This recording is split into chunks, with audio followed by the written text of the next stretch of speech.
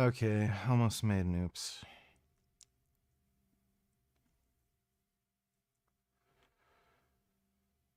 What up? Oh, King Keneally, or yeah, King Kenley.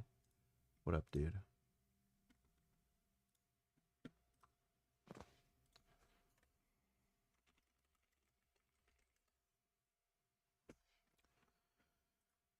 Oh boy.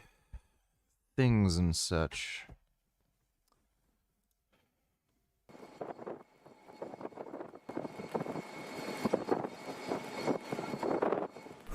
Motor vessel Tosca. Motor vessel Tosca. Vacate your engine room. Vacate your engine room. We're prepared to subject you to disabling fire. Okay, we gave the flare. Now we're getting... Well, get clapped.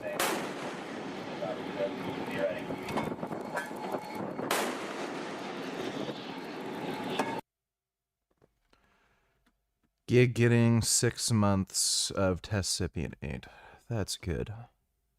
Test is good.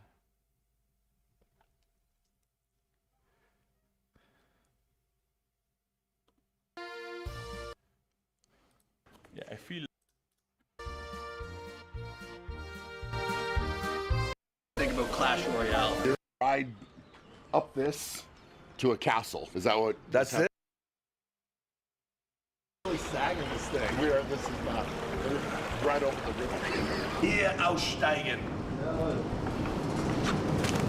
Oh. Yeah, pretty. I was very close to breaking my leg.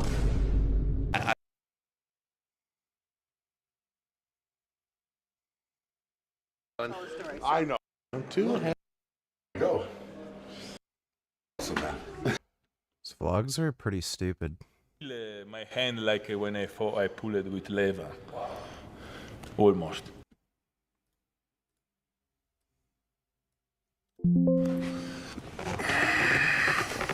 Okay, I do like Leonidas. Leg training was pretty okay. It was better. Still had some knee pain, but I actually got some decent training in. It was more normal-ish. Cam donated $2. Let me see. Oh.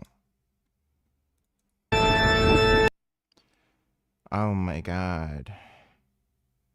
Oh wow. That's a cat. He's so person.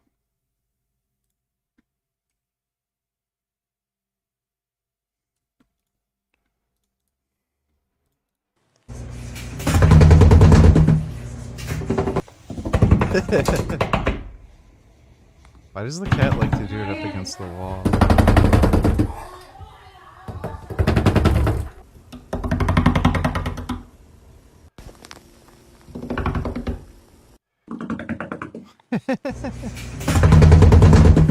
That's weird how he likes to do it up against the wall.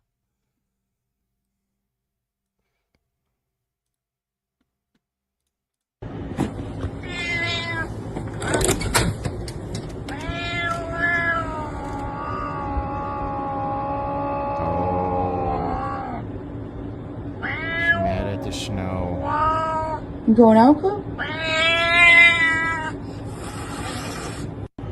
Oh, he's mad at that snow.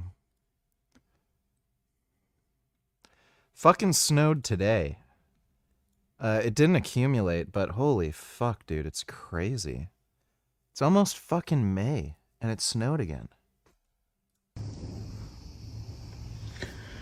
He's gonna plop. Oh, there You called it. Yeah. Oh. Spinning.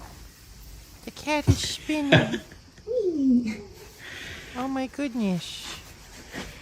Isn't that special? That's amazing.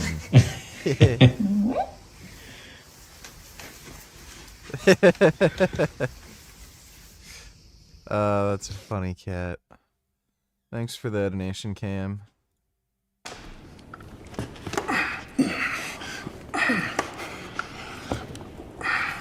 Nice.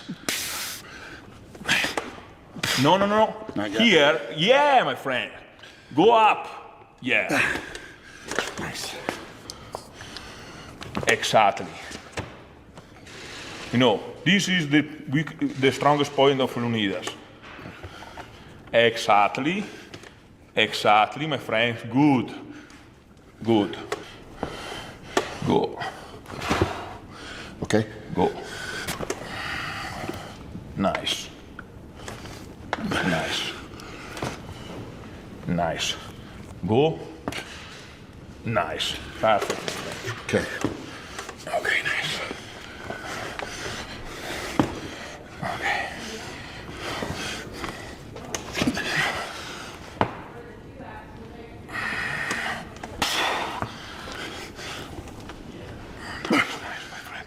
Go there, go there.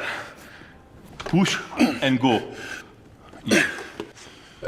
Ready, go. Yeah. Work, work. More work with your hand. Exactly. Yeah. Nice. Okay. Are you gonna keep his elbow down, or is he cheating? Okay, go. These guys have to be so insanely fucking strong to make Brian Shaw actually try hard. Shoulder, shoulder, shoulder. Yeah. Nice. Yes, good. Good work, my friend. I love it, really, man. Good work. Really nice. What's up, guys? Hope you all are doing well. We are back in the gym. Hermes Gasparini, Luke Pulsher. We got the crew here. Let's go. You can go directly in the strap. Yeah, of course. Yeah. A little bit of warm up. Ah, okay. Yeah. How you feel? Maybe not too much pain. You feel pain? A little bit. But hopefully we don't think about it. No. No. Mentally, no problem. No problem. No problem. I figured you would want to put the buckle on me, no? Oh, sorry. Yeah. Yeah. You don't want to.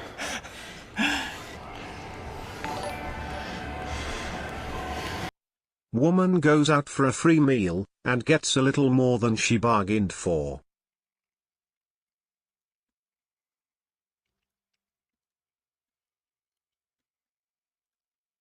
My life, this guy DM'd me, and he seemed cool on Instagram, but he also seemed like he was 23 fucking years old. I think he only posted old ass pictures of himself, and he shows up and he's like 35.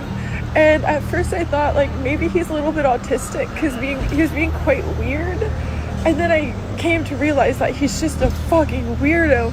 So the second we walk in the bar, he's not even looking at me or trying to start conversations with me. He's literally like staring at every other fucking girl's ass in the bar. I'm like, what's fucking wrong with you? Do you not have fucking manners? And then we like sit down and all he's doing is bragging about how he manages all of these influencers. And then he's like trying to get me to fucking do OF essentially, and he's like trying to like convince me. Oh my god.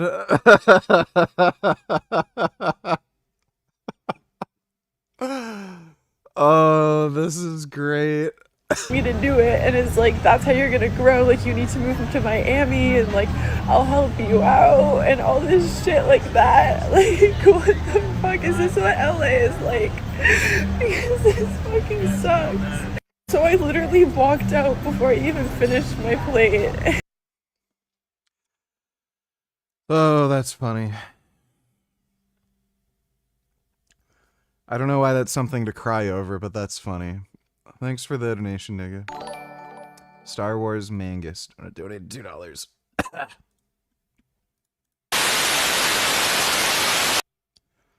my god, what kind of Mangus is that? It's a talking.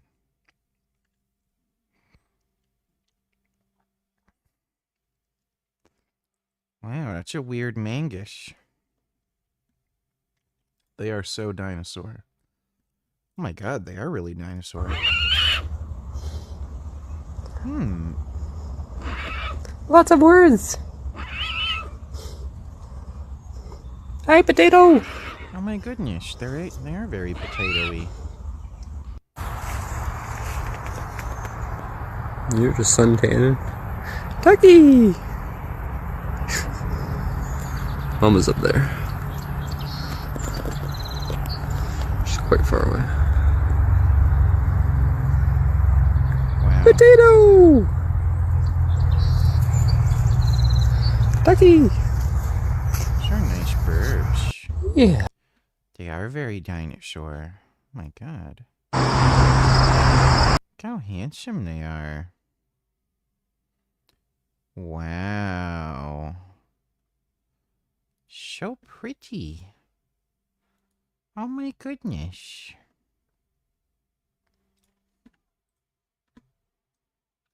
Oh. That's a nice mangus. Wow. So peaceful. That's nice.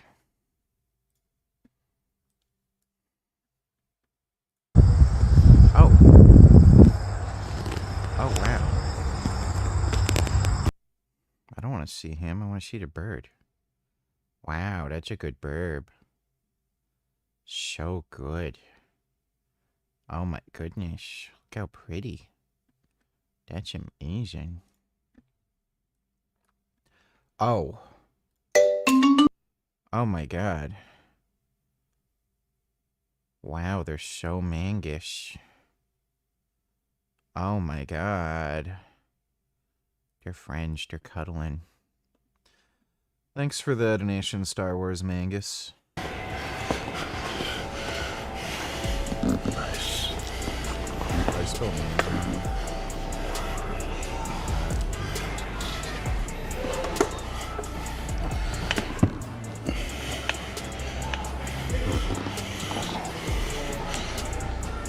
I hate how they changed the fucking layouts. Working with hand. It's so much harder Yeah. to fucking change things.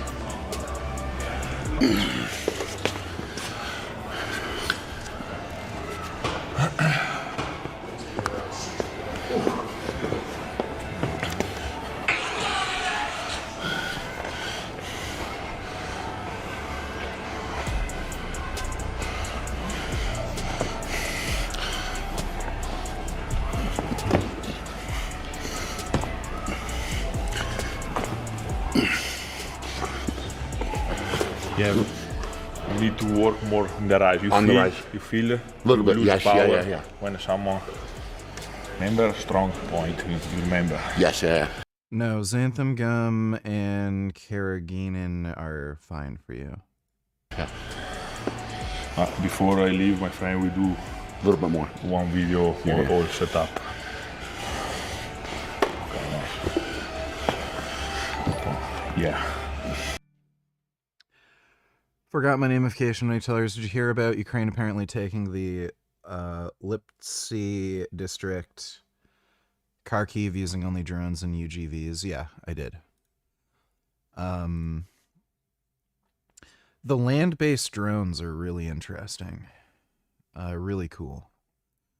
Thanks for the donation. Forgot my namification. This 22-year-old just broke the strict curl world record.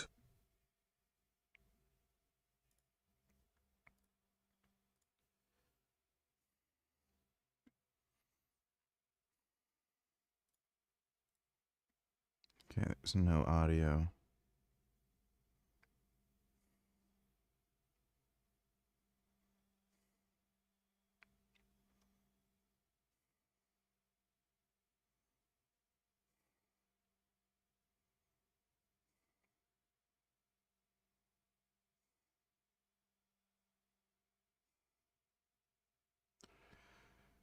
He's pretty goddamn huge for 22. That's why, you know, steroids work. That's pretty crazy. Thanks for the donation, nigga. The Young Turks are now openly defending Nazis. So and are you murdering saying he's a civilians. slave? Let me see. to Benjamin Netanyahu. So I don't think it's as simple as he's under the control of Netanyahu. But, you know, you could summarize it that way and you wouldn't be totally inaccurate. On Thursday, he called you low IQ, a nut job, a fool. Look, if Trump was a slave to Netanyahu, you wouldn't see some of these negotiations being made where Israel has to stop their assault on Lebanon and agree to a ceasefire. Like, it completely contradicts this narrative. Also, he suggested you should see a good psychiatrist. Are you going to continue to love him? As I've said, I feel sorry for him as I do for all slaves. Tucker Carlson not only called President Donald Trump a slave to Israel, which he obviously is. Then why did he push them to have a ceasefire with Hezbollah? If he does everything Netanyahu wants, then why did Israel stop their assault on Lebanon against Hezbollah? Like it's just so fucking delusional and just painfully obviously wrong, this whole narrative. And yeah, Tucker is a literal fucking Nazi, and then they're like, oh yeah, everyone listen to Tucker Carlson. Shameless. Thanks for the donation, Dodo. Lol, why is your video titled Trump clapping Iran's cheeks when it's actually the opposite? The Strait of Hormuz is still closed and Iran is getting richer off this war while America is financially collapsing and losing the war. Also, Trump is just losing it. How is Iran getting richer when they're not allowed to bring any of their ships through the Strait of Hormuz? They literally just captured an Iranian vessel trying to transport oil and gas. So how are they making money when there's a U.S. blockade? Dumbass. Thanks for the donation, stupid.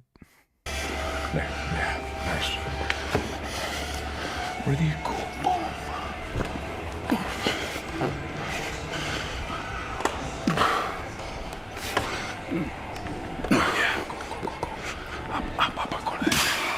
Pushing, maybe you go back. That makes sense. You understand? So keep the pressure. Yeah. Keep the pressure. How you feel? Good? It's okay. If you pull slowly now. Slowly. Yeah.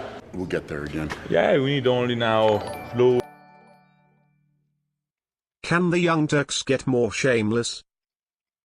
I'm sure they can, but yeah, they're already pretty retarded. Thanks for the donation, Dodo. Slowly Yes, work into it. Only work, you know, without Okay, no beggars can't be choosers here. Is that for real? Are you going to really let that go? Yeah, I think it's good. Okay. Do you? Yeah. I don't understand. Yeah, it's all right. It's poor quality. Poor quality. I think that's fantastic. What is what did you, what is this? I think it's a well done strap. Okay. Nice, man. Yeah. See, he's uncomfortable. I did this for your benefit. Did you? Yeah. With the buckle on this. With the fucking Say knuckle, knuckle, knuckle. Maybe we can do some reference grip to adapt more. down, shoulder in, shoulder in. Close your thumbs. Don't move. Don't move. Go. Lex Little was gang raped at the Diamond Gym. Oh yeah, I heard literally about that. need fucking water, bro. I'm gonna tell you right now, I deadass need a sip. I need it! Why do you need water? You look in my fucking mouth. I get it. Give me 50 and I'll think about giving you a courtesy sip. Meet me halfway, kid. I need fucking water. You know, people have died. There was a wrestler, a collegiate wrestler fairly recently who died because his coaches wouldn't give him water. And he just suddenly fucking died in training. Like, this is actually dangerous. If somebody's that desperate for water, like, they're in trouble. So, like, why? I don't even...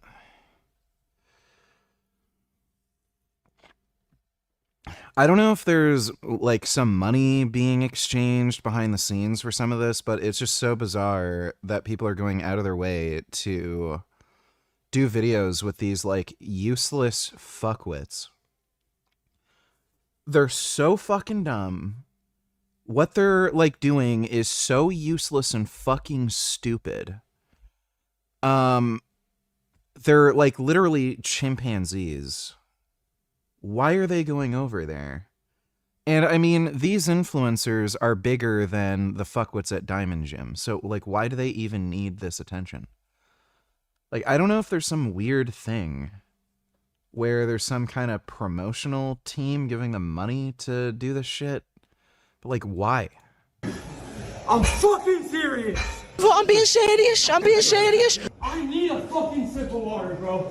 Lex, finish the push-ups first, and we'll talk about the water. There's the fucking squats now. I don't give a fuck if people call me a pussy. I literally need water. Diamond gym water. It's only gonna make you thirsty. Look at that call. Pipeline. Good. Hey, head up, bro. Come on. Yeah, a gym that doesn't let you drink water. Brilliant. Just genius. Thanks for the donation, nigga. Chain all blacks. They belong in jail. Jurian Rider. Blacks are designed to be criminals. Jurian Rider. Thank you. One of your longtime biggest fans, bud.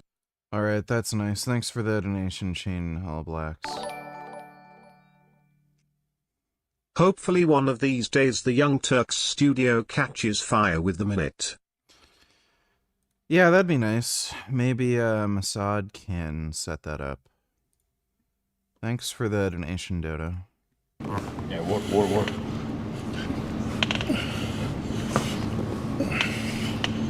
Exactly. Say hi. Hi, Knuckle. He has a sweater on because they make you wear a sweater in Diamond Gym for some fucking reason. Hi. Push down. Yep, wrist curl. Exactly. Nice. Oh. I feel too pain. Yeah, pain. Lift your arm up. I felt like something. Yeah. Fired. Bounce. Move. Work with the pronation. To the pronation. Exactly. Yeah. Pronation and climb. Protect your wrist. Yeah. There you go. Yeah. Pronation. Exactly.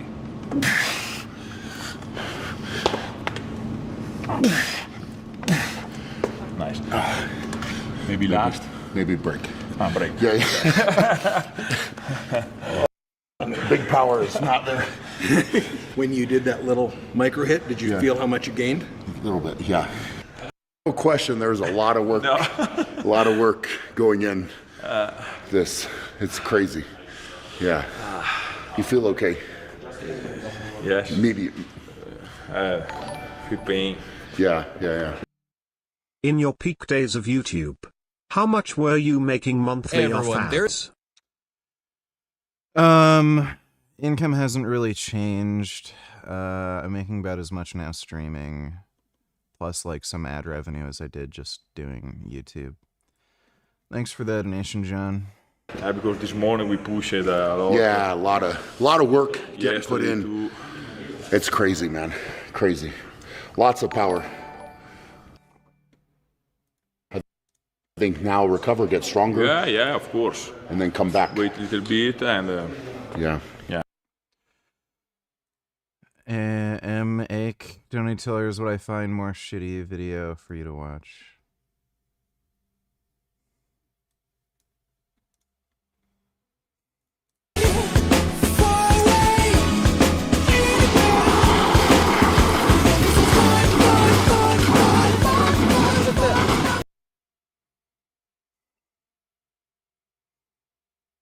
I think the second.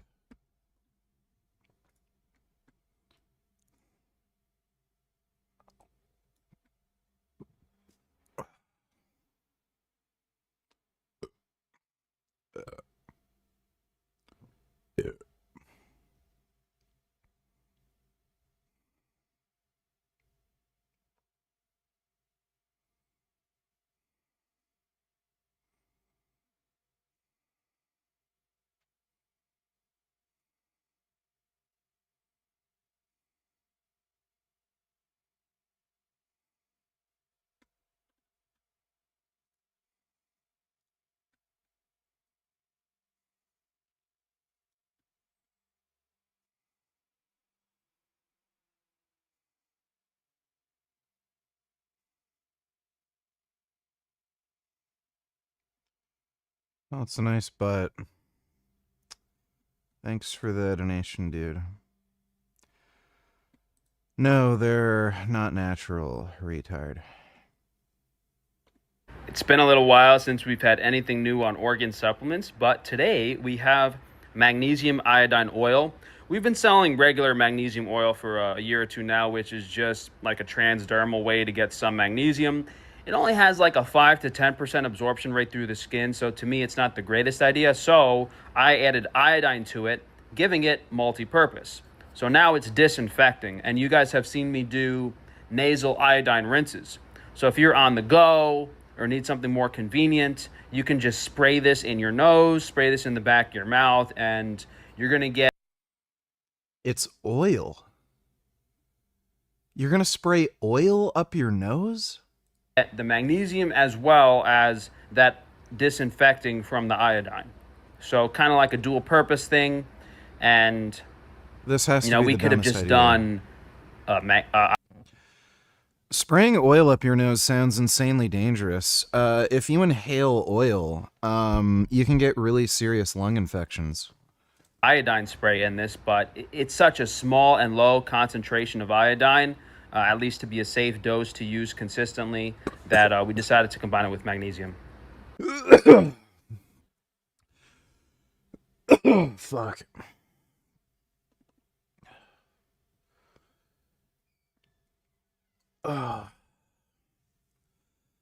Is David Lade's physique the peak aesthetic physique for attracting women? That is the gayest, most faggot question I have ever been asked in my fucking life. He looks like a fucking twink.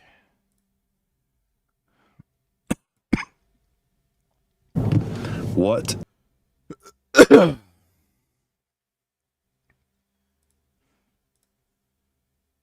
You can't even tell he fucking exercises.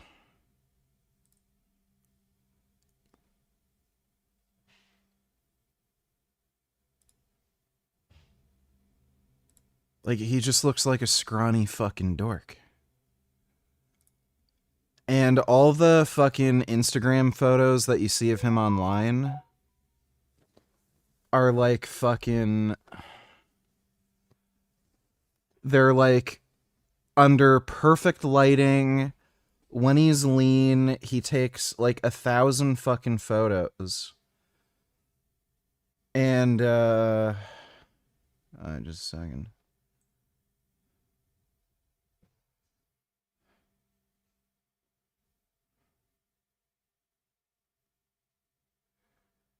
He takes like 1,000 fucking photos. And then picks like the best one. And again, it's all camera angles and lighting. If you ever see this guy on video, he's just a fucking scrawny twink. Oh, that's Bumstead's channel. Where the fuck's David Lade? I don't even think he's fucking really uploading anymore, is he? Yeah, 5 months ago. I don't even know what the like, look at these thumbnails. So, look at the way he looks in the fucking thumbnail. And then, look at the way he looks in his, like, fucking videos. And he won't even, like, wear a fucking tank top.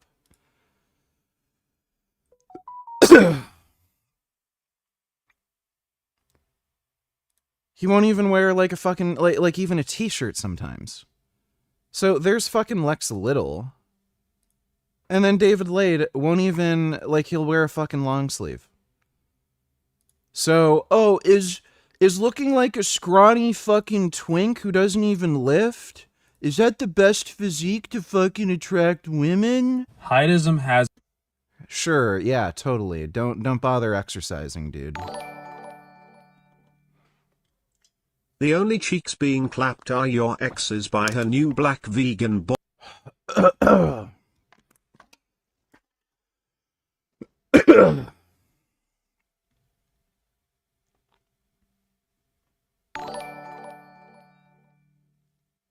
Great news, VG, Trump is finally losing support. Thank God. Yeah, approval rating. Tonight, coming as the president faces new pressure here at home, with numbers now showing his approval rating sinking. Julie. Yeah, just because of rising prices. Sirkin is at the White House for us tonight. Julie, good evening. Hallie, good evening to you. The War of American adults approve of his performance. In December, that number was 42%. But check this out. 2/3 of Americans say they do not approve of Trump's handling of the war. The economy also a major factor. The situation in Iran is causing oil and gas prices to soar, and inflation. Yeah, great. Thanks for the donation, Dodo. Has become more popular recently with all this looks maxing stuff. I've even seen accounts dedicated to it about how much a man's height plays a role in his life, especially with relationships. And this is coming from a man in his mid-30s who's never had success. I've never had a girlfriend. That's because he's gay. He's never had a girlfriend because he's gay. I don't even know why the fuck he makes these videos. At most, a few situationships where I lucked out and was one of their lower tiered options. You know, you're never going to be liked as much as you like the other person. You're never going to be their number one choice. It's just reality. I'm 5'8". I'd like to think I'm a decent looking guy. I'm smart. Oh my god. Oh, dude. This guy has like such fucking problems.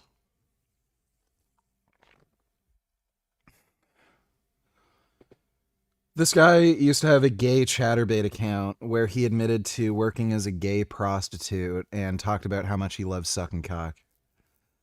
And then he's like, I never had a girlfriend. Gee, I wonder why.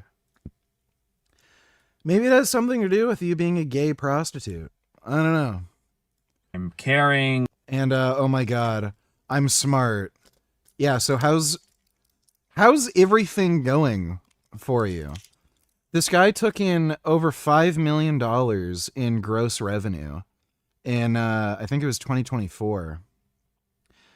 And, he's $350,000 in fucking credit card debt. He almost had his, and it looks like it might still happen. He wasn't paying the mortgage on his fucking building, so that might get taken away from him. He accused a guy of being a child rapist, and now he's in a lawsuit. It's related to defamation and other business issues, and he's on the hook for $2.8 million for that. This idiot basically removed all the shingles off of his fucking roof and didn't get it re-roofed. And he just put some shitty tarps up, and his roof has been leaking for fucking months. He's been trying to scam these insurance companies, and it hasn't worked out for him. His house is about to get, like, completely fucking totaled. I'm smart. I'm broke. I'm $350,000 in credit card debt. I got a completely unnecessary fucking eye surgery that's given me permanent vision problems. Like, what a fucking idiot. And, like, it doesn't matter at all. My advice to young men is to just give up. And I've focused on my business, but my life has been ruined by this gang stalking and botching and medical malpractice stuff. My life's been ruined for other reasons. But even before that, I was not successful throughout my entire 20s. Like, the reason I don't pursue relationships now is because my life's been ruined and I'm harassed. You're gay. Every day, and that's a whole different story. But before that happened, in my 20s, I was still not successful when I tried to pursue relationships. And it's kind of sad and disappointing, and, you know, a lot of people would just be in the mindset of, oh, well, if I can't be happy and I can't get anything and facing reality, I just don't want to be here anymore. You know, and, you know, playing video games, focusing on a business, trying to make money, like, I mean, that's, most men want, you know, a relationship and someone that likes them as much as they like their partner. And it's either that, or you can look into limb lengthening. And I mean, if you could even afford it, you know, you're going to pay $100K for a doctor to break your legs and give you Tylenol. That's a whole different discussion. Getting into the risks of the surgery, the pain, the suffering. This guy's so deranged. The opioid situation in America is probably the number one reason I wouldn't get limb lengthening. Yeah, I mean, and me personally, they'd probably turn me into Lieutenant Dan. You know, Dr. Taban botched me on purpose. I'm gonna wake up without legs. So that I'm dead serious. Like, I actually don't think, even if I had $1 million today, I don't think I should get limb lengthening because they will cut my legs off. That's how these people are just evil. They're gonna do some crazy stuff. I think that I'd probably not wake up before they cut my legs off, but who knows? So that's my unique situation. But, you know, it's kind of crazy. Either give up or get limb lengthening. That's my mindset because, you know, I've basically looked maxed as much as possible. I've gotten double jaw surgery. I've done eye surgeries. I've worked out. I've done everything humanly possible, but people don't understand how important height is. Like, it's just baffling to me that he's saying this shit when he's fucking gay and he's not even interested in dating women. Like, what?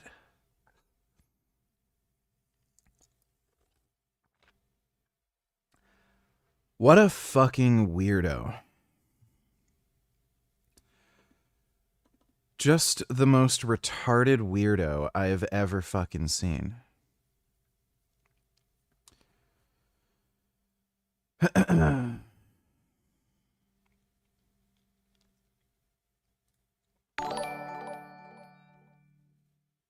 So basically they don't support Trump because they're Nazis who want Iran to win.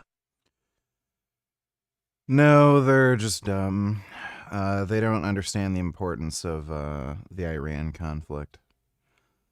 Like, your average voter's fucking stupid as shit, right? Thanks for the donation, though, Dodo. Just random vids, $22, would you visit?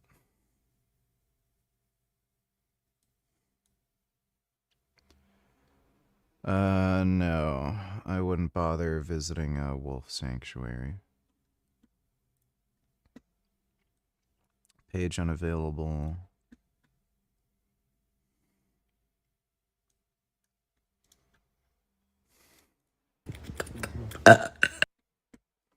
Great. This movie will boost your testosterone level.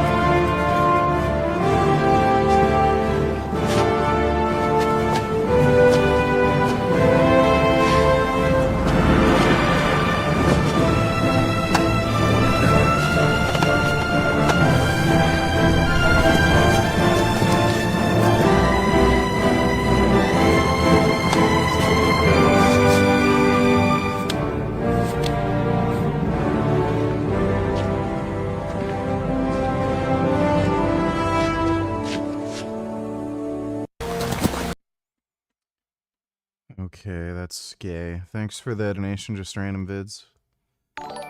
Dodo, donate $2. What the fuck is that? Israeli soldier smashing the head of Jesus Christ statue during operations in southern Lebanon. God.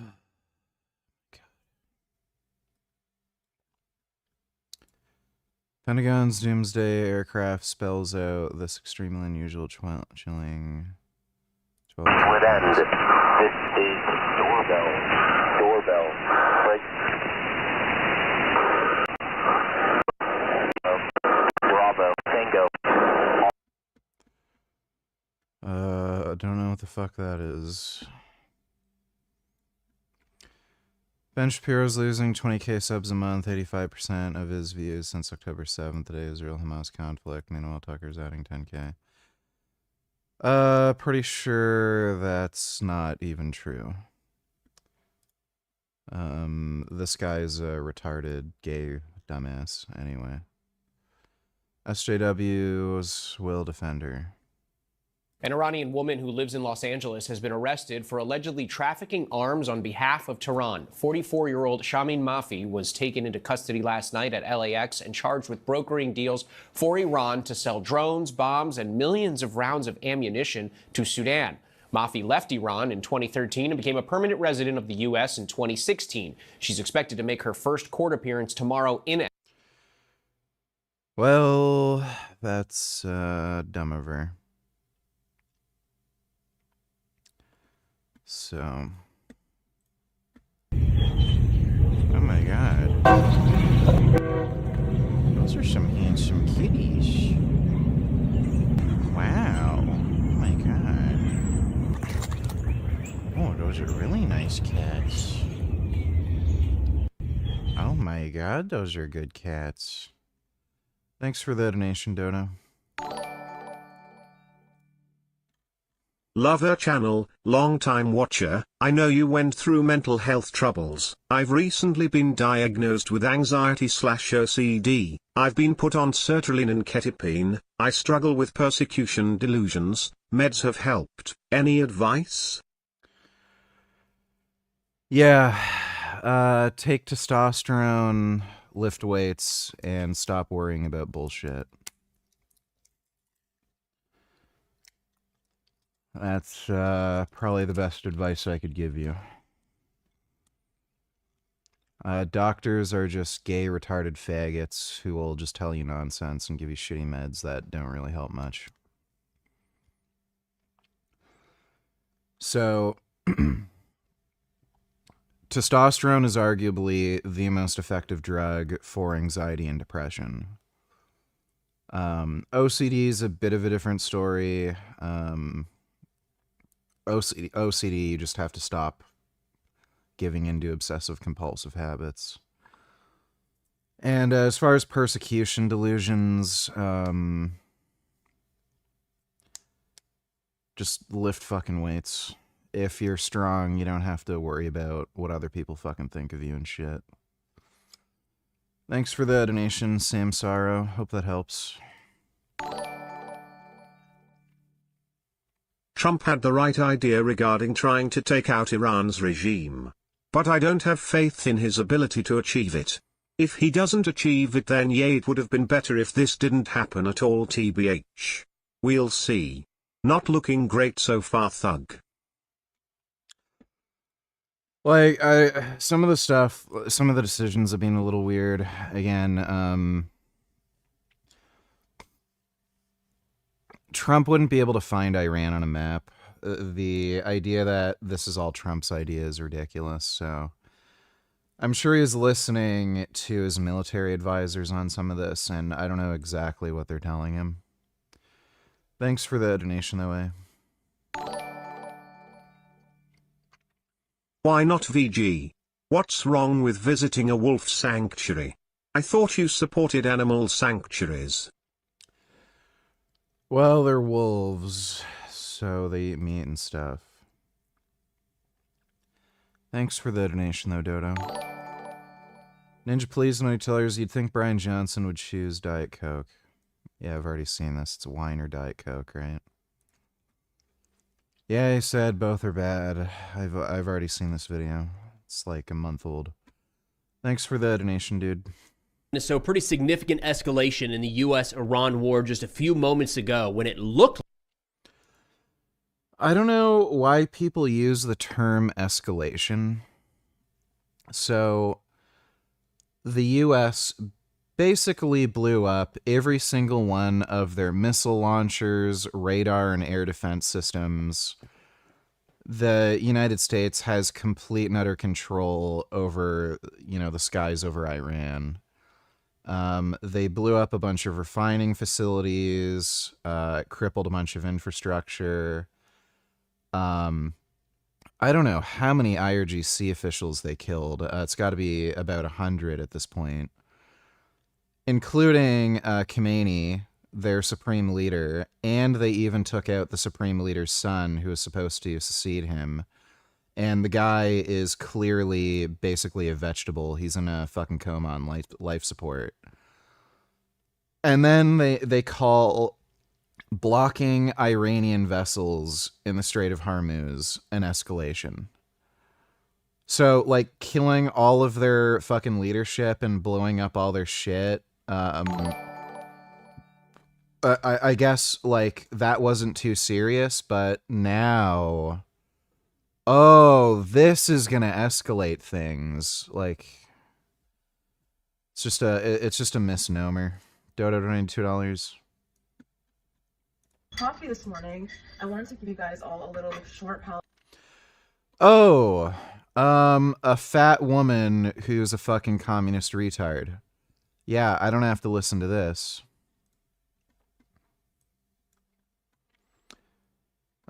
This takes courage. The Strokes closed their Coachella set, flashing images of governments the CIA has overthrown.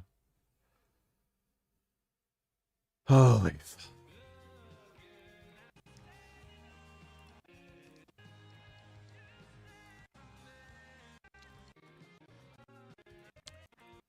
What are some of these? President of Bolivia. Not familiar with Bolivia.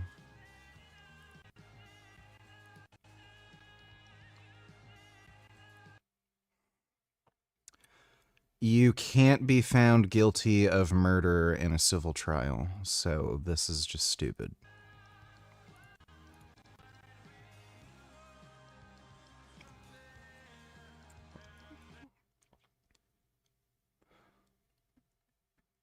Like, do they realize Muslims practice slavery?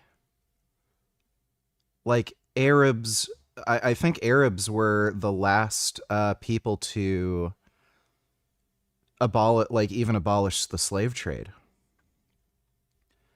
So, like, why the fuck are they talking about the American slave trade when Arabs were practicing slavery long after the United States abolished it? It's like fucking retarded.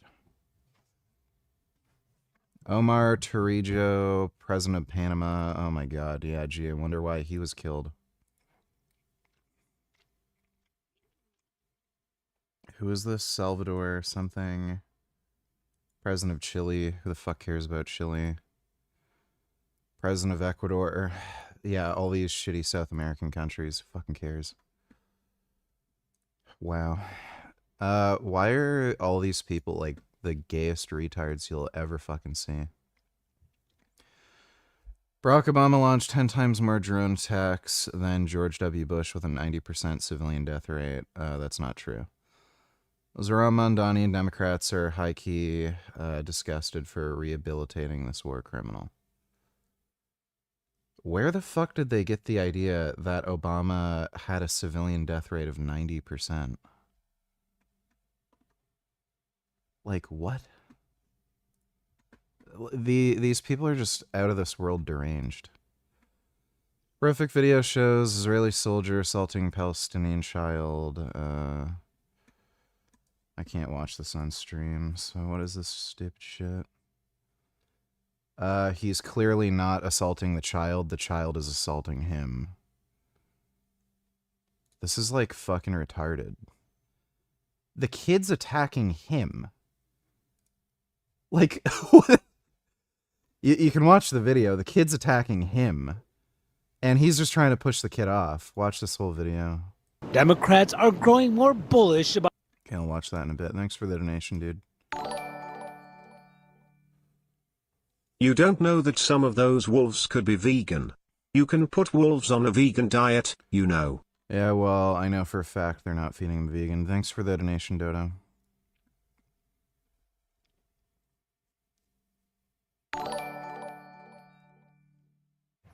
Thank you. I was lifting for 5 years straight. I overdid it when I spent nearly 2 years working out 3+ hours 7 days a week. I'm trying to get back into it now. I'll give test a shot and see how that works. Love the content, BTW. Alright, I'd recommend taking 20 milligrams a day. Just start off with that, see how that goes. Thanks for the donation, Samsaro.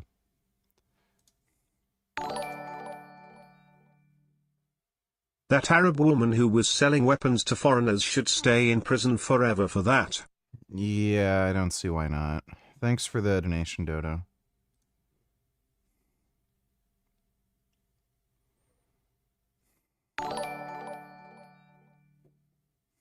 Answer: they only care about slavery when whites do it. Most of the African slaves were bought from African tribes that kept slaves. So they were enslaved by other black people in their home country. Like, it's just retarded. Thanks for the donation, Dodo. No VG, you have to listen to her because she is a minority woman and the SJWs will try to cancel you if you don't, so listen to her what she has to say. Coffee this morning, I wanted to give you guys all a little short Palestine history lesson. Not only is it Palestinian Political Prisoner Week, but also April 19th also marks 90 years since the 1936 general strike in Palestine. Shout out Code Pink Mug. So from April of 1936 to October of 1936, basically everything from labor to transportation to commercial activities were halted in Palestine because of the upcoming threat of British and Zionist colonization of the land. Obviously, the British did not react well to this, and they imposed a lot of heavy fines. They killed a lot of people. They demolished a lot of homes, and because Palestinians weren't working and contributing to the economy because they were fighting for their land, the British actually ended up.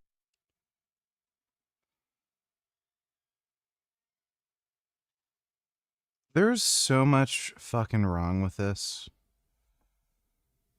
Like, it's just, not only is it such an ahistorical account where some of this literally didn't even happen, but they didn't have a land. They weren't a nation of people. They were just a colony of the Ottoman Empire. And then once the Ottoman Empire fell, the British owned the land. So what the fuck does she mean they were fighting for their land? They just hated Jews. And again, Jews legally immigrated there. They legally immigrated and bought land. Like, what the fuck? Building their own economic sustenance on Palestinian land. This strike was so earth-shattering to everyone in the region that there was solidarity campaigns. What the fuck does she mean? It was completely fucking undeveloped. The only reason any of these people had anything modern, like roads, train stations, any kind of industry, is because the British brought it there. So what the fuck does she mean? In a lot of different countries in the region. And then the British basically, made false promises and concessions with the Palestinians, and were like, we are trying to achieve justice in your land, have faith in us, have trust in us that we'll achieve this justice and you guys will be fine. Obviously that didn't happen. We know what happened. But I think the general strike of 1936 it triggers the absolute fuck out of me when people do this, like, stupid horseshit, like make coffee when they make videos. Like, this is so fucking unimportant to you that you're going to bother just doing random horseshit while you blab, and you expect me to take anything you have to say seriously. is a really good example of how to do something so widespread, something so coordinated, something so organized, with very clear demands. So this was back 90 years ago. They didn't have social media, they didn't have phones or computers to spread the word about these things. They were doing just plain conversation styles, meetings, talking to people, talking to their neighbors. This was like true grassroots organizing. I think that now we're here in this moment 90 years later. Yeah, when the Mufti was having talks with the Nazis and Hitler to exterminate all the Jews, would you call that grassroots organizing? We're faced with a lot of issues because of the imperial core. There's a lot that we could be doing nowadays to kind of spread that word and to engage in that kind of activism and organizing, because at the end of the day, yeah, well, guess what? That stupid fucking scarf on your head doesn't hide your double chin, so maybe put less cream in your coffee, you fucking overweight cunt. Also, why do these people care so much about the terrorists Obama killed? I don't know. Again, it's just communist brain rot. Thanks for the donation, Dodo. About their chances of flipping the Senate. But in Michigan, a primary fight could douse those hopes. Donald Trump should not be the president. I'm leading the articles of impeachment on RFK Jr. People love to say, well, it's because he's Arab and Muslim. No, it's because I'm from Michigan. No, you're a fucking terrorist. This guy is a literal fucking terrorist. Started as an intra-party feud, now is a clash over the party's future, what it stands for in the Trump era, and just how far left they should go. The battle includes former public Yeah, there you go. He's buddies with Hassan. He supports 9/11. health official Abdul El Sayed, a 41-year-old who is backed by Bernie Sanders and is staking out the most progressive. Yeah, there you go. They both support 9/11. They both support Islamic terrorism. So this is the guy. This is what the Democratic Party's turning into. Positions. This is about electability. Your party wants to hold on to this seat, of course. There is this notion that electability is about being the least offensive. If that were true, why would Donald Trump have won the presidency twice? And too often in the Democratic Party, we're willing to move on our positions because of what Republicans say about us. I don't back down to anyone on anything. The party establishment has its own favorite, Haley Stevens, a more moderate congresswoman from the Detroit suburbs. Every single poll shows I'm the best person or the only person that can beat Mike Rogers. And then there's a state senator, Mallory McMorrow, angling for both wings of the party, while offering this warning as the GOP unites behind Mike Rogers, a former congressman who narrowly lost a Senate bid in 2024, as they aim to make Michigan their firewall to prevent Democrats from netting the 4 seats they need to win back power. And if he wins this seat, if they are successful in trying to buy this seat, then there is no path at all for Democrats to take control of the U.S. Senate. Now a GOP outside group is preparing to spend a staggering $45 million in the final weeks of the midterms, more than any other pickup opportunity, all as Rogers now has a bigger war chest than any of his 3 would-be opponents. That's left Democrats struggling with a thorny question in the swing state that President Donald Trump narrowly won twice and lost once. Should they nominate a firebrand to energize the base and take a harder line? Anybody committed to shutting down Trump and the MAGA movement, that's number one for you. That's number one. Or a more traditional Democrat, or even a leadership ally who could appeal to swing voters like this one. Your vote is up for grabs. It very much is. So it could be either Democrat or Republican.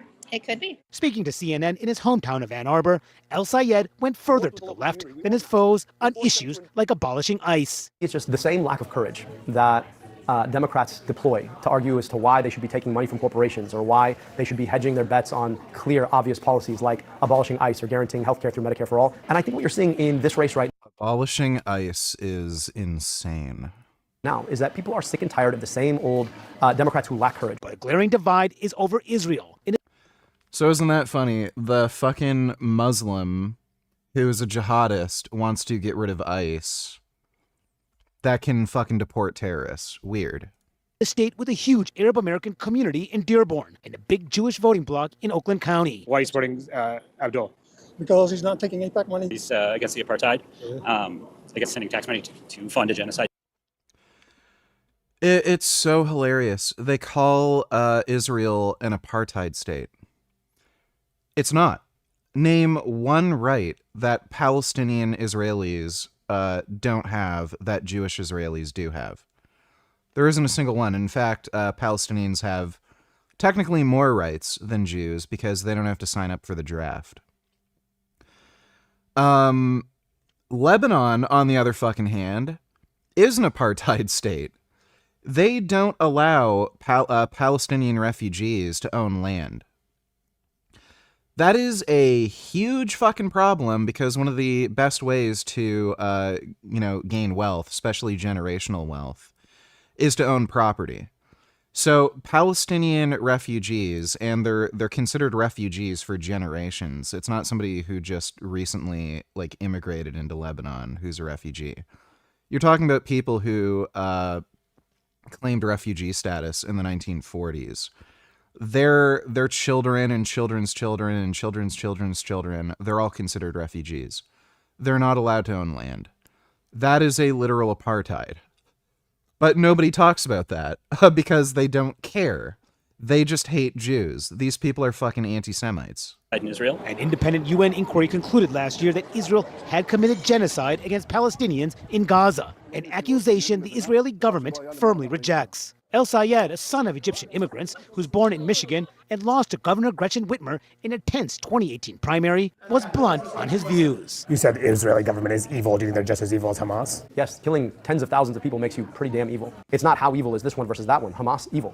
Israeli government, evil. We could say both. Is Netanyahu, in your view, Like, these people are just so fucking deranged. It's insane. So even if you take the position that the Israeli government's evil and Hamas is evil, well, they're not equivalent, are they? Right? Like, one would be less evil than the other. So even if you were some, like, weird communist who is against American imperialism or something, would you say the United States was as bad as the Nazis and Hitler during World War II? No, you wouldn't. You wouldn't say, oh, well, America's bad too.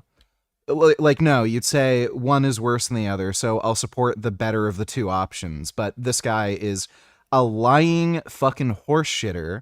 He hates Jews. He wants to commit a second fucking Holocaust. And he says this bullshit that Hamas is evil when he doesn't believe in that. He supports Hamas. He wants them to wipe out all the fucking Jews. He just says this on camera. You know, because he has to, for practical reasons. He's a war criminal. Absolutely. Do you not think he is? When you conduct a genocide, you're a war criminal. What do you make of the fact that Haley Stevens is backed by AIPAC? I find that disastrous for our politics. And you should be more interested in what's happening in Michigan than you are interested in what's happening in Tel Aviv. But about 60 miles away in Lansing, one Stevens supporter touts the congresswoman's support for Israel. It's a normal position for normal Democrats to... Do you think Trump will cause a recession from the war in Iran? Not in the United States.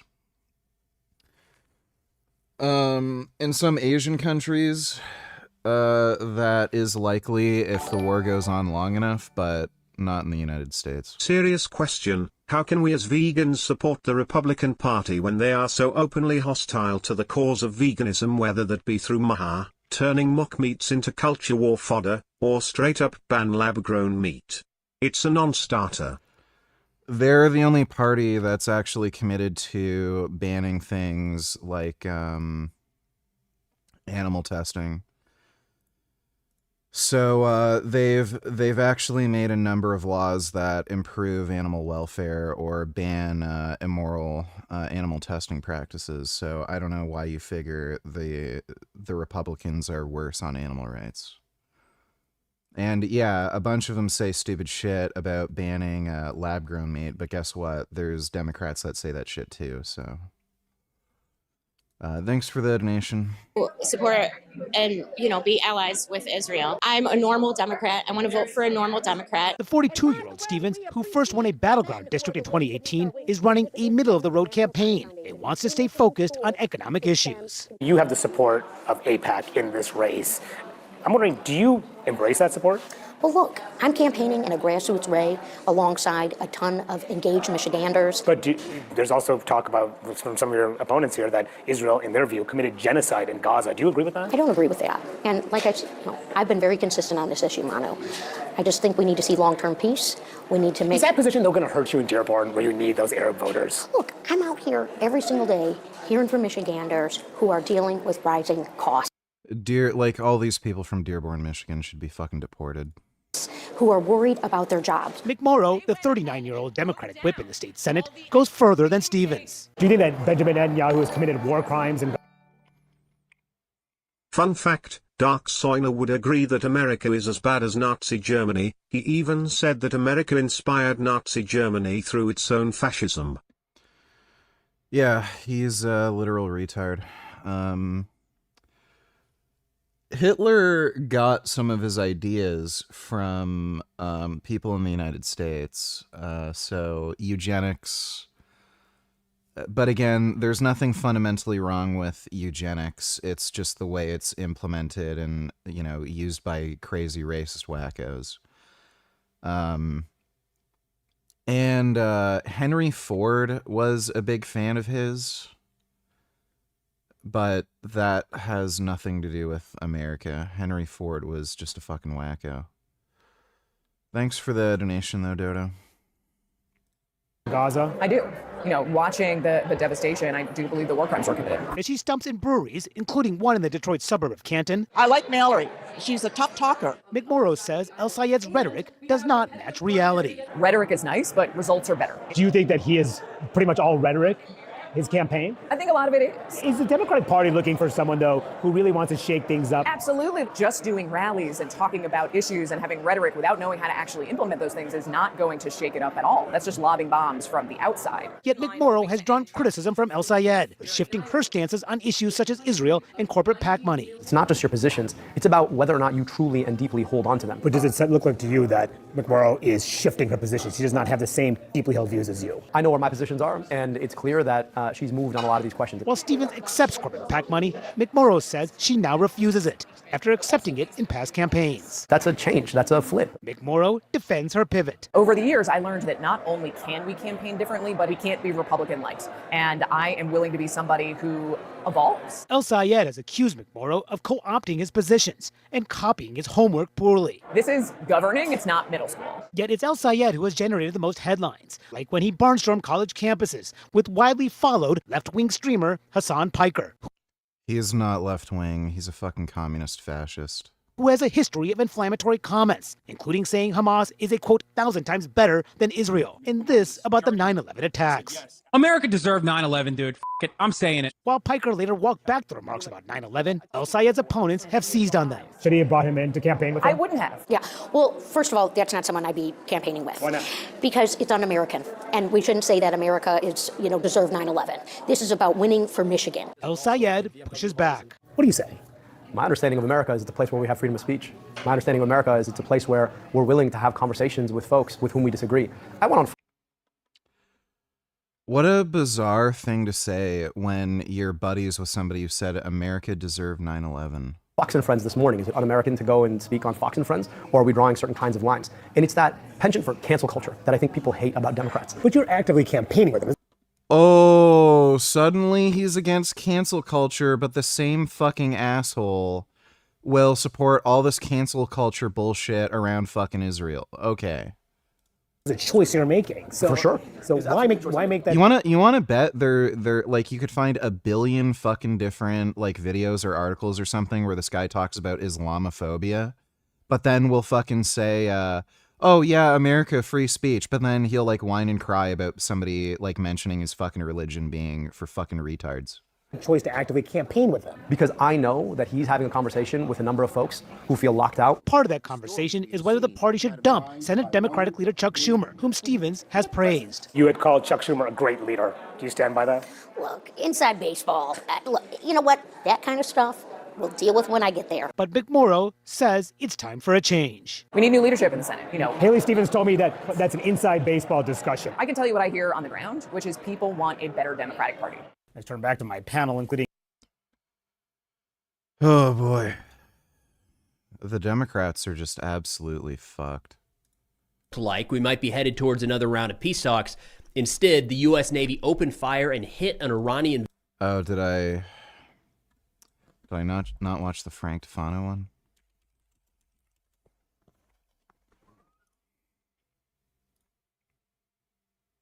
Didn't I already watch this? No, Heidiism has become my surgeries I've worked out. Yeah, no, I already watched that. Vessel that was trying to bypass the U.S. blockade landed Marines on board that ship and has since taken it into U.S. custody. Now, this is a tactic that we've talked about and advocated for on this channel, saying, hey, if Iran is going to have selective passage through the Strait of Hormuz, effectively shut it down to anyone except who they want to either pay the toll or want to allow pass, one option we have is to seize any of the ships coming out the other side. It looks like we did that, and now we wait, kind of on pins and needles, to see how Iran responds, because escalation is a two-way street. And we're going to run through President Trump's statement here as to why this ship in particular was boarded and the What are they going to do to escalate? Like they're done. They have no military justification in doing so. But we have to keep in mind how, with anything escalation-wise, is not just the action, but how that action is perceived and how that action is received. And we have to assume at this point that Iran is not going to just allow this to happen and move on. They're probably going to lash out. Now, President Trump just a few moments ago issued a statement saying, today an Iranian-flagged cargo ship named Tuska tried to get past our naval blockade, and it did not go well for them. The U.S. Navy guided missile destroyer USS Spruance intercepted the Tuska in the Gulf of Oman and gave it fair warning to stop. The Iranian crew refused to listen, so our Navy ship stopped them right in their tracks by... You feeling good tonight, Richard? Yeah, just fine. ...blowing a hole in their engine room. Right now, U.S. Marines have custody of the vessel. The Tuska is under U.S. Treasury sanctions because of their prior history of illegal activity. We have full custody of the ship and are seeing what is on board. Now, as soon as we started hearing that Marine amphibious ready groups are moving to the region, this was one of the explanations of what they might be sent there to do, right? These numbers are nowhere near enough to seize Harg Island, let alone get a foothold inside of Iranian territory, but taking control of ships, especially sanctioned ships, flying under the Iranian flying the Iranian flag, seemed very possible. This is the first step in that direction. And just to be clear, for all of the justification of we gave them warning, they wouldn't stop, they were bypassing the blockade, they're a sanctioned vessel, we have to keep in mind how it is received on the other side. I would expect that the Iranian regime views this as a degree of escalation and are probably going to retaliate in some way, shape, or form. Now, to be fair, yesterday, Iran was seemingly violating the ceasefire left, right, and center. Anybody that tried to go through the Strait of Hormuz was fired upon. And we've definitely entered a phase in this ceasefire where both the United States and Iran are pointing at each other saying, well, this was a violation of the ceasefire. Iran says the blockade is a violation of the ceasefire. The United States says Iran's limited granting of access through the strait is a violation of the. You used to be happier like 2 to 3 years ago when you had crippling depression, couldn't get out of bed and had some hoe nagging you all the time and stealing your money. Your life was better then. Well, I'm perfectly content now. Thanks for the donation. Ending animal testing has been bipartisan, bud. Lab-grown meat has only been banned in red states, and last time I checked, California passed Prop 12, which is one of the most significant animal welfare laws in the US ever. Dems are better on that issue. They're not. Thanks for the donation, dude. The ceasefire. So we've definitely entered that phase. But just yesterday, according to the Washington Post, 2 gunboats affiliated with the IRGC opened fire on a tanker around 20 nautical miles northeast of Oman. They say this is according to the UK MTO, the United Kingdom Maritime Trade Operations Center, adding that a container ship was also hit by an unknown projectile, and then a cruise ship reported seeing a nearby splash. Again, according to UK MTO.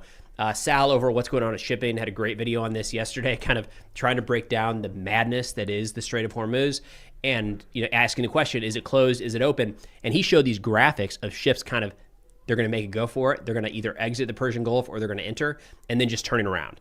Like they got the message, they got notified, or they heard gunfire, right? Or saw missiles fly by or drones or whatever it was, and said, okay, not open enough.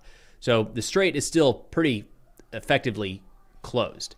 Now, it did seem like we were actually heading towards the next round of peace talks here. You'll recall that last week there was the first sit down between the United States and Iran since the war began. I would say that it didn't really lead to anything tangible, because the follow-on from that was we put in place a naval blockade of all Iranian ports.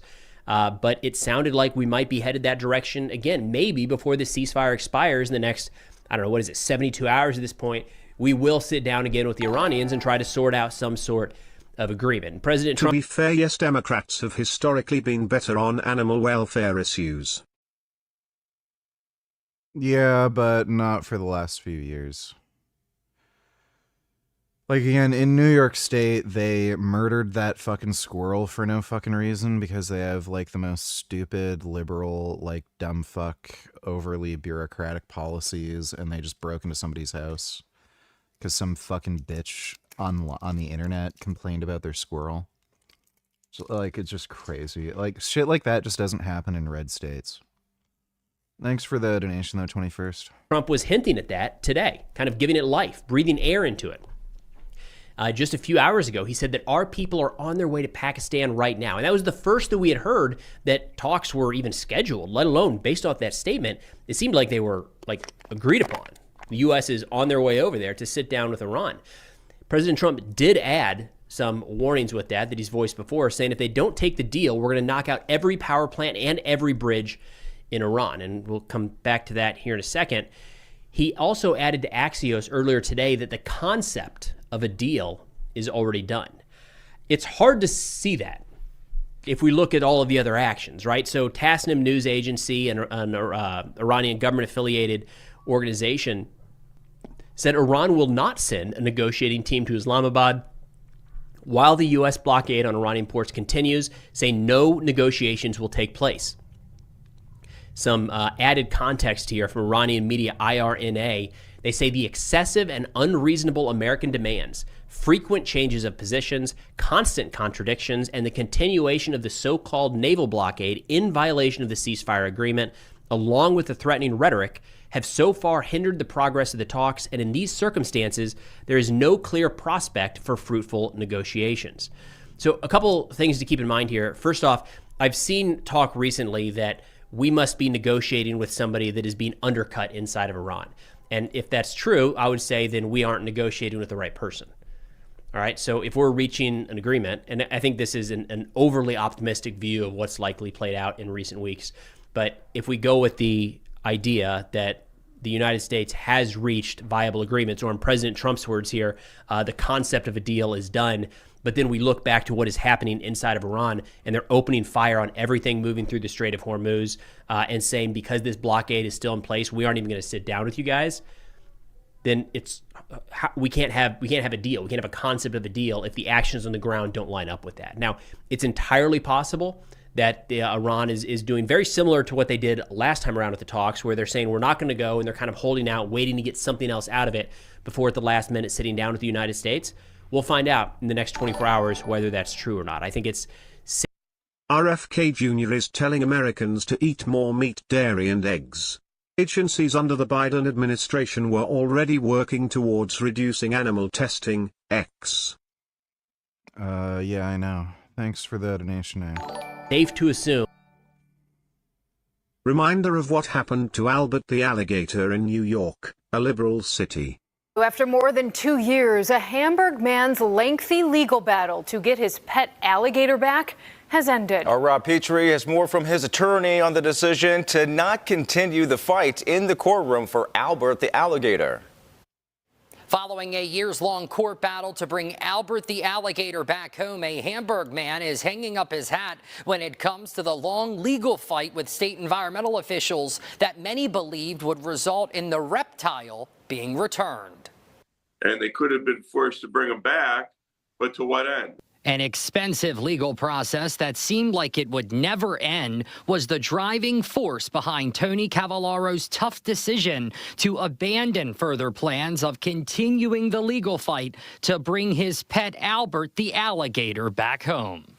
The DEC would have been all over him in terms of observation, checking in, requirements. The New York State Department of Environmental Conservation seizing the 750-pound pet alligator back in March of 2024, creating a whirlwind of controversy that culminated in a years-long court battle for custody of Albert. However, the latest decision comes after a judge ruled the state had 30 days to reconsider a renewed application, which was denied months later. All of this came down to an appeal which led to a disagreement between the DEC and Cavallaro, which would have continued that lengthy legal fight. We discussed all the options and the likely outcomes, and we decided at that point, after 2 years of litigation, we didn't want to continue to do this. A choice that Cavallaro's attorney says was far from easy for him to make. Tony's upset, and he feels like he was wrongly treated by the government, and I really don't blame him. Meanwhile, we reached out to the DEC, who said they have no comment at this time. While yeah, whatever. Thanks for the donation, Dodo.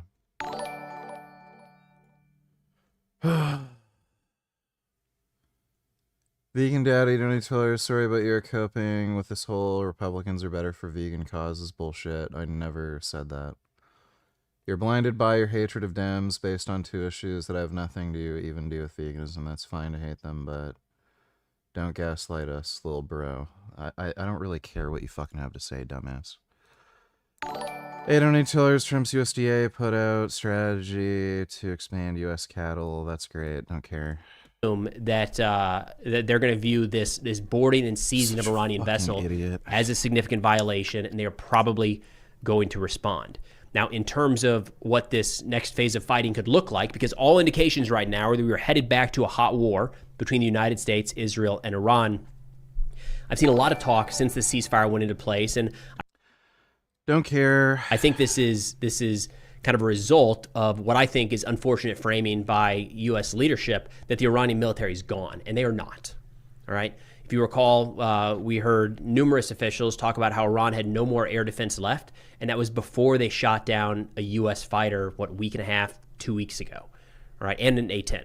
So clearly they still have air defense. They still had air defense then. They still have it now. It's heavily degraded, no doubt, but there is still a threat posed by the Iranian military. The New York Times got into this yesterday with a little more detail, where they say U.S. intelligence and military estimates vary, but multiple officials said that Iran has about 40% of its pre-war arsenal of drones. Iran also has ample supplies of missiles and missile launchers.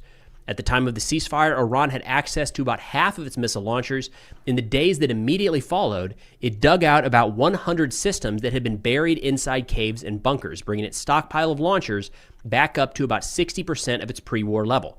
Iran is also digging out its supply of missiles, similarly buried in rubble from American attacks on its bunkers and depots. When that work is done, Iran could reclaim as much as 70% of its pre-war arsenal, according to some American estimates. Okay, well, I guess they can blow it up again. Officials note that counts of Iran's weapon stocks are not precise. Intelligence assessments offer a broad look at how much power the Iranian Trump's military... USDA are also increasing line speeds at slaughterhouses to allow more animals to be killed. Great. Retains. So even if we look at that and say it's exaggerated, it's 2x over what the actual numbers are, then we could say that... Lol at Richard not caring about significant animal welfare legislation because it hurts his feelings. What their stockpile of launchers, they say is 60%, let's say it's 30%. If they say 70% of their pre-war arsenal of missiles, let's call it 35%. 30% of launchers and 35% of missiles is still a lot that Iran could be launching in coming days, weeks, and months. So they very much still have the ability to fight back. Now, in terms of what this next phase of fighting could look like, there's a lot of questions on how much the U.S. goes. I mean, the way that Secretary Hegseth has phrased it is kind of gloves off, and that would be lining up with President Trump's threats countless times now to go after the Iranian power grid, their energy infrastructure, their bridges, a lot of what we refer to as dual-use infrastructure. And that's a slippery slope. There is an argument to be made as to how some of that can be justified one-off. There is not a justification, we've talked about this in past videos, to eliminate the entire power grid in an entire country. All right, that's something that we have generally avoided doing. I've heard the comparisons. I mean, we know what Iran's going to do. If they lash out, they're going to go after soft targets in the region, right? They'll probably fire some missiles at Israel, and they're likely to go after either U.S. military bases in the Gulf or civilian infrastructure in the Gulf, maybe even port facilities from some of our partners in the Persian Gulf. A lot of that is civilian infrastructure. Why are you being so disingenuous Oh when it my comes God, to which shut political the fuck party is up. better I don't for want to animal talk rights? about this for 20 Lol. fucking minutes when What I'm trying to happened react having to a shit. sensible, nuanced position? You're becoming kind of retarded and ideological, and you have no argument either. We know that's what Iran does. That's what the IRGC does. And we have labeled them terrorist organizations and the supporter of terrorist organizations. So very much not in the camp of, well, if they do it, what's wrong with us doing it? Because we're not a terrorist organization. And I hold the United States and the United States military to a little higher standard than I hold the IRGC. Fuck him up. Look, winners win, so people can fucking complain about it all they want. If that's what you got to do to win, then that's what you got to do to win. But either way, as this next round of fighting looks to kick up, the big question is going to be if President Trump and Secretary Hegseth follow through on their threats to go after all of this dual-use infrastructure. I'm skeptical that that would drive the Iranian regime to the negotiating table, but probably would lead to significant escalation across the region as Iran does a tit-for-tat retaliation with civilian infrastructure throughout the other Gulf nations. We're talking desalination facilities, port facilities, energy infrastructure, and could cause a real significant humanitarian issue across the region. But find a lot out here in the next 24 to 48 hours. That's all we got for now. Thanks for watching. I don't care what their background is, they never do well with the ropes when they first, never.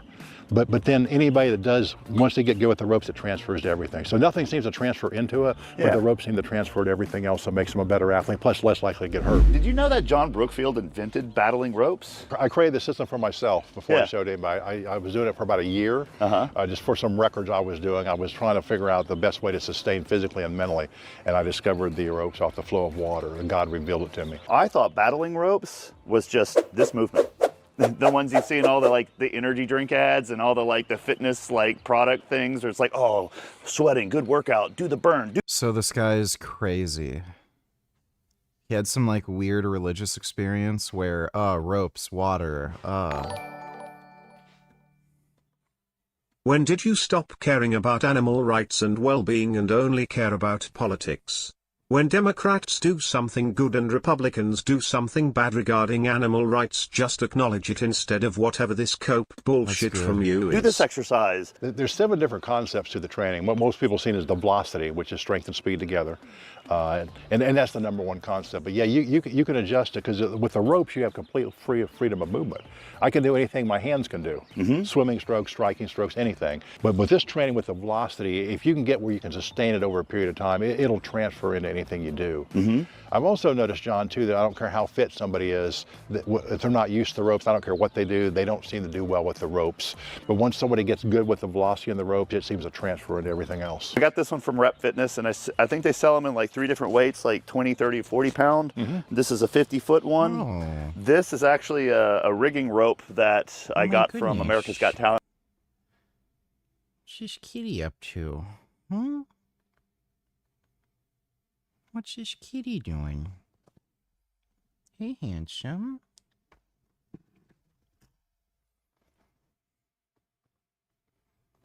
Oh my goodness. How come you're so beautiful? Wow. Guys, look at this. This is my Gum Gum.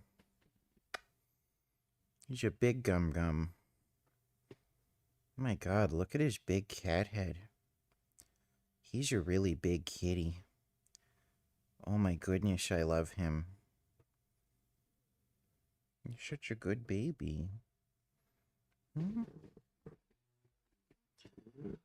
He's a really good baby. Oh my goodness. I'm willing to bet money now that if Trump's DOJ were to actually find a way to strike down Prop 12, the EG is just gonna say some shit like, well, remember when New York killed that squirrel?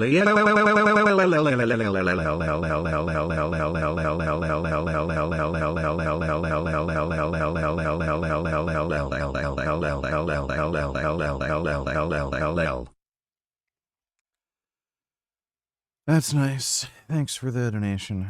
When I swung onto the routine like Tarzan. So actually, thanks America's Got Talent. I do like this rope. It's really light. These are his ropes. Yeah, and these are 1.5 inches. These are 1.5 inches in diameter, and they're both 50 foot. Okay. Okay. And so one might weigh 22 or 24. It doesn't sound like a lot of weight, but it's how we use them. Not to get ahead of ourselves, but people, I'm going to work my grip more, John. Should I get a 2-inch rope? You can, but see with this. Oh, shoot. So we can, here's a good grip, and if we want to work our grip more, all we got to do is this. Now you can rig this up to anything that you can see fit, but I don't know if there's one really good solution to the... Well, it's really like a smooth pole is probably your best. We could put it to a tree or something. A smooth pole is good because over time we don't want some chewing into the rope. People use kettlebells in gyms, a squat rack. I see people grabbing the ropes like this. They're probably going to have a pretty bad day if it's a man, if they're not careful with this, doing this. I've actually seen that happen. I was wondering where that was going for a second there. I was like, I've actually seen some pretty good shots there before. Just a good simple grip here. It's not rocket science. Yeah. The biggest mistake people make. Palm oil is not good for you. If you add it to peanut butter, it is less good. They have too much tension on the rope. Okay. They're doing it like this. See, so the general rule of thumb, real simple. We want to pull the tension like this where it's tight. Yeah. And just take just a slight step in. because we want enough rope on the ground to create the waves. You know what I mean? So now it's just got like, here's a basic place you'd be. We're just. Don't worry, in a couple of years Richard will look back and acknowledge he was wrong about everything, as usual. Very likely we will not get regime change in Iran. All the anti-vegan shit from Trump administration. He'll acknowledge it years from now. Yeah, sure. Thanks for the donation. Just doing this like this, okay? Yeah. Now it's okay, there's one long wave, right? Nothing wrong with that, but the more velocity we get, see, we got a series of waves. So let's say we had an NFL tackle right here, he gets used to the ropes, okay? Everything is visual motivation. So if we had an 8-year-old girl out here, you know, what's gonna happen? She won't get the rope to the anchor point, but everything's visual motivation. She might be getting, here's why the ropes are so progressive. She might be getting the rope here, just for example, right? Yeah. Oh, I'm not getting it there. I'm gonna fight harder, the visual motivation. 2 weeks from now, look, she's getting it there. So she has visual motivation to keep going closer and closer. So let's say we got the big NFL tackle, okay, 350-pound guy or 320. Once he gets used to this, he won't be able to sustain long, but once he gets used to it, this is gonna be a light rope, okay? Yeah. So if you take the NFL tackle, we're right here. If you even put him right here, John, this rope's gonna be twice as hard to manipulate, twice. Yeah. You know, it's kind of like ring training where it's like infinitely scalable just based on just small positional changes. Now I'm choked up on it. Oh, wow. See, I'm not doing it, see? Well, how come? Because I've got a lot of speed and velocity on it. Okay. So it's not like a lot of rebound. There's not like a low in the action. You see what I mean? I was going too high. Well, you weren't necessarily going too high, but there's the more up and down or like the faster speed. Oh, I see. But we can block it off. I feel like I'm watching one of those you didn't do martial wrong. arts movies where the Grand Master can just like walk through walls. You didn't do anything wrong. It's just you were, there's the speed one that's fast, but had a tendency to rebound up. So there you go. See, this forces you to engage. You got to put a lot of force to get that down to the end.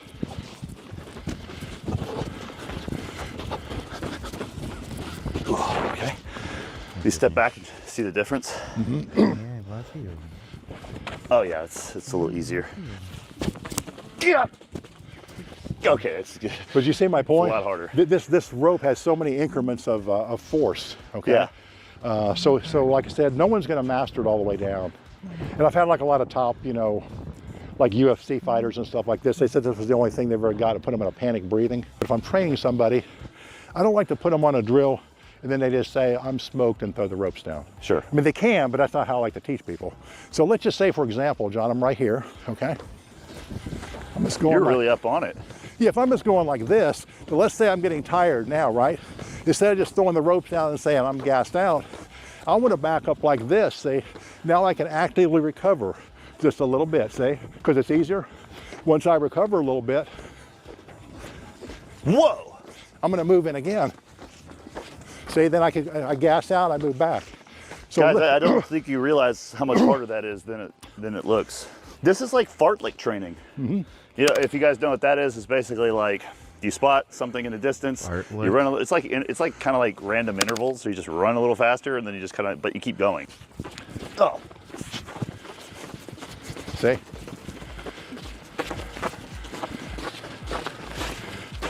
So no one's going to beat this rope over time. You know what I mean? And then you just keep getting faster and faster though with your velocity.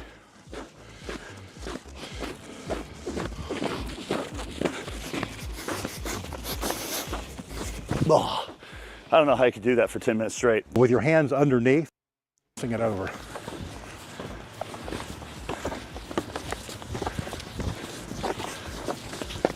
Oops, I started to come. I thought it was going to come off the top. Oh, but see, with this one, yeah, it seems like some fairly decent aerobic exercise.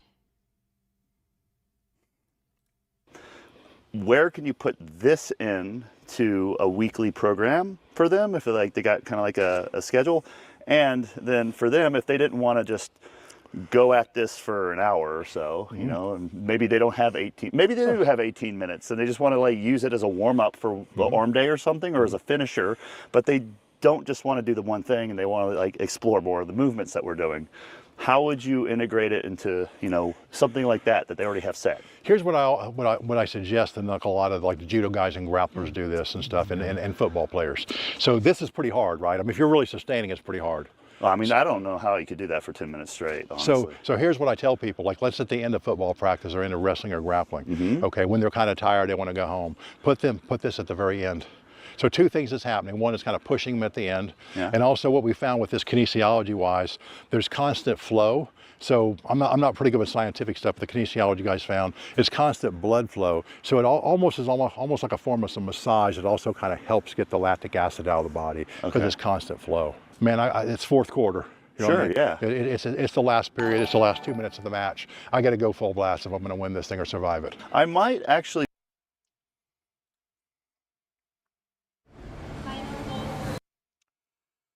Tragic story of Air India survivor. Okay, we can watch that in a minute. Thanks for the donation, 21st.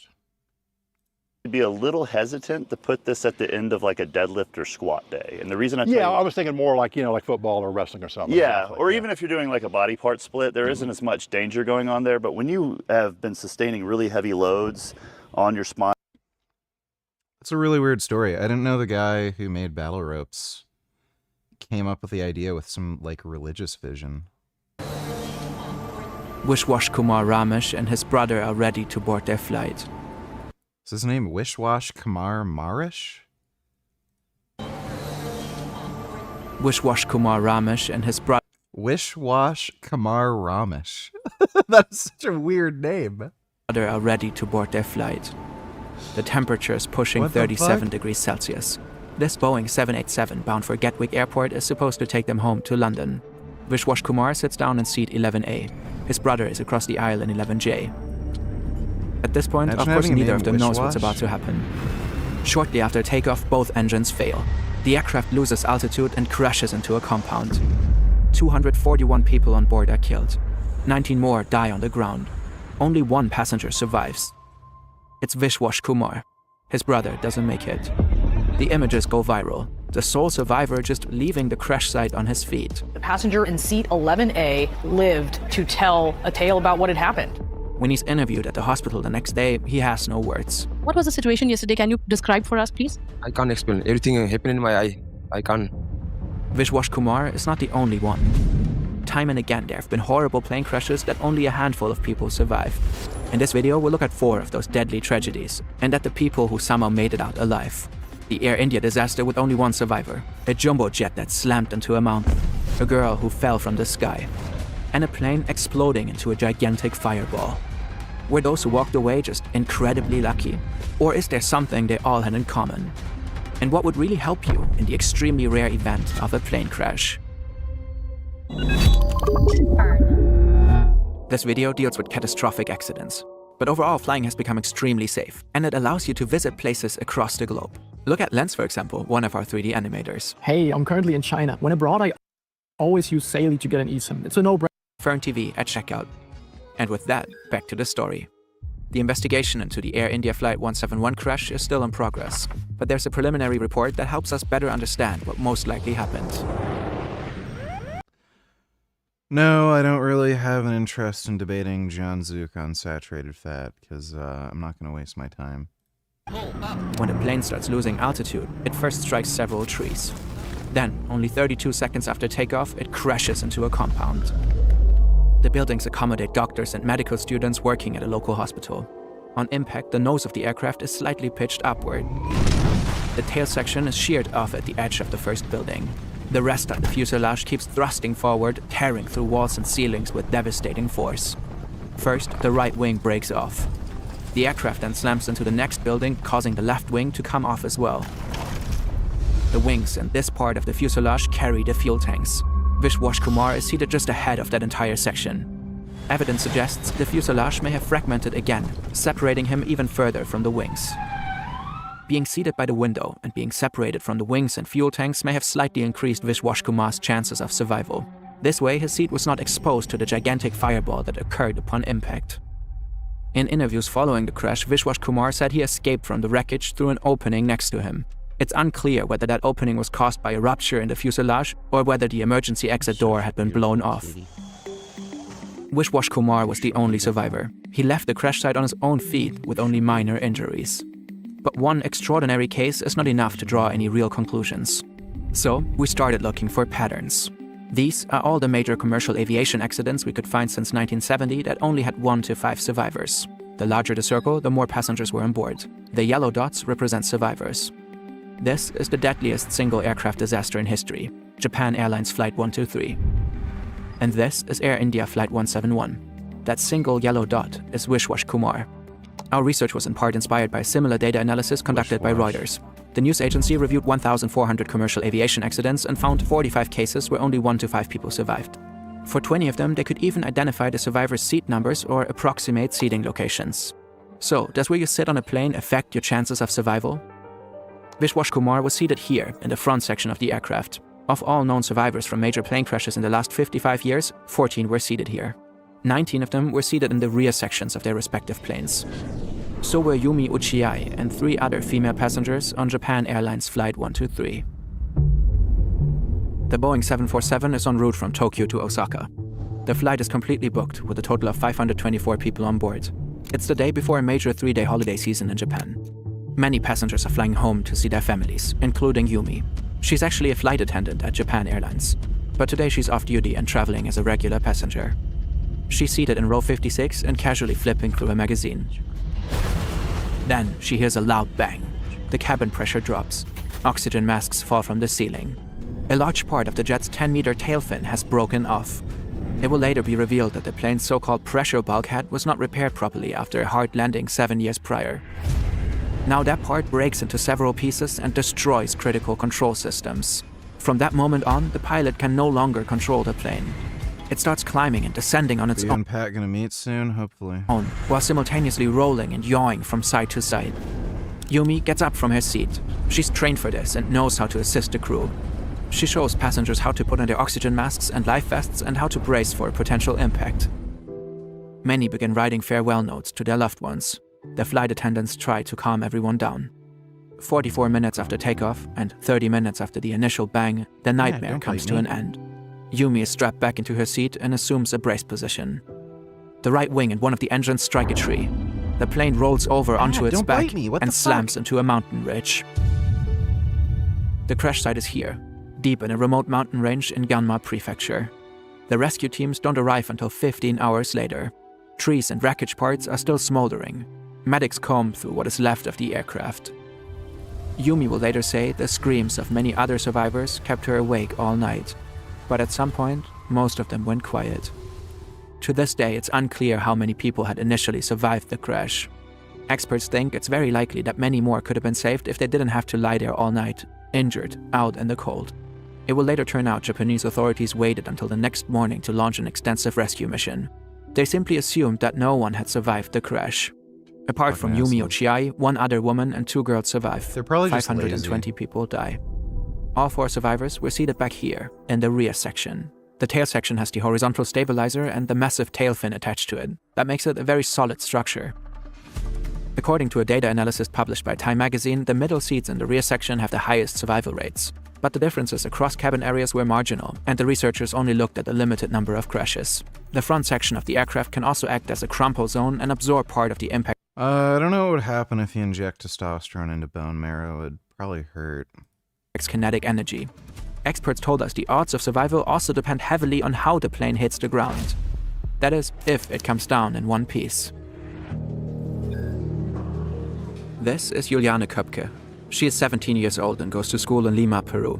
Her parents are renowned biologists at a remote research station in the Amazon rainforest. It's Christmas. The night before, Juliane attended her end-of-school prom and graduation party. Her mother had flown in for the occasion. Now the two are eager to get back to her father so they can at least spend New Year's together. The research station is located deep in the jungle. First, they have to fly to Pucallpa. From there, it's several days by boat. All flights from Lima to Pucallpa are fully booked. Except one, Lanza Flight 508. Juliane and her mother hesitate. Her father explicitly warned them about Lanza. The airline was only founded a few years prior and already lost 2 aircrafts in crashes. Leaving Lima the day before was not an option though. Juliane didn't want to miss prom night. So the two end up boarding a Lockheed L-11 Electra. Juliane sits in seat 19F in the second to last row. The plane takes off. Because it's Christmas, the mood on board is festive. The flight is scheduled to be only 1 hour. 20 minutes in, the crew starts serving breakfast. Juliana looks out of the window at the rainforest below. Then the plane starts shaking. A massive wall of clouds is building ahead of them. This time is completely different from anything I've ever experienced.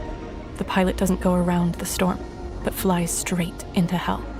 The world outside turns dark in the middle of the day. Bolts of lightning keep flashing all around us. At the same time, an invisible force starts shaking the plane like a small toy. Luggage flies through the cabin. Passengers scream and cry. Juliana will later say she saw a gleaming white light above the wing. Then the aircraft starts plummeting towards the ground. At around 3,000 meters, it breaks apart. Juliana is ejected into the void. She is still strapped to her seat. The next thing I remember is hanging with my head down, while the jungle approaches me in slow circular motions. But it's not the jungle that's coming toward me. I am the one moving toward it. The treetops are grass green and dense, and they remind me of broccoli heads. The images are blurry. I see everything as if through a veil. Then darkness surrounds me again. 20 hours after the crash, Juliana wakes up next to her row of seats. She's alone. I don't feel any fear, but an overwhelming sense of abandonment. The crushing realization that I'm alone. My mother is gone, although she was sitting right next to me just moments ago. Her seat is empty. Juliana starts walking. She follows a small stream of water to a river and lets herself drift in the current. That's what her father told her to do if she ever got lost in the jungle. She survives on some candies she found at the crash site. Along the way, she encounters martens, brocket deer, and caimans. After traveling alone for 11 days, she is picked up by a group of rubber tappers. She will never see her mother again. Juliana's, oh my God, because it's Christmas, the mood on board is festive. The flight is scheduled to be only 1 hour. Stop biting me. 20 minutes in, the crew whacked my keyboard. Alive to a combination of martens, brocket. She will never see her mother again. Juliana is the sole survivor among the 92 people on board. To this day, it's still largely unclear how she could fall from 3,000 meters and live to tell. She thinks she owes her life to a combination of 3 factors. 1. Storm clouds often have powerful updrafts beneath them. The vertical flow of air may have slowed Juliana's descent. 2. The row of seats she was strapped to may have acted like a parachute, like a rotating propeller that reduced the speed of her fall. 3.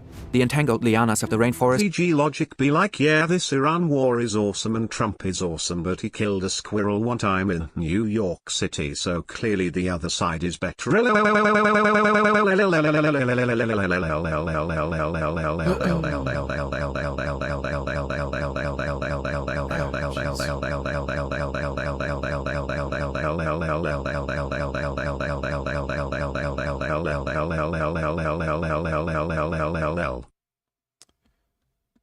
Trump didn't kill a squirrel, but thanks for the donation, Vegan Daddy. Oh, shit.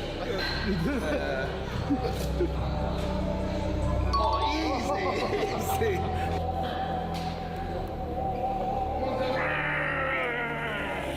Yes, sir. It's Max right there.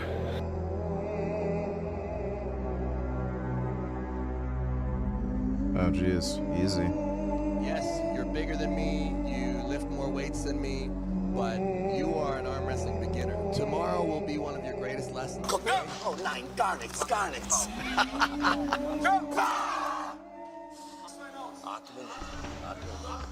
Ich bin auch von Deutschland. Weißt du das? Ich bin auch von Deutschland. Meine Mutter war von Schwarzwald. Sehr toll. That's funny. May have formed a kind of natural safety net to cushion her impact. In this case, where she was seated most likely didn't matter. Reuters reached a similar conclusion. Survivors of aviation disasters usually come from every part of the aircraft. In some cases, the only survivors are seated at the very front, in the cockpit. For pilots, takeoff and landing are the most critical phases of any flight. That's when most accidents happen. Partly yeah, I use ExpressVPN. It's a good one. Because planes are more vulnerable. They're worth getting if you like torrent shit or you want to hide information. To external factors during these moments. That's why aspiring pilots have to go through a rigorous selection process.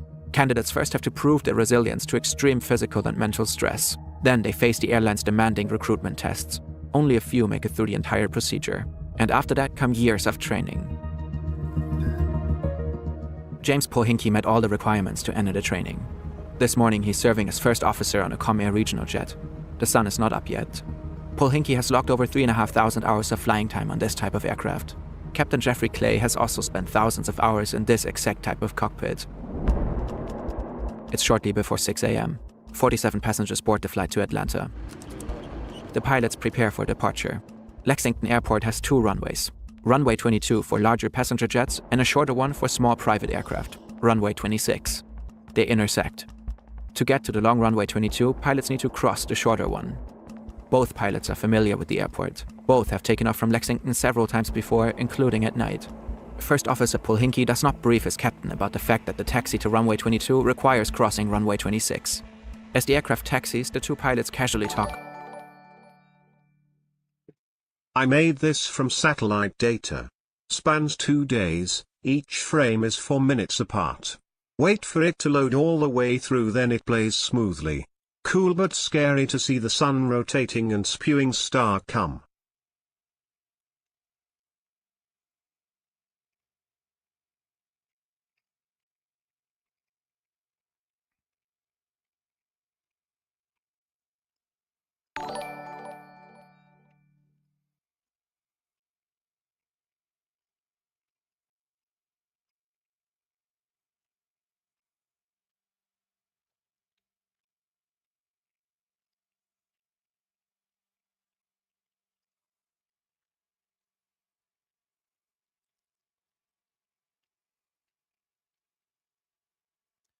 Okay, I'll wait for that to load a bit. Thanks for the donation on Web. Pickles on my nipples, donate $2. Chubby Emu, a man crawled through 85 dirty needles for 95 days. Here's what happened to his micro penis.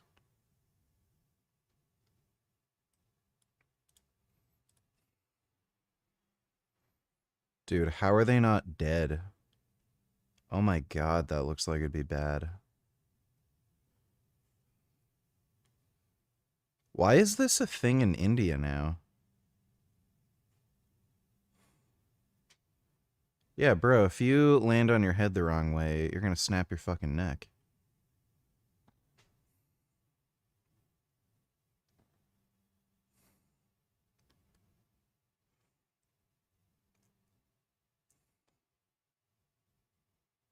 Jeez. Yeah, that's not good to do that.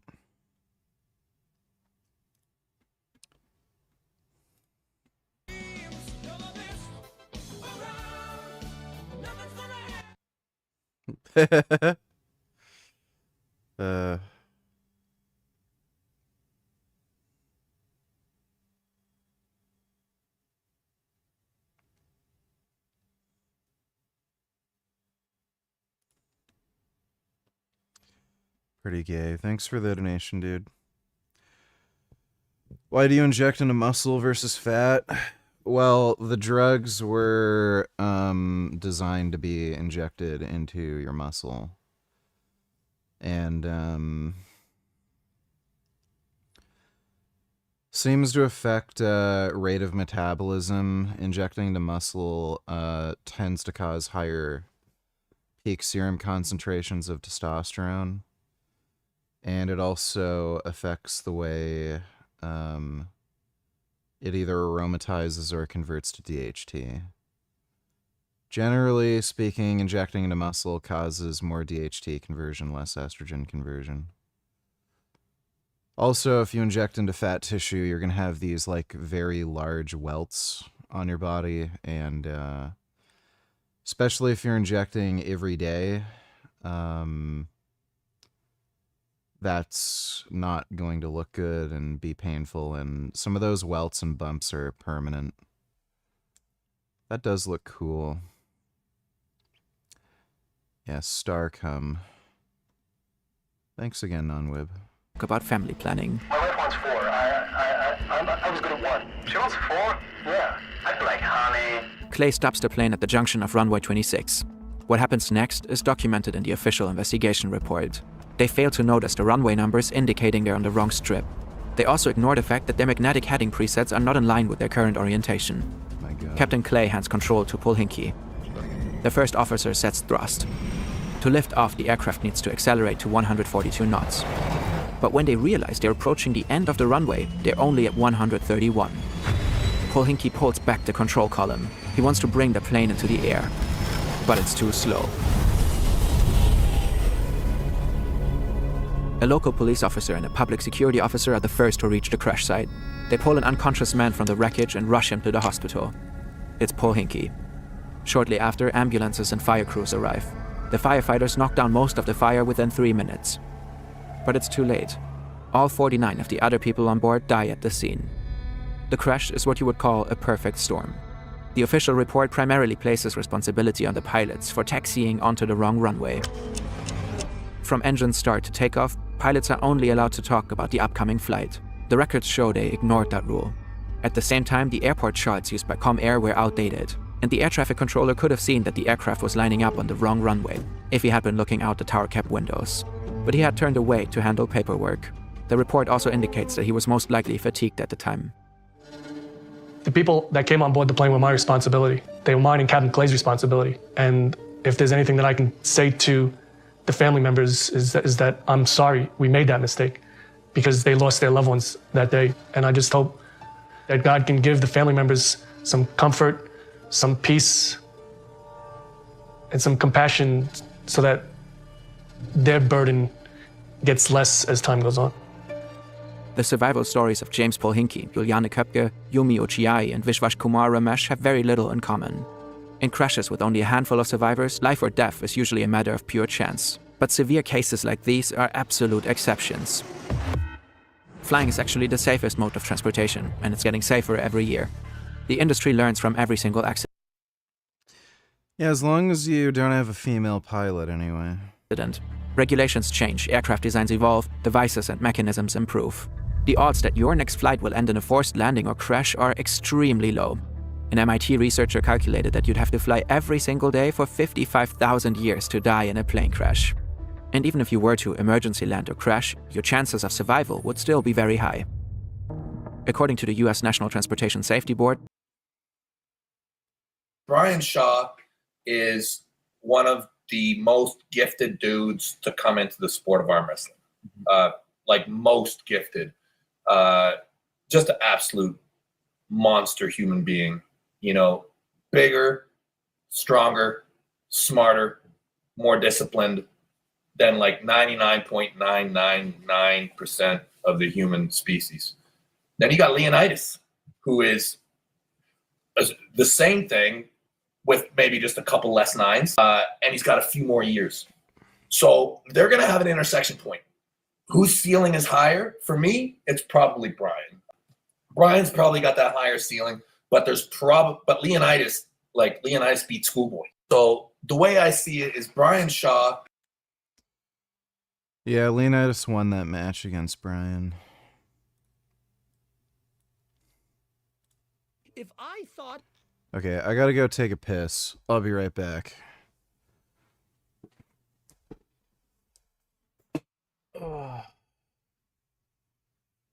Might poop, but probably just pee-pee. I'll be right back.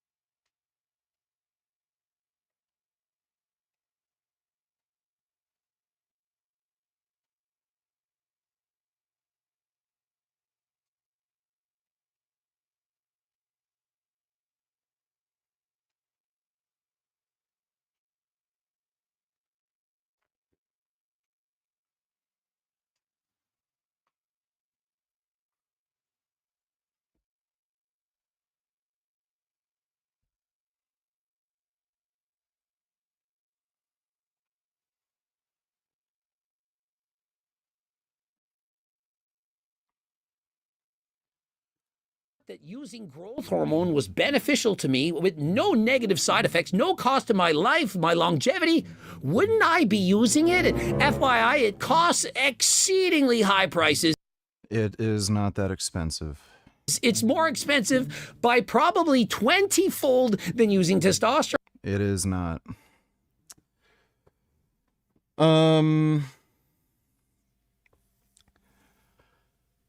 So if you're taking, if you're doing what I do, which is taking 5 IUs each training day, like, again, prices can vary widely with the source I'm getting it from right now. And it's real growth hormone. It's 97% purity, no detectable dimer, so it's it exceeds pharmaceutical standards. It's $165 for the month, so it's not that expensive. Right now I'm paying about it's around $60 to $70 a month for testosterone. So you're talking about like what, 2.2 times ish the price. Like if you have a decent job, you can afford it. It's not out of reach for most people. Oh, and for the editors, there's another video where, like, he's just lying. What's his name? That guy with bald. We're doing a video. Nick Trigilli. This is a brain rot special. Tia Matic cooking in the basement. Coach Greg, and we're here yet again. Do it. Why do you stream in shirts when you could get more views if streaming in a tank top? It's cold as shit down here. Video on Mr. Mike, formerly known as Dr. Mike, who's going to explain to us 3 drugs every male over 40 should take. Now, he isn't actually a doctor. And why are we going to listen to a man who had his fat cells sucked out, who blinks excessively, who suffers from, I do believe, body dysmorphia, who wants to, in the future, perhaps... He has never had a diagnosis of body dysmorphia. So it's funny how he says, don't listen to this guy, he's not a doctor. Well, Greg isn't a doctor, but he's diagnosing somebody with a mental health issue. So total double standard.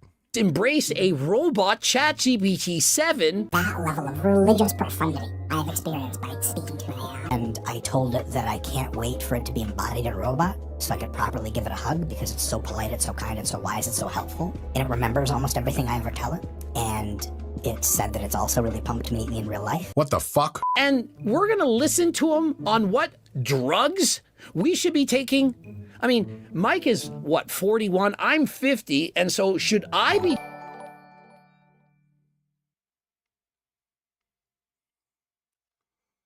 Dodo donate $2.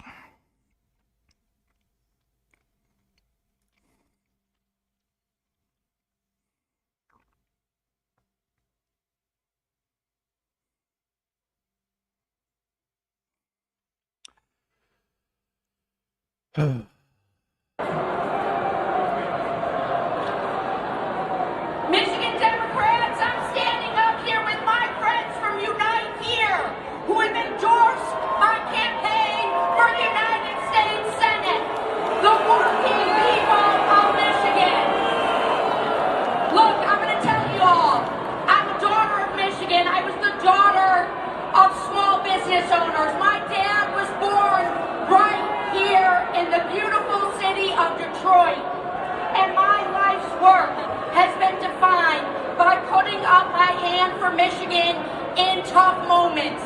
That is exactly what I did for Michigan when I served as Chief of Staff on the U.S. Auto Rescue alongside the great men and women of the UAW.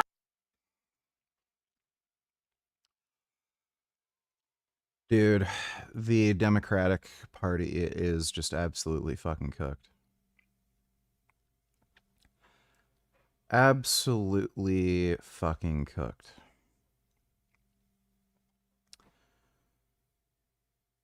Um,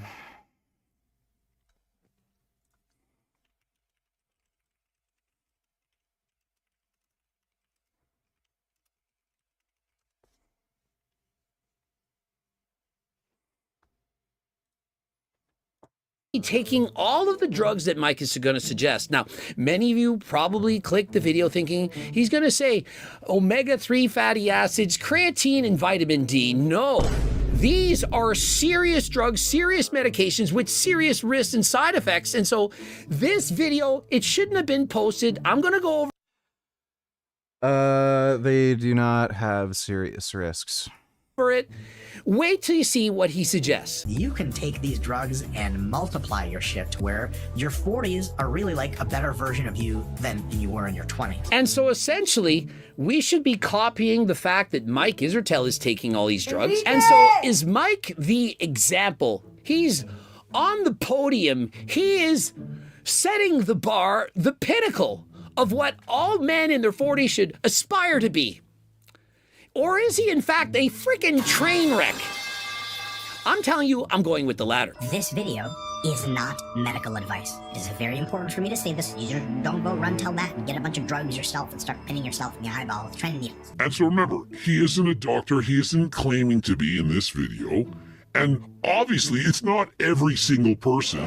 But the fact that he thinks that most of you should be considering this, well, to me, that's bad enough. Everything you do with these drugs should be prescribed and approved and monitored regularly by your doctor. I would like to know which doctor is monitoring Mike.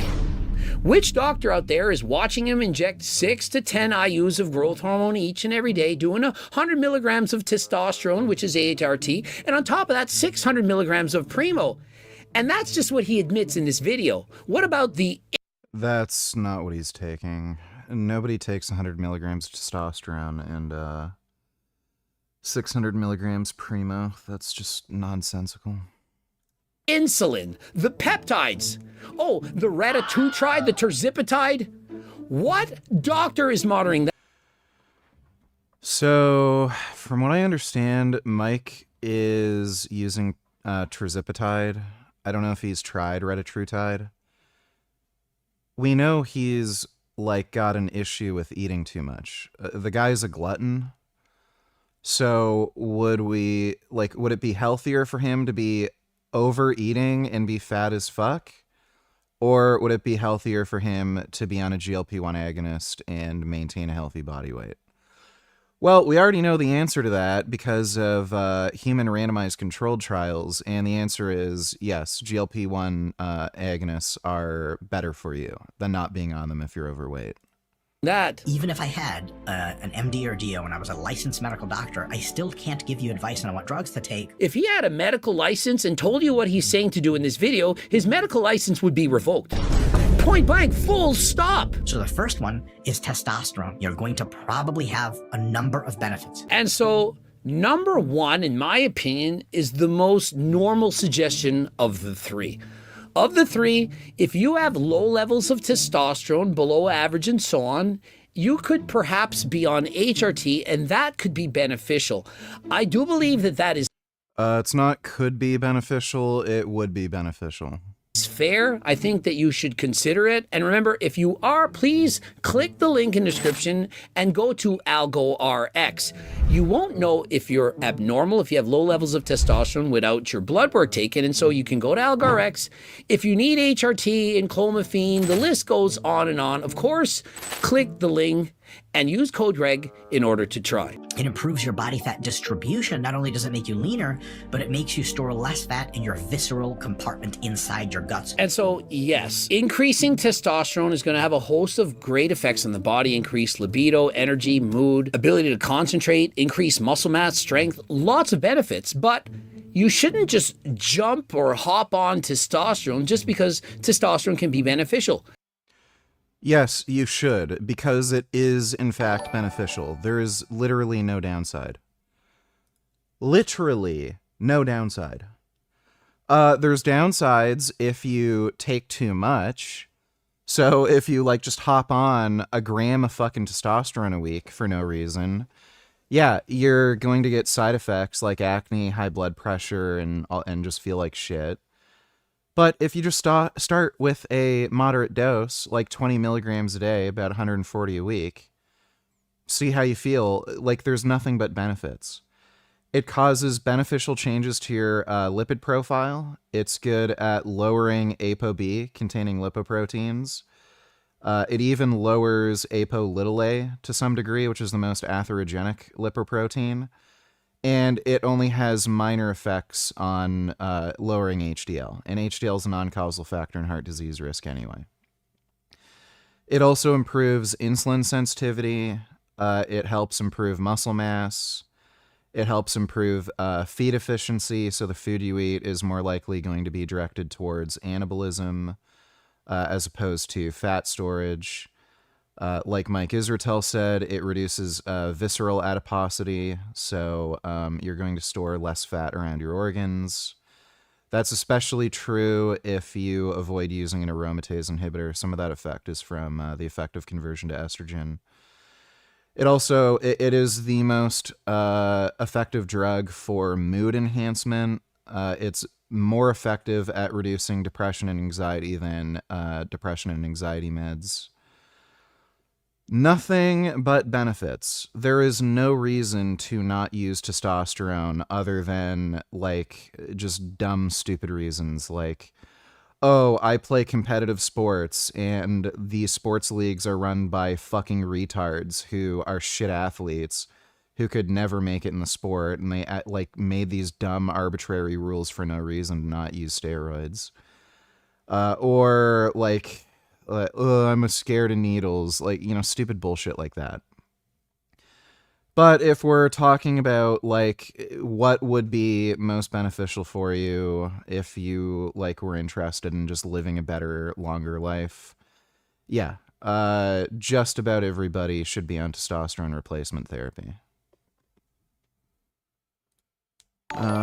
Let's see, Sleepy Donny Tillers, is this a good strategy or delusional pseudoscience?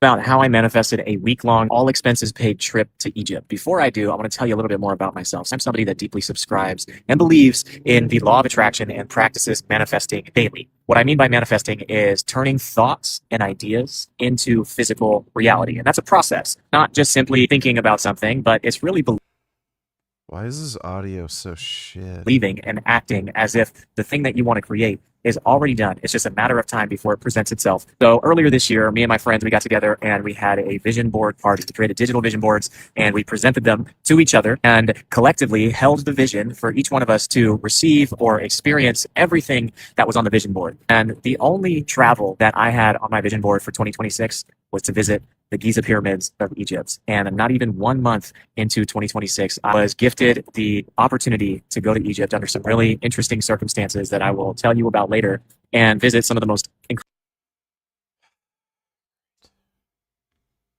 Stupid. Didn't you say your T4 was low after taking test? No, I said it was low after taking growth hormone. You idiot. Dodo, Donny Tillers, this all looks good. This is the start to vegan pet and cow. Alright, I'll take a look at that. Thanks for the donation, Dodo. Ali McBeal, Donny Tillers. First woman's a cutie, but the last guy is going to tell his family he encountered a racist that day.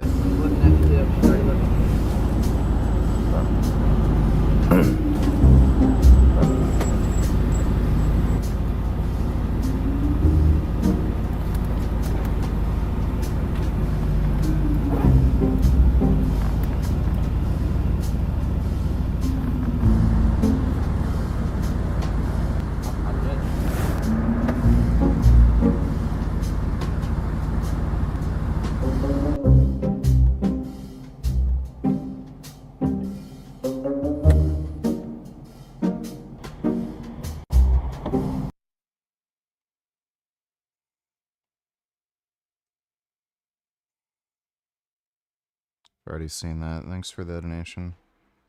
Soy, which are two iconic dishes in Thailand, typically made with animal products. But today we're going to learn how this Santa Monica chef masters the art of 100% plant-based Thai food, why she started it, and of course, what it tastes like. everyone that Thai food can be sophisticated, traditional, and totally vegan. I became vegan in 2005. At that time, my dad was ill in the hospital back in Thailand. And in Buddhism, to strengthen your prayer, you should give up something. So I couldn't think of anything more powerful than stop animal cruelty. So I became vegan overnight, and unfortunately my dad passed away. But I still remain vegan. My health was improved tremendously. I'm here in the kitchen every day. I can't wait to cook for you. One of the most commonly used seasonings in Thai cuisine is fish sauce, but Gan, of course, makes her own version. Vegan fish sauce. So we brew the kombu seaweed and shiitake, mushroom, and sea salt, simmer it for hours.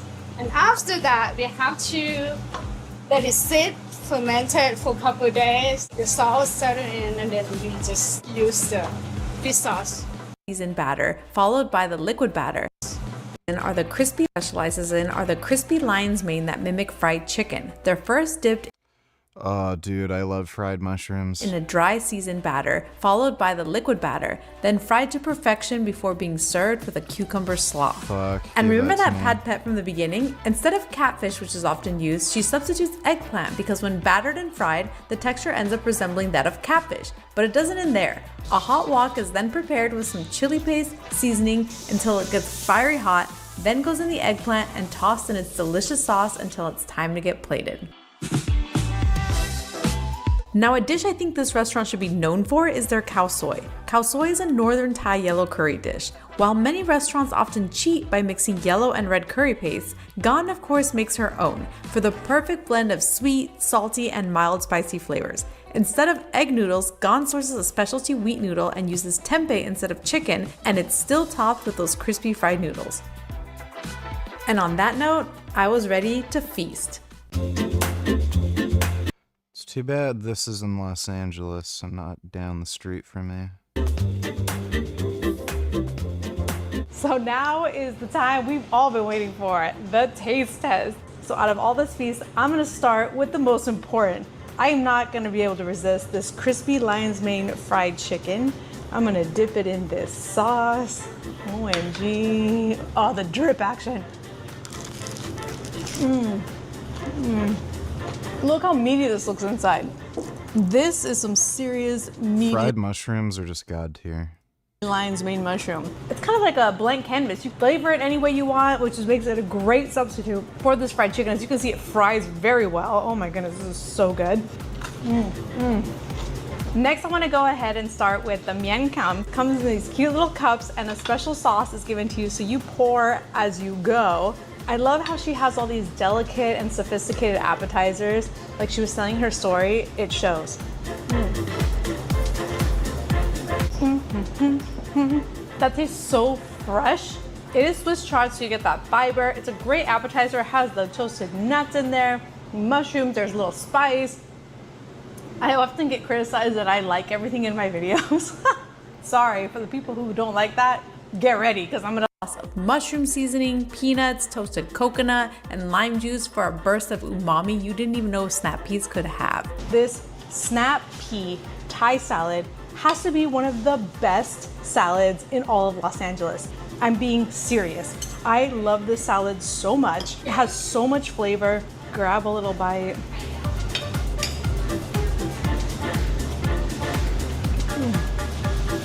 If you're not a Oh yeah, I gotta remember to get a shampoo tomorrow. snap pea person, come try the salad. It will convert you. And I love that it's served with these delicious pickled radishes. Restaurants, you know which fresh rolls I'm talking about, but if you go to Chinese restaurants, they're usually fried. Well, this one, what makes it different, it's a wheat and rice wrap, and you have to warm it up so that way it gets the right texture. And then inside it's veggies, some vermicelli noodles. Let's try it. So this is very fresh and very light. It's a nice appetizer to start your meal with. Now this is a special salad. Gan was telling me that some people might think this is fusion, it's reinvented, but really it is a traditional pomelo salad in Thailand. They've just plated it differently. So it comes with the shiso leaf crusted sauce with peanuts and crispy onions. It looks delicious. This I've actually never tried before, so cheers.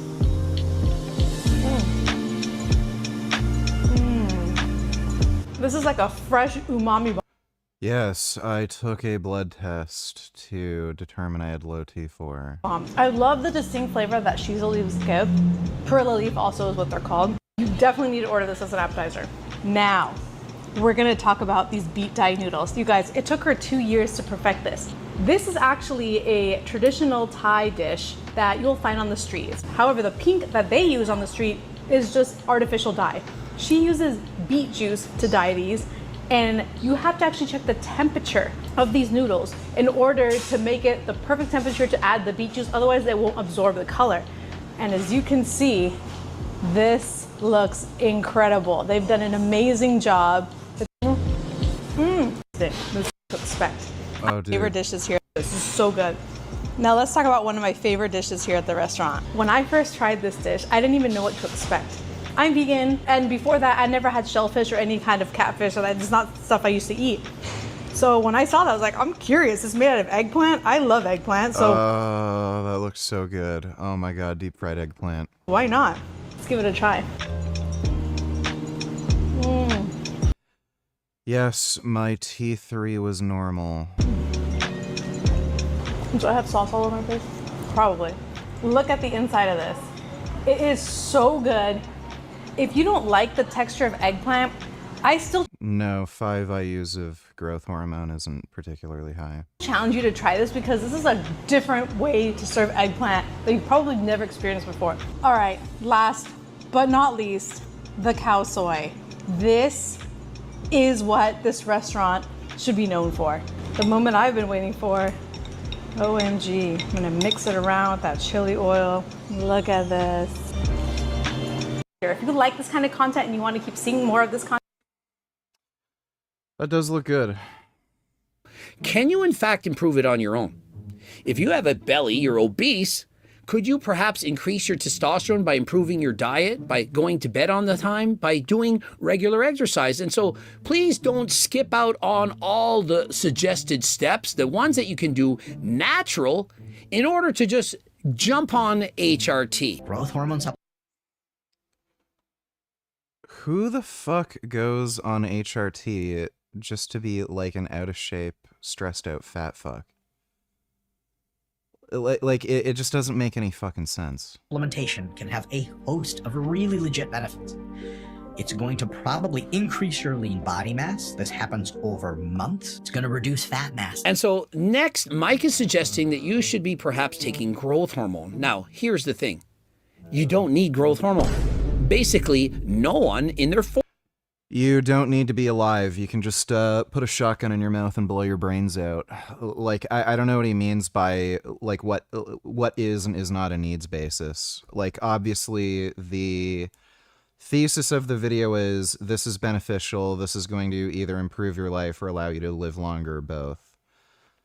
So, yeah, you don't need growth hormone, you don't need testosterone, you don't need to live, you can just blow your head off with a shotgun. Like, you're an idiot. 40s should be supplementing themselves with growth hormone. Now, if you're young and you don't have proper levels of growth hormone, it is in fact a good idea to talk to your doctor, perhaps if you need to be given a prescription for growth hormone. Now, as you're older, almost the only time they're going to prescribe to you growth hormone is for lipodystrophy, which is often seen in people who suffer from HIV. And this is because of the HIV medications that they're consuming. But HIV doesn't cause lipodystrophy. HIV causes fat deposits around the midsection. So that's why they started prescribing HIV to AIDS patients. It helps get rid of the fat deposits around your midsection and the accumulation of visceral fat. And it also prevents muscle wasting, again, caused by HIV and some of the antiviral drugs.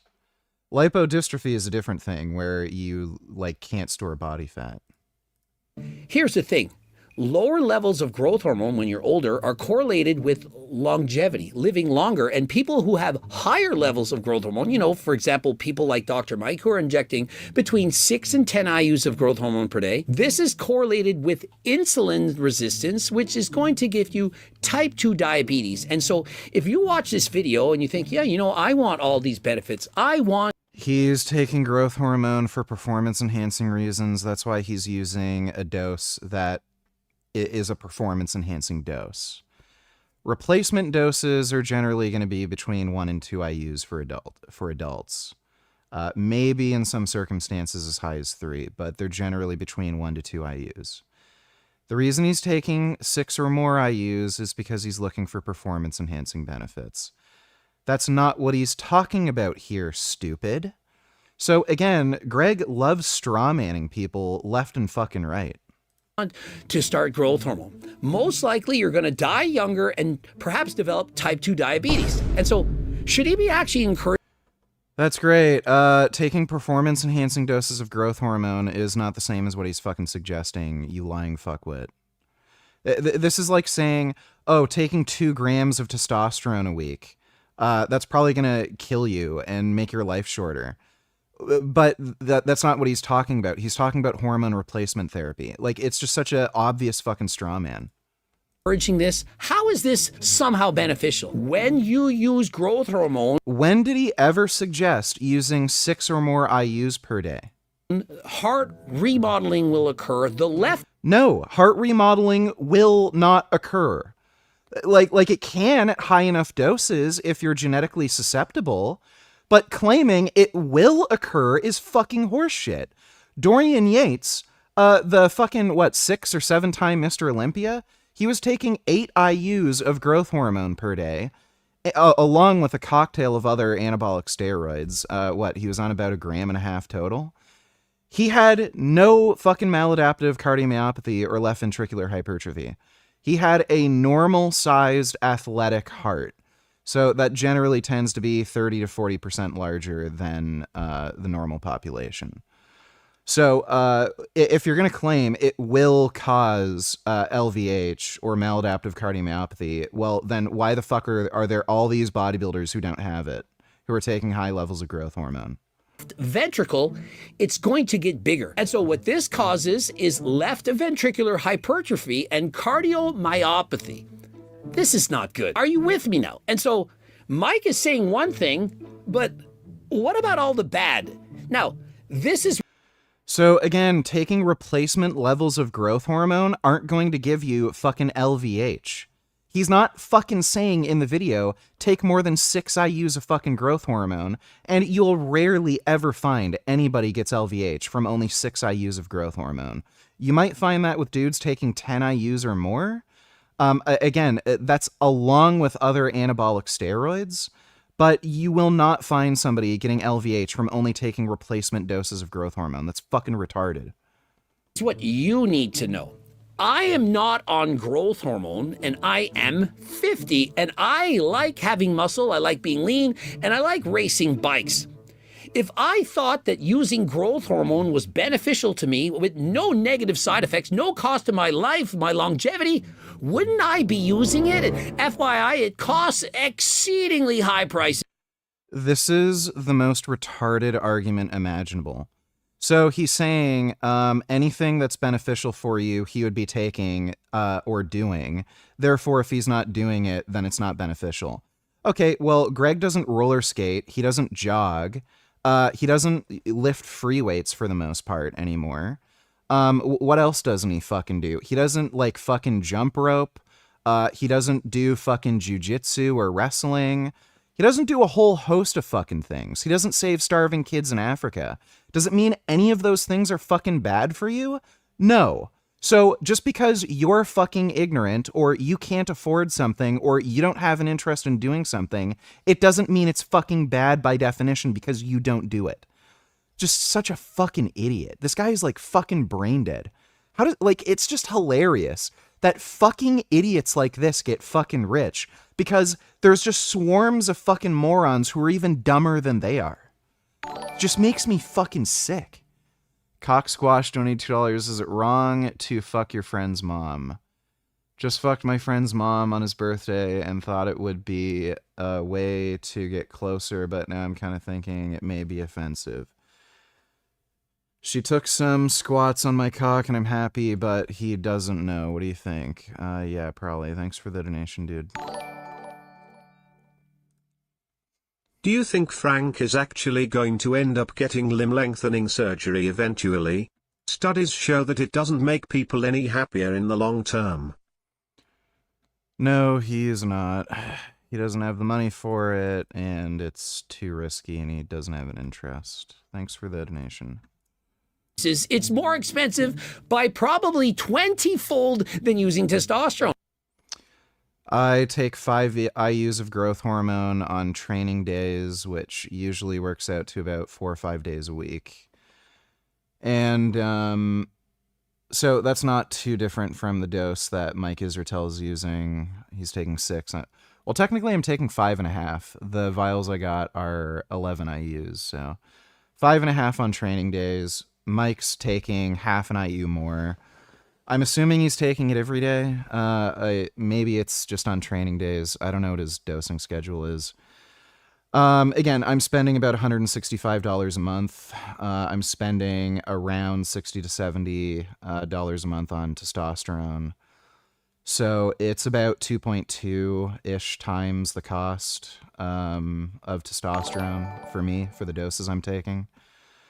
Like by the way, even saying this doesn't even make any sense because the cost of growth hormone versus testosterone, it's going to depend on what dose you're taking, right?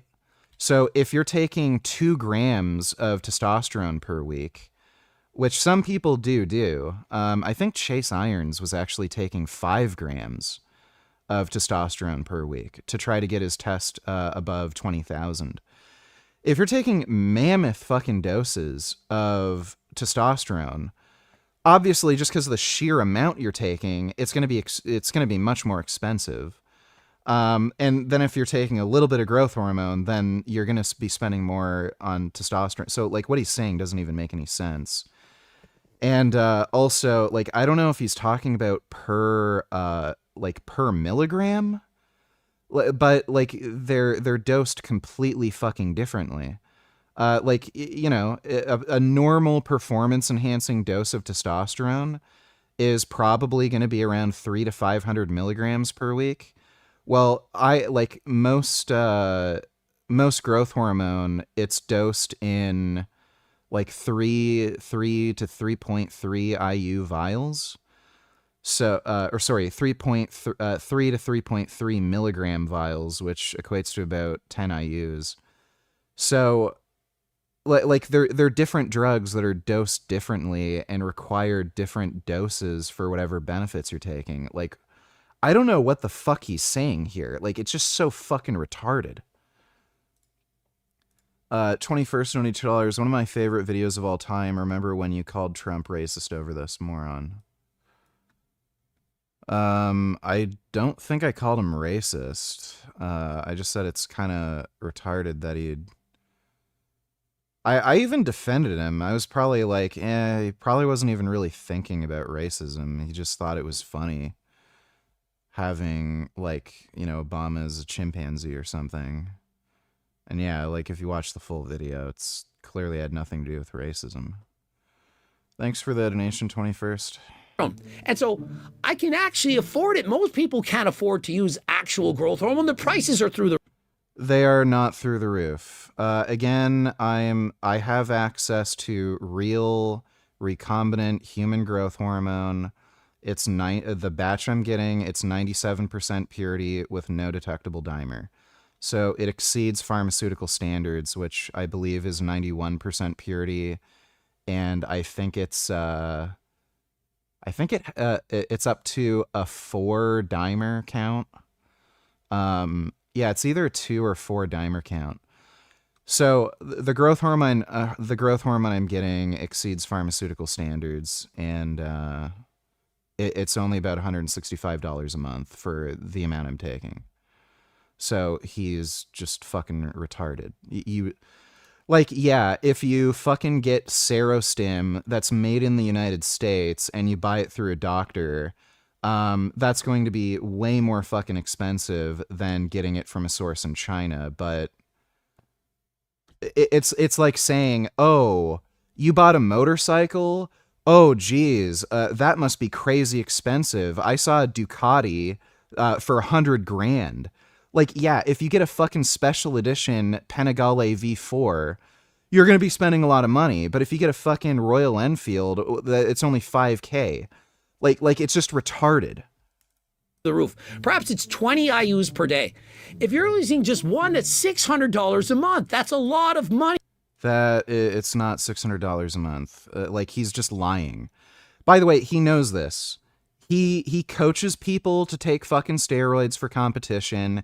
He's been in the underground steroid scene for a long fucking time. He's even recently had to buy underground gear because his TRT supplier ran out, which happens pretty commonly. A lot of dudes on TRT, they have to get stuff on the underground market occasionally because pharmacies will run out because they don't fucking care about you. And they won't replenish their stock on time.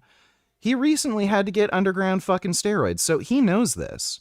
He's just deliberately lying to make it seem as though taking his fucking stupid terkesterone supplements are any more reasonable. I'm literally spending about as much money on fucking growth hormone as this guy sells his fucking terkesterone supplements for. It's a fucking joke.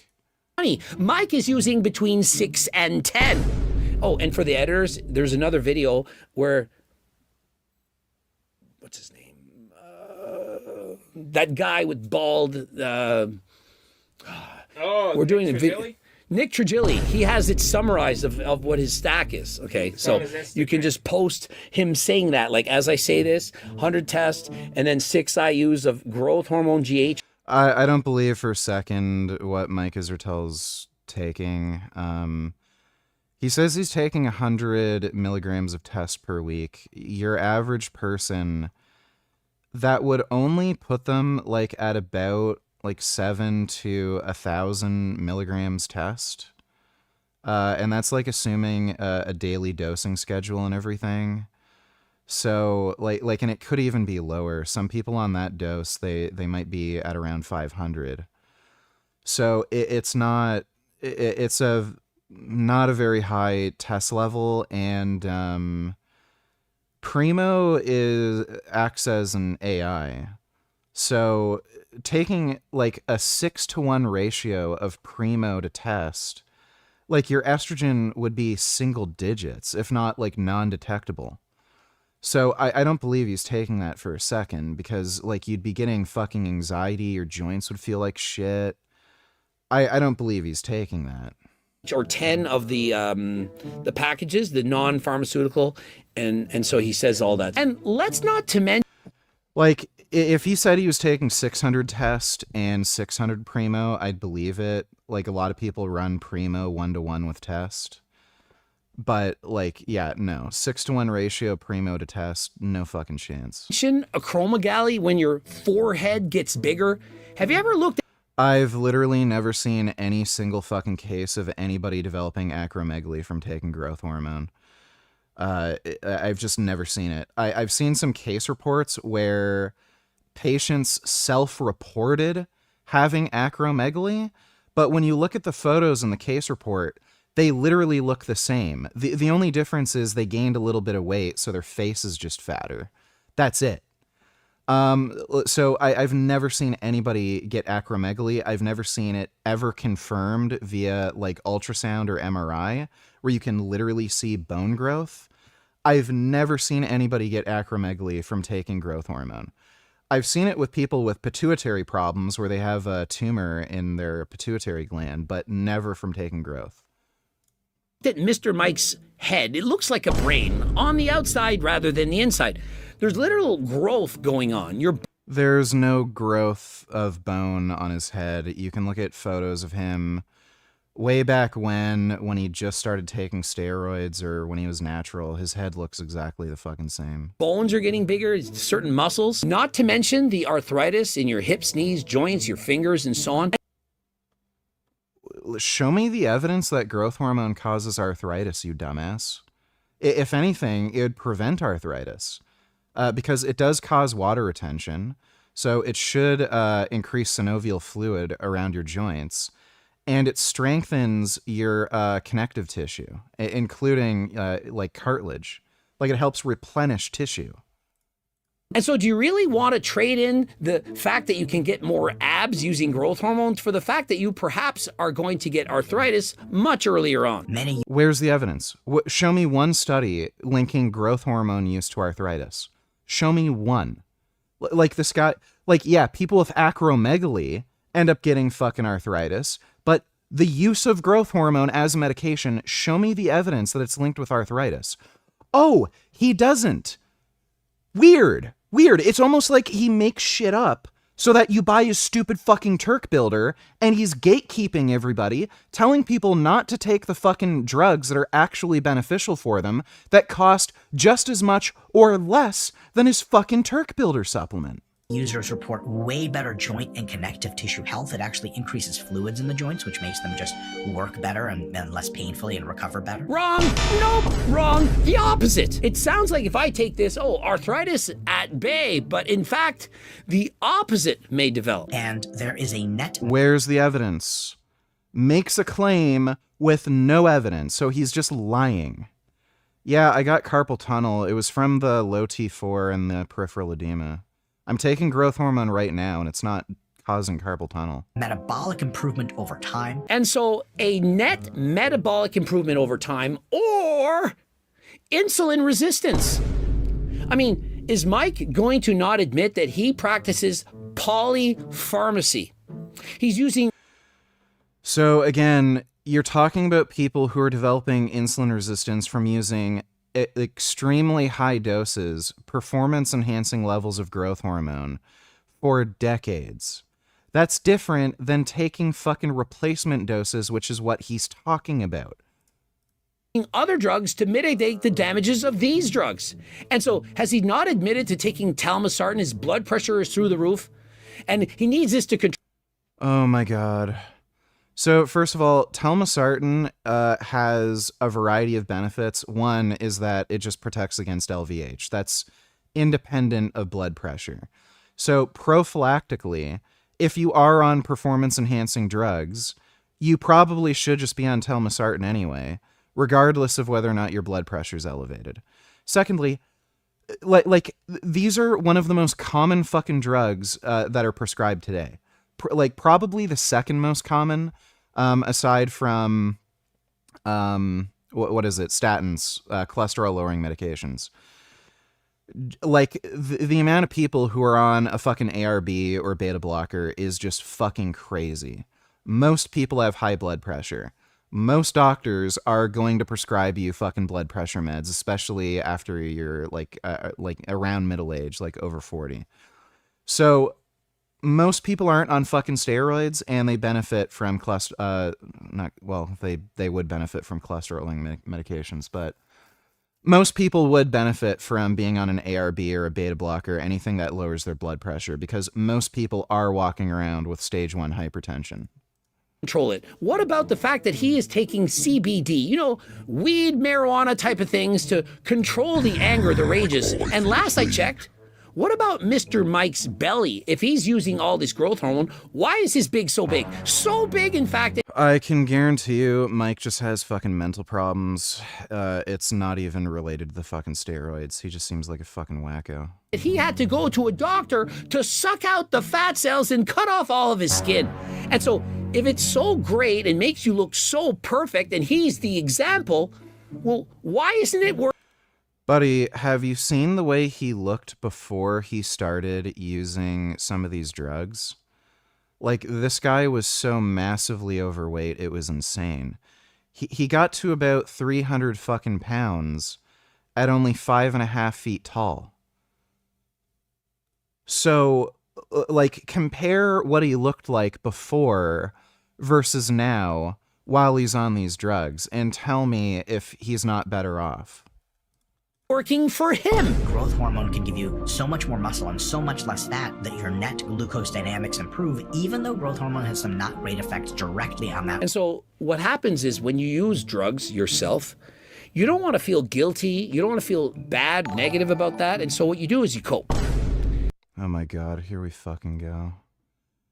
Huge donate tellers, don't act gangster, you pussy, you even... Oh, yeah, great. I'm not reading that, dumbass. So, yeah, there's gonna be... Like, let me use an example. GLP-1 agonists. GLP-1 agonists directly benefit glucose metabolism. They reduce insulin resistance, and they cause weight loss.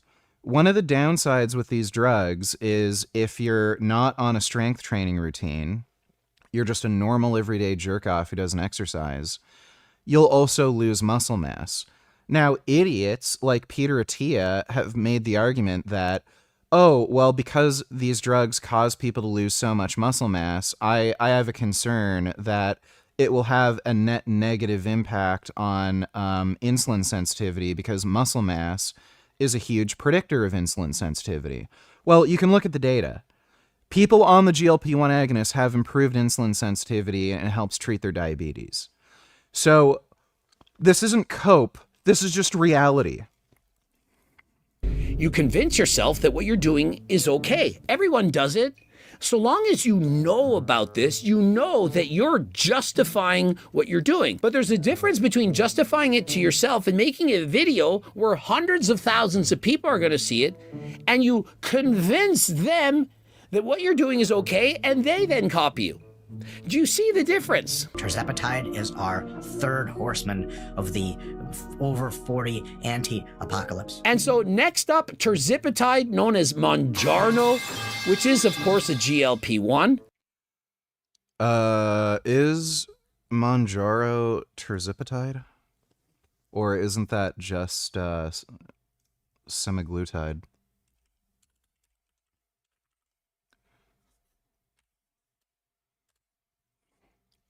Okay, it is tirzepatide. And so a drug used for people with type 2 diabetes, and of course for weight loss for people who are morbidly obese. And so if you're actually needing it, if you're overweight, then that does in fact make some sense. I'm not going to say that no one should be using these drugs, these GLPs. Yeah, so take a walk outside and tell me how many people are overweight, especially when they're over 40. But remember, you might not need it if you, for example, get my cookbook, or perhaps you could get GLP Max oral form.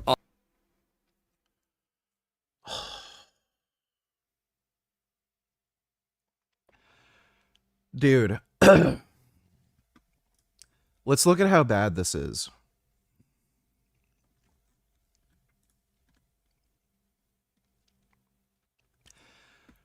So I love how this fucking cocksucker sells a G-Shred. Where's the GLP Max? Oh, there it is. I love how this fucking cocksucker sells a supplement that sounds the same as these fucking new weight loss drugs, the GLP-1 agonists, literally to trick people. This is a fucking form of manipulation. So he's acknowledging that these drugs fucking work, and he makes like some fucking bullshit scam supplement that uses a similar fucking name. If you look at this shit, it's just garbage. Okay, it's a bunch of fucking plant extracts that do fucking nothing. Great. $60. What's the recommending? So, serving size is 3 capsules. Oh, what a surprise. How typical for fucking Greg. Servings per container, 20. Uh-oh, that means if I only order 1, I'm going to be out of stock by the end of the month because it only covers 20 days and not 30 days. Better buy 2. Better give Greg Doucette more money so he can buy more Ferraris. Oh my god, don't get me fucking started. So, alright. We're at $115 fucking dollars, not including fucking shipping. so that we have a full month's fucking supply for this fucking horse shit. So this will get us through 1 month plus 10 fucking days. $115 fucking dollars. Now, let's go on. I can't show this to you on fucking YouTube because, again, everything's fucking gay and retarded and nobody wants you to know the fucking truth about this shit. But take my fucking advice. If you want to know sourcing and all that shit, message me on fucking Instagram. But I'm right now on basically the best peptide website in Canada. They have lab testing through Janishik for all of their fucking products. So this shit's real. I buy my growth hormone from here. It's fucking real. Where's the tirzepatide? They have Retta, semaglutide. I know they have tirzepatide. There it is, tirzepatide. 30 milligram vial of tirzepatide. You want to guess how much it costs? Is it $500? No, you're a little too high. Is it $400? No, you're a little too high still. $300? No, $200? Wrong again. Is it $115 just like Greg's fucking supplement? Wrong again. It's $105 fucking dollars. And guess what? This is a high enough fucking dose in the vial to last you at least 2 months. So for a full 2 months fucking supply of tirzepatide, if not longer, depending on the dosing, for about a 2 month supply of tirzepatide, if not longer, this might last you 3 months. $105 fucking dollars. This drug has gone through randomized human fucking control trials. It fucking works. So far, it's the most effective weight loss drug that's being FDA approved. It lowers risk of fucking all-cause mortality and cancer. Has this been through randomized human controlled trials? Does this result in a 20% fucking weight reduction in fucking human trials without any intervention with diet and exercise? Does this lower all-cause mortality and cancer risk? No, and it's more fucking expensive. And fucking funny enough, this guy calls it basically the same fucking thing. GLP max. What the fuck does this have to do with GLP-1 agonism? Absolutely fucking nothing. You just call it that because you know the most fucking popular fucking fat loss drugs on the market right now are GLP-1 agonists, and you decided to fucking trick people, dumbasses who will give you money for your fucking cars, that this has anything to do with those fucking drugs. Greg is a fucking asshole. 100% natural. You go to the gym and you do your cardio. Remember, a minimum of 150 minutes of cardio a week. And so please don't bypass the need to do cardio. If you use tirzepatide and lose all this weight by This is some of the most, like, oh my god, dude. Look, you are always going to have an issue with adherence when you're talking with people. People aren't fucking machines.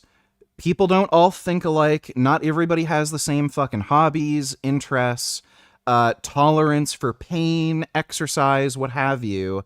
And saying, oh, don't take a fucking GLP-1 agonist or any weight loss drugs.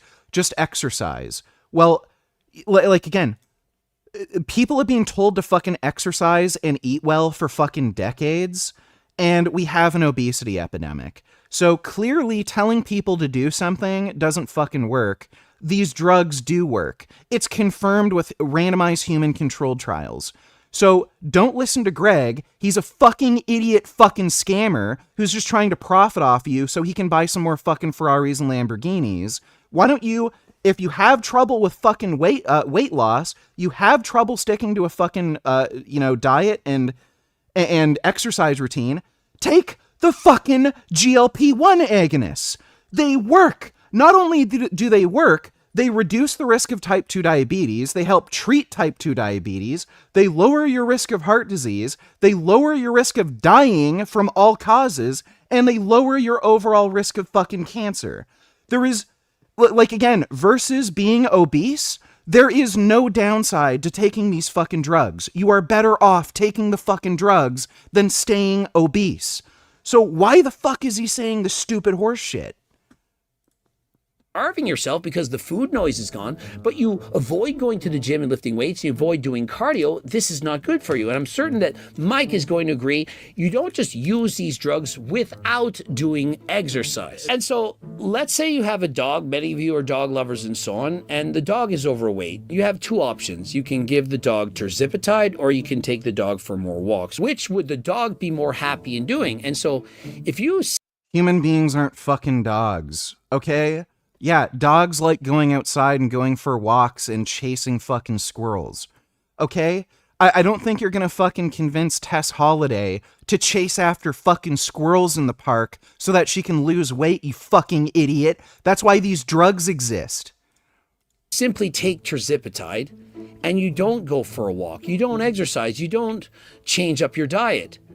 Which do you think is better for you? Guess what? The drug versus staying obese or taking the drugs are better. Guess what? Exercise, eating healthy, and taking the drugs is better.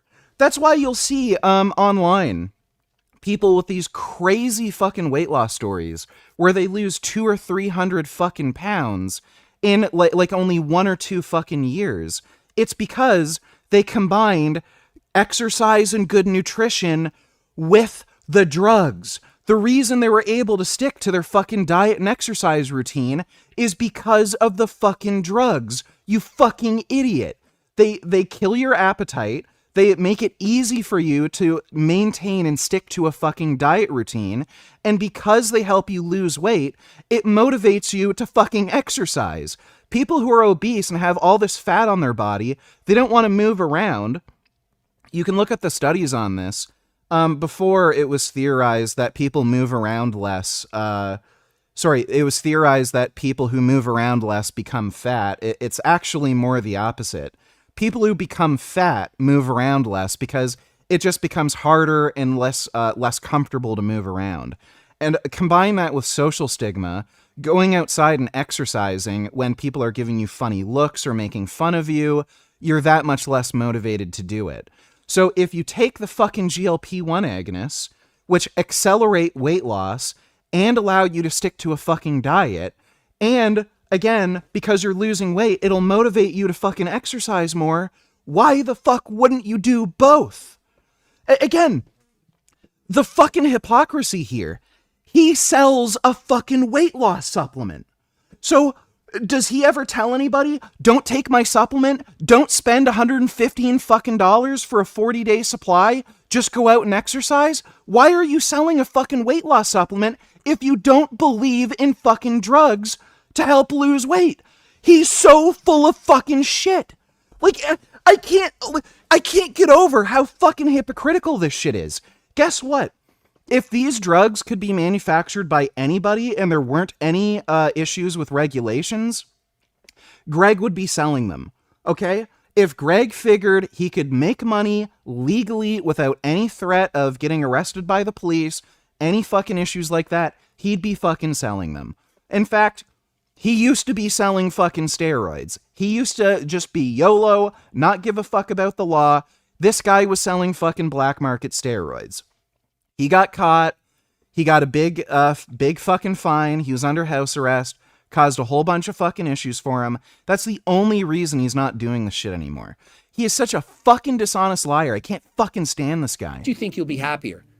If you lose the weight, you think you're going to be happy. I'm telling you that you're not. But if you in fact get out, move around, do some exercise, become healthy, I know for certain that it's going to reduce your anxiety, your depression, you're feeling negative. If you ask any doctor, what's better, medicine or exercise? Exercise is in fact the best medicine. And don't forget,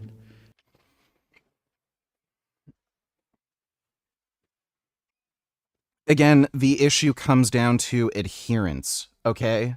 So if it happened to be the case that literally sawing your own dick and balls off with a chain, like with a hacksaw, I don't know, made you live 1,000 years and prevented all fucking disease, How many people would saw off their own dick and balls with a fucking hacksaw?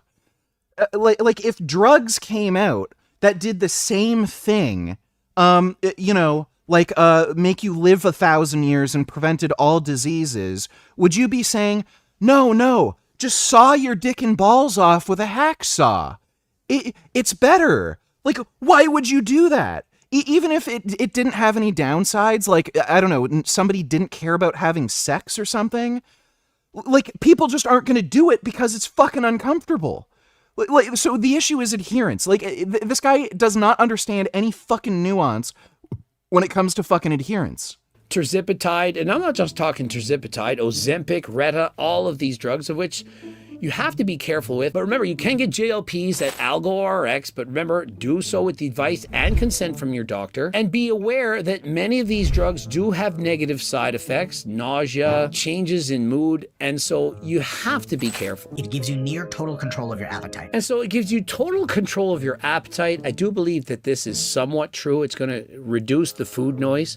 Mike has admitted himself that he's taking 7.5 milligrams per week. That is not a very low dose. But have anyone actually examined his diet? He's having cheesy puff protein balls for supper in the evening. He's consuming 4 pure... So again, this is an adherence issue. The guy's a fucktard. He's not able to stick to your fucking cookbook, dude. Not everybody likes your fucking cookbook, okay? Some people want to eat fucking cheesy puffs. And for somebody like Mike, he needs tirzepatide, all right? And that's a pretty high dose. That should tell you this guy's hunger signaling is kind of fucked and abnormal, and he's just prone to obesity. Pure protein bars in a single meal, and 2 of his meals have 5 slices of bread just stacked up. And we've seen Mike Israetel famously known for having cereal and Gatorade. And so Mike arguably has the worst bodybuilding diet in the world, but yet he's still on these drugs. And so proof, just because you're on these drugs doesn't mean you're going to be having a great diet. It makes fat loss a completely different animal with it than without it, because you have near total control of your appetite. It's funny he mentions... What sense does that make? Who made the argument that if you go on tirzepatide, your diet is going to be perfect or better? The argument is it lowers your fucking food cravings. So it does help you lose weight, period, no matter what you're fucking eating. But again, if you have an interest in sticking to a healthier diet, it'll make it fucking easier because it eliminates those fucking food cravings. Greg just strawmans this and says, oh, but tirzepatide won't improve your diet. That's not the argument being made. This guy is just a straw man fucking machine. It's about total control, but because isn't Mike the one that said he has more willpower than almost anybody? I'm both on a raw Yep, Mike Israetel's a lying fraud. We all know that. IQ scale smarter. You're one to talk, though, Greg. Almost every coach, maybe every coach. As he's explaining these things, doesn't it seem like Mike is using every drug possible in order to get his physique to a certain level, in order to sell you programs, but yet talks about Coach Greg as being a bad person that doesn't have supplements that work? Greg Doucette, who is a two-faced, lying sociopath sucker. Okay, so if your supplements work, show us the before and after photos of people taking your fucking Turk Builder supplement, right? Show us the randomized control trials on your turkesterone supplement. Huh? Can you do that? Are you able to? Oh, so on what basis are you saying your supplements work, huh? So there's no human randomized trials on fucking Turk Builder. I think there are reviews that have photos, but like nobody shows any before and after. Oh yeah, this guy's getting jacked on Turk, right?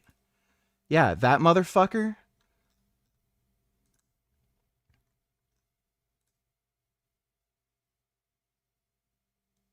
Are some of these like fucking botted? Strongly believe that Turk Builder Max, GO2 Max, and G-Test are the best supplements on the planet. No before and after. Why does it say 2 of 2?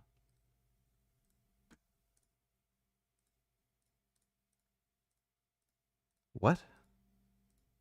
I don't understand. This is not the same person. This is an Indian guy. This is in the same review, by the way. Or wait, no, that's the same page. His website works fucking weird. I felt the difference immediately. I got a better pump.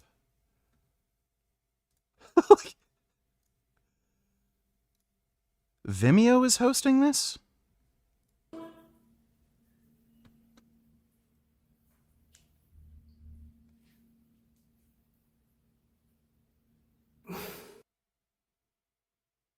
Okay, so still these guys look good, but I'm pretty sure they looked good before they started using Turk. Still no before and afters.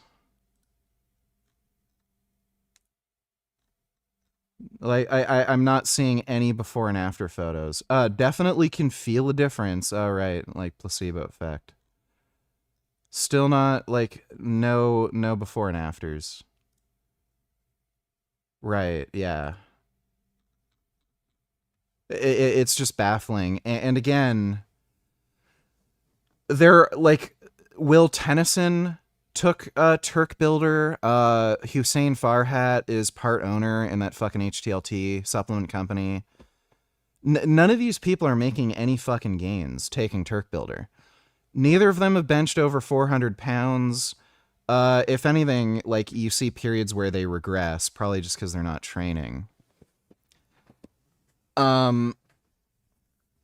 So if Turk worked, why hasn't Will Tennyson benched 405?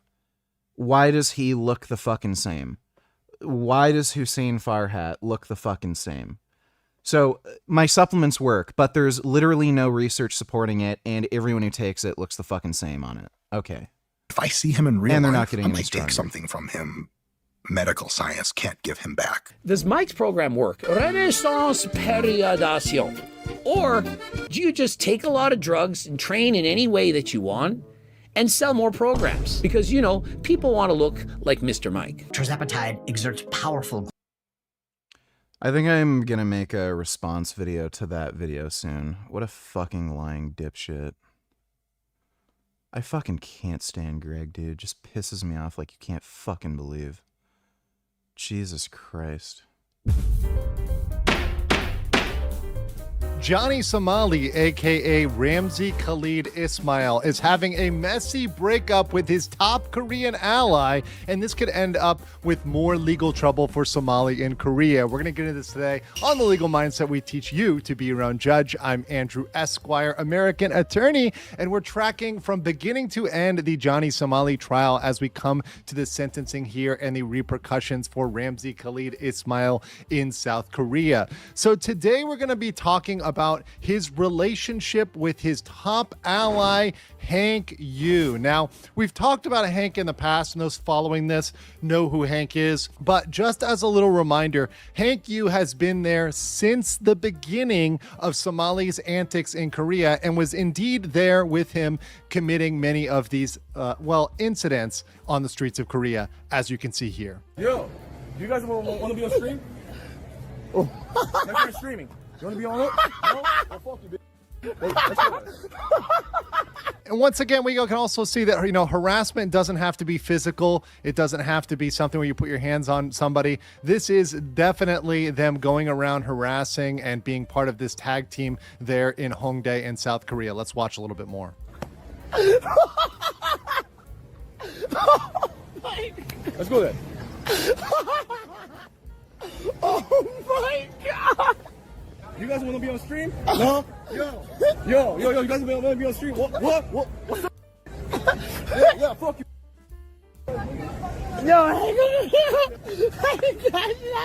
Involved. He's clearly These people are fucking annoying assholes. been part of this tag team duo with Somali since he got there in Korea. In many instances with police, they were only navigated because Hank was part of the picture. If Hank was not there, he would not have gotten out of those situations. Now, for those that don't know Hank's background, Hank had a lot of legal troubles in America and was actually removed from America based on some federal criminal charges placed against him. You can see here an article, man known as the Asian Nazi facing federal charges of illegal gun purchases. An East Texas man, that's Hank Yu right there, with a penchant for dressing as a Confederate soldier and singing Dixie online, now faces multiple federal charges related to illegal gun purchases. And this resulted in his imprisonment, as well as him getting his green card revoked, getting kicked out of the United States. So now he can no longer go back to the U.S. That's off the table for him. And that's absolutely something that was devastating for Hank. And one thing is that when he came to Korea, and this is getting my opening statements, Johnny Somali, aka Ramzi Khalid Ismail, wouldn't have survived without Hank Yu. It was entirely due to his support. And Ramzi borrowed a lot of money from Hank. Let's hear it from Hank himself as we look at an interview with the K-Town Social Club podcast. You know, this Johnny Somali thing, we did that interview with you in December. Yeah. That whole incident where getting jumped and all that, that was what, like September or October of last year? October. It's been almost a year, right? Right. So in the past, in all this period of time, you're basically Johnny's savior. You're like his, people say you're like his sugar daddy, you know? So it's, and that's not a false application. He literally was doing everything for him, providing food, providing legal support, some place to stay, staying with Hank, along with Hank in his apartment, right? Literally everything. He would not have any connections, be able to navigate without Hank at all whatsoever. It's kind of like, it was, yeah. You know, how wonder much why he was even doing have that. you personally spent thus far helping and supporting your friend? I mean, it must be a lot of money. Like, how much have you spent so far? I'm not sure, but I don't buy him alcohol. I mean, I've never bought him alcohol. Which is a very interesting thing, because obviously Johnny was getting that money for alcohol somewhere, because he was pretty much constantly drunk. And one of the repeating themes with Johnny Somali was he would get very drunk and then go out and do stupid stuff, kind of crash out, do these streams where he'd be committing crimes. And he even did this during the pendency of the trial, before his first trial. Before the trial date, he got extremely drunk, went out, had a crazy, wild, drunk night, did many things he could have been charged with, although those charges have not come through yet. So there was definitely alcohol there getting into Johnny's system somehow. I see. Yeah. You don't know how much you spent supporting Johnny. Would you say it's over 10,000 US dollars? Including legal fee, everything for Johnny. Legal fees? Yes. And because of extra money you had to pay because of the inconvenience of Johnny there, over 10,000? Over 20,000? Close to it. Close to $20,000. You're doing this for a friend. So this was, and mind you, this was actually a year ago. So since then, we got news, and I have sources that have informed me of the actual amount, what it's closer to right now, and it is far over $20,000. We're going to get into that a little bit later, but it is an insane amount of money. Who, before he even came to Korea, you didn't even know him personally, right? No, I didn't. Wow. That's because helping him aligns with my own honor compass. Do you think that if the situation was reversed, Johnny would do as much for you as you've done for him? Probably not, but... See, now Hank is very accurate there. He does know, as he kind of picks out, that Johnny is a, person of convenience. At least Hank spotted that. And I'm going to feel bad for Hank a little bit here, because he went out and gave so much stuff to Johnny, and you're going to see exactly what Johnny says about him in return. So he went out there and did all of this for Johnny. And what does Johnny have to say about him? And this is something he said almost literally a couple months after this interview. Did you see the Hank That's what Johnny has to say about Hank Yu. He's there trash talking him, he's there smack talking him, despite the fact he lent him so much money.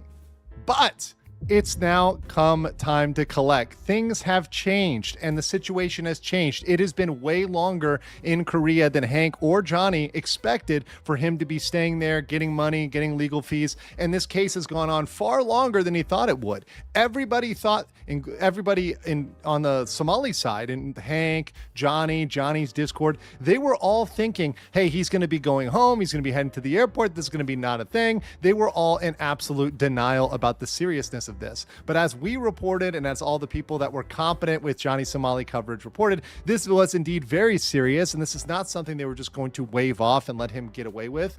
And now that this is done, Hank is actually looking to collect his money.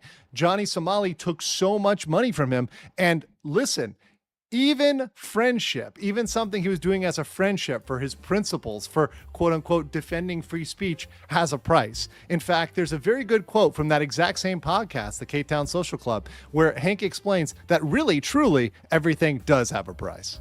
He paid me, like, he gave me extra food for, like, massaging his back and shit. So you've done a lot of things in providing physical pleasure for men. Yeah. Yeah? Yeah. Massaging, guy letting seems guys grope you. Hey. What else have you done? Everyone has a price. Right. There you go. And apparently for Hank Yu, even his loyalty, friendship, etc., it's got a price too, right? He learned this behavior in jail, and he's continuing this behavior over on with Johnny Somali. Now, he's trying to collect, but make sure you guys, if you haven't collected it already, collect your cabbage plushies. They absolutely are adorable. They're still on sale. You can get them in the pinned comment or in the description below. Make sure you catch that right now. But let's get into exactly what's going on here with the breakdown and the collection by Hank against Johnny Somali. So in this is a quote from their Discord, and I censored some of the words here, but you can see the Discord is grilling Hank Yu, and this just went down this month, saying, hey, this is conversation in the Discord. Hey, Hank, you are a B, letting a Somalian midget get over on you. You realize how fake you are? Change your bio to the fakest Korean. Hanky Poo knows it's the truth. How does it feel scared of Ramsey? Hanky Poo's always scared. You're not visiting Ramsey when locked up anymore? Spent 20 to 30,000 on Ramsey? No, actually, and we're going to get into that, the number is much higher. Tell Hanky Poo.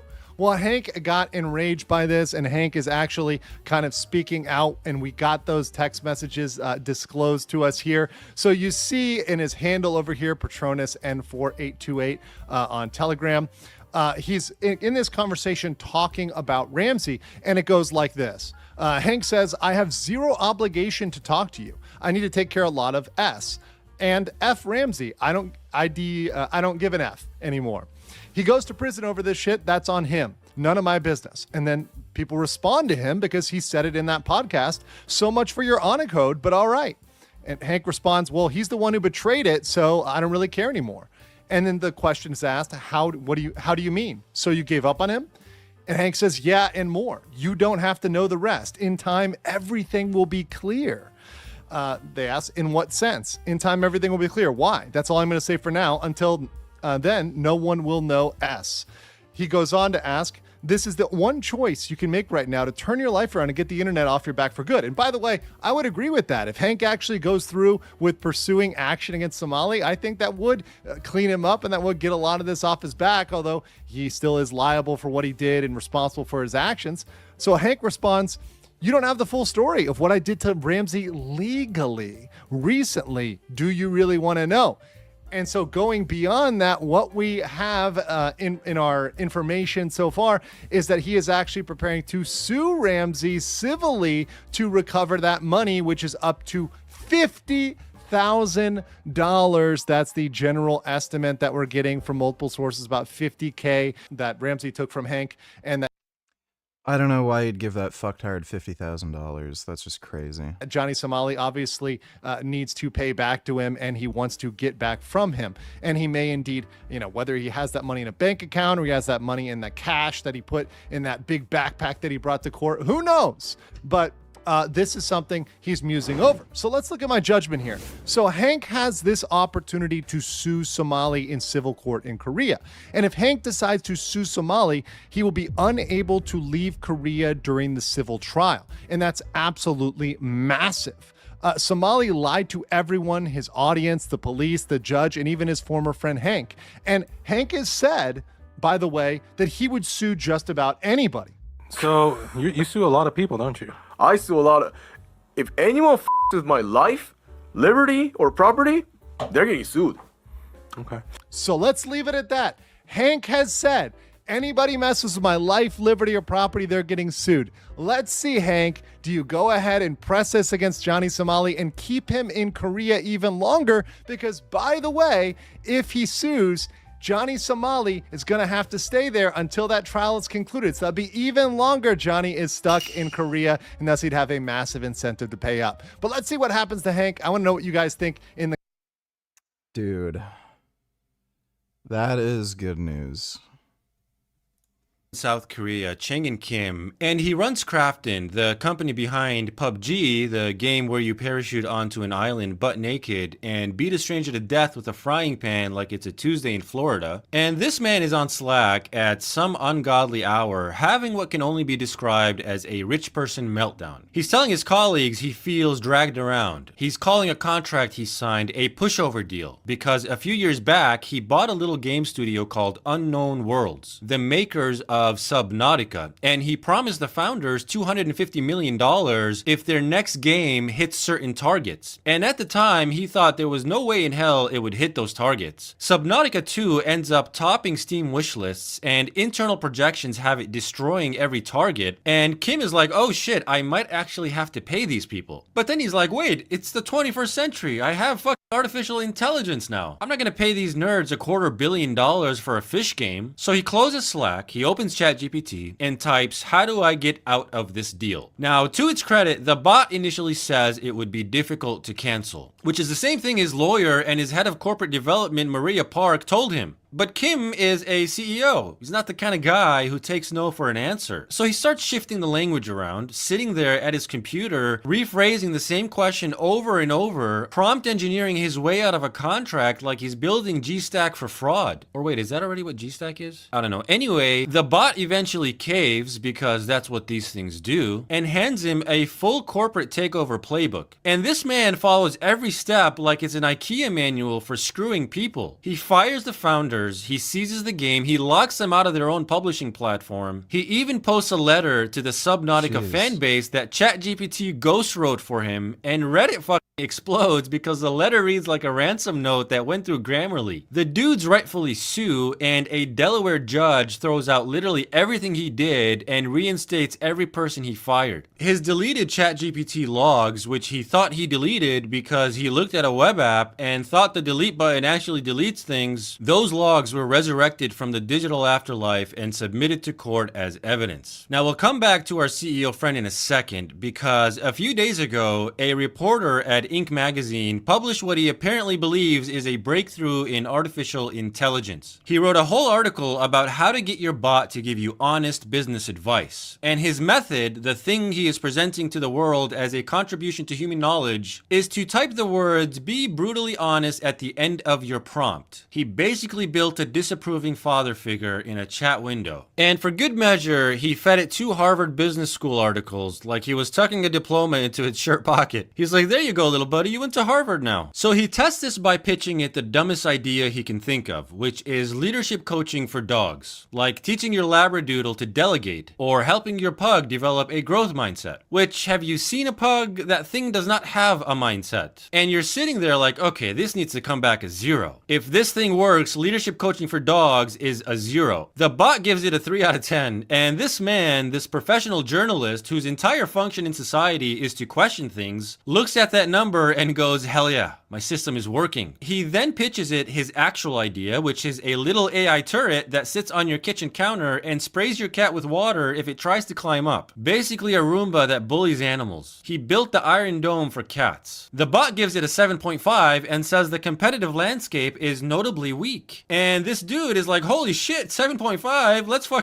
go. This bot tells no lies. So yeah, this man is probably out there right now pitching an AI super soaker that bullies your cat to VCs. Gary Tan is probably even leading the round. So what do Chang and Kim and the cat squirter have in common? They've both been absolutely bamboozled into thinking the bot knows what it's talking about when it doesn't have the slightest clue. And researchers just proved this with 30,000 data points. They tested every major bot, including GPT-5, Claude, and Gemini, on actual strategic business decisions. Questions like, should you differentiate or commoditize? Should you centralize or decentralize? Should you automate or augment? And every bot gave the same answer every single time. They clustered around a certain set of advice regardless of the context. They always preferred differentiation, collaboration, long-term thinking, and augmentation. The researchers looked at this and were stunned. They're like, surely AI isn't this simple. So they changed the prompts, they changed the industries, they gave it all new context. They even tried bribing the damn thing with rewards. Nothing worked. The bias barely moved. They were moved, however, to coin a term for this, which is trend slop. And honestly, that's a word we need in our corporate lexicon immediately. Boss, I'm sorry to say, but your Q3 OKRs have tested positive for trend slop. But the term is even deeper than even the researchers anticipated. AI is pitched as artificial intelligence when really it's the internet comments section taking flesh. The comments section has literally risen. Imagine you took every Reddit thread, and I mean every single one, every LinkedIn post, including the ones from people who are open to work, every Medium article written by a guy with 11 subscribers, every Substack essay, every TED Talk, every half-literate Facebook comment, and you threw it all into a blender, and you poured it into a suit and gave it a microphone.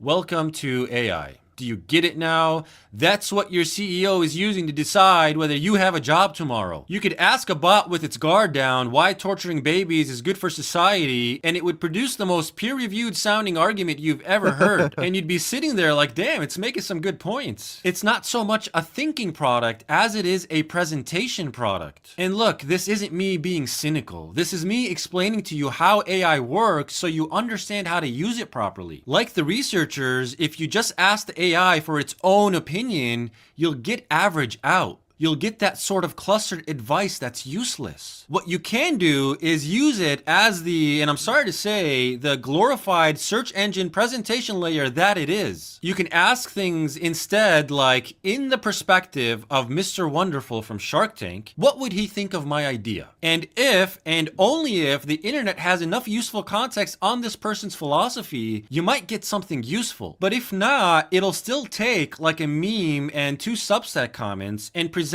it like it's this person's authorized biography. The people who will fare well in this era are the ones who use AI for ideas and perspective and not drive-through consulting. We thought AI was going to make everyone a genius. What it's actually doing is taking the smartest people in the room and moving them toward the middle. It makes average sound like genius, and it's really quite dangerous because a bad idea that sounds That CEO is probably just stupid to fucking begin with. Like, my god. He seemed desperate too. Like, he probably just really wanted to get out of paying $250,000. So, yeah. You'd have to be stupid to begin with to use AI for, like, actual advice. Well, it seems at least one thing hasn't went great for Big Jeffrey. Amazon has just announced that to better serve their players, that's a quote, on their Luna game streaming service, they are now going to turn off the ability to buy or stream your own games. And for those left with unplayable libraries, there would be no refunds. Doesn't really sound great, does it? You see, 4 years ago, Amazon wanted to offer you the future for gaming. A way to bypass the need for a console, but without hurting game ownership. Ownership in air quotes, because licenses. But hell, they even got the likes of GOG on board, letting people access PC gaming without ever needing a PC. Sounds fairly nifty, but now they've shown us the cost. And that is that when you don't own your own hardware, you are just waiting for the people in control to hit the kill switch and to leave you with a library of games that you cannot play. And this is not just a little story about how, oh, you'll own nothing and you'll like it. This is actually something far worse, that you can actually own your games, air quotes own, and just be left with no way to play them. So let's get stuck in. Now, if your response to this video was, wait, what? Amazon has a game streaming service? Yeah, actually. It started in 2020, where Luna launched in beta as a streaming subscription service. Basically, Amazon Prime Video, but for a library of video games and with a similar channel-based model. So you would pay for a channel, say the Ubisoft channel, just like you'd buy your Paramount Plus. It even had its own controller. You could play through any screen. It was on tablets. It was on smart TVs, and like most Amazon things, it was fine. It worked. It was relatively cheap, and over the next 5 years, it came to many, many different countries. But in 2022, they took away the beta. The service launched fully, and with that, they did something new. So, aping one of their competitors, GeForce Now, they would let you play your own video games through their service if you had the right accounts be linked up. But of course, Amazon's strengths don't stop there. They are good at stores, they know about leverage, they know about scale, so they went further. And they used that scale to cut deals and to build custom integrations. And that meant that on Luna, you could play your existing Ubisoft game, or you could actually buy new games from Luna itself. So you could get ownership of games, asterisk, license to play a game, that is independent of needing expensive hardware. And by 2024, the ownership angle had actually gotten stronger, like actually stronger, because it was in the form of a GOG store right from the Luna service that is still DRM free. You could buy Cyberpunk, own Cyberpunk, and play Cyberpunk even if your PC could not meet the recommended specs. And of course, because it's on GOG, no DRM bullshit. Like, that's actually a case where you basically do own the game. And when we think about the strategic optics here, it was them partnering with the ownership and preservation focused gaming storefront. It felt like an actual statement, and in many ways, it would solve the temporary nature of subscription services by selling customers on the idea of building up a permanent game library. But as it turns out, the idea was only as permanent as the interests of Amazon's executives, which, as we're about to find out, have been rather fleeting. So this got caught up in the big macro story, which is Amazon getting out of games. They've been getting out of games for the last 6 months, and the first thing they got out of was development, where in October, one of their biggest successes, New World, saw most of its staff laid off, and a new MMO that was in development had its development ended. They sold off an in-development Dieselpunk MOBA to Ubisoft, they pulled out of publishing a driving game from ex-Forza leadership, but it still seemed like Luna was safe. And that's because Twitch Prime and Prime Gaming were rebranded under Luna. But it really was just a rebranding, it did not change that much. Players could still get games and codes for GOG or the Epic Games Store. Your Amazon Prime subscription would now give you access to Luna streaming by default, which basically meant it looked like Amazon was putting all of their eggs in the Luna basket and having that basket be tied to Amazon Prime. But it now turns out we really overestimated how big that basket was.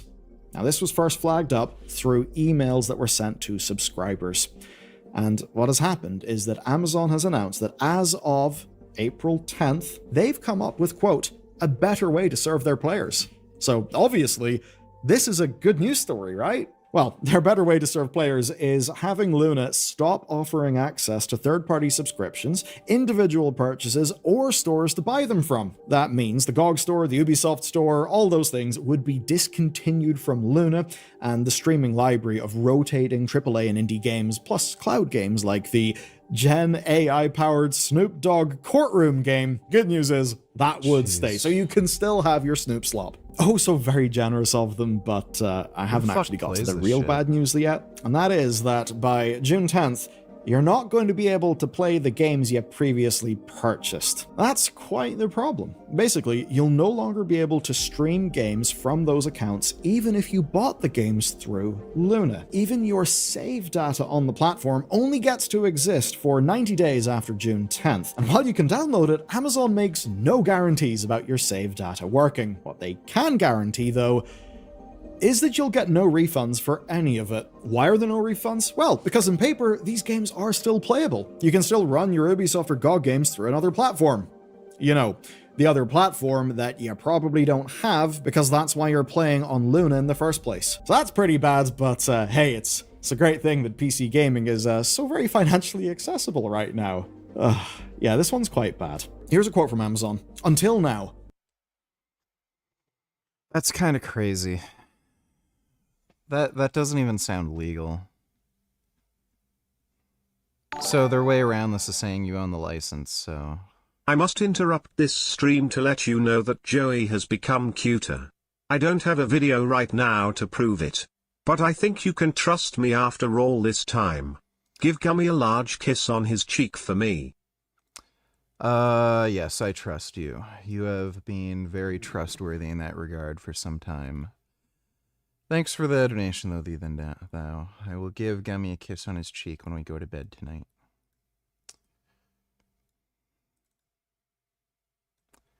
Okay, we'll see if the shit works. I, put in a newer version of the, thing that I was using.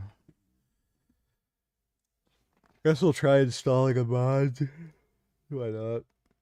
Invisible body armor.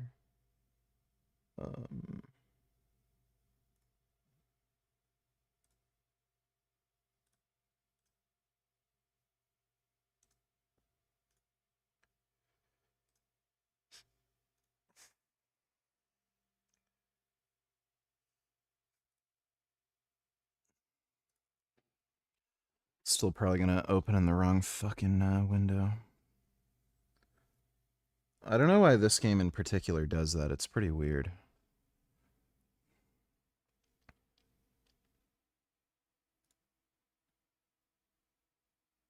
Yeah, there it goes.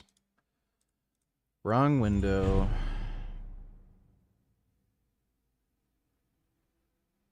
Seems to be working. It's compiling shaders right now. Why in the fuck... like, just periodically, it opens in the wrong screen. I don't know why it keeps doing that.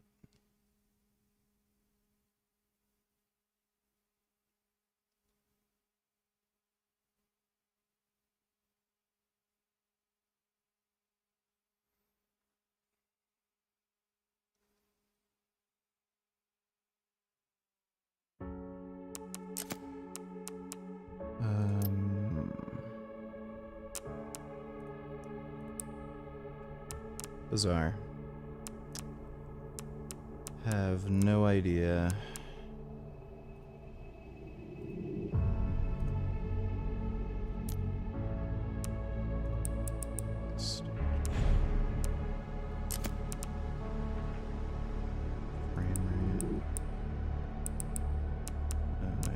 Okay, that's all good.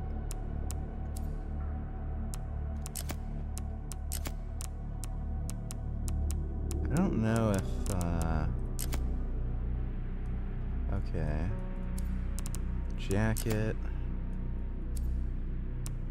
Teenager. FBI. Okay, the FBI costume's the sexy one. The nice bum. Alright. Well, that's the one we're gonna be going with.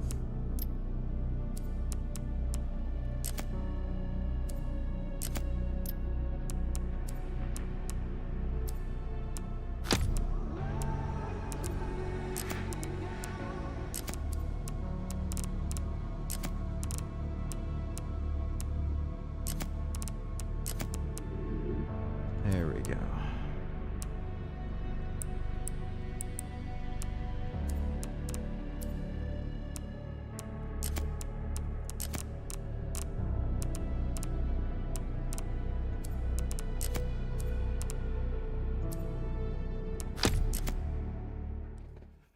Oh wait, did I forget to... I think I might have forgot to install the double enemies mod.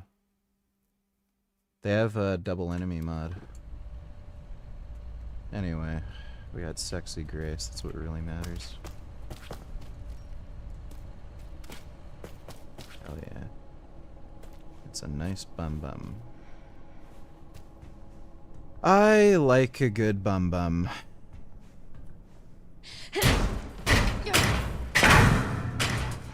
Once I go down, there's no getting back up.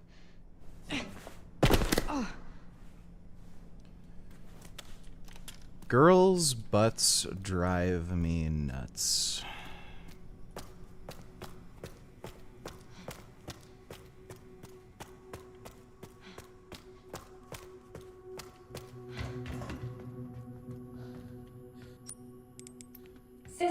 locked. Override.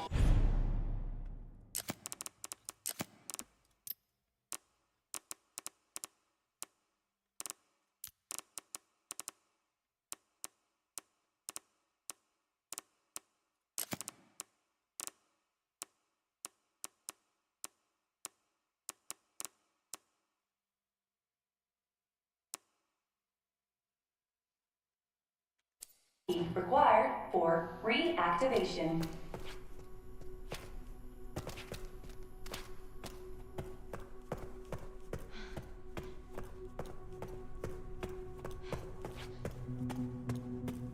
Oh yeah, today is 420. This is a fucking sick costume. I think there's one to give her... Who's the black chick from RE5? I can give her sexy Shiva costumes too.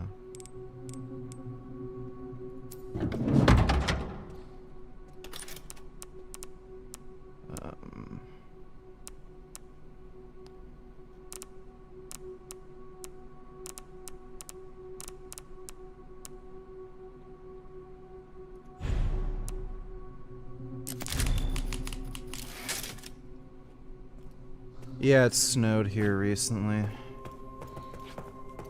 Or this morning, I mean. It's pretty fucking retarded. Warning. Threat level orange. Confirmed in storage sector. Critical error. Containment lockdown failure.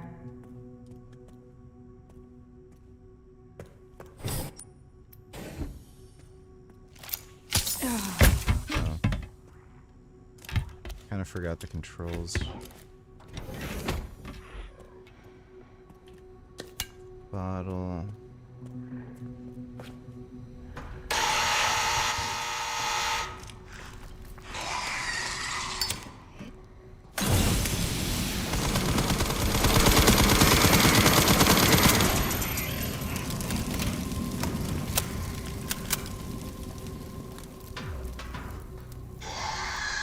There's another one there.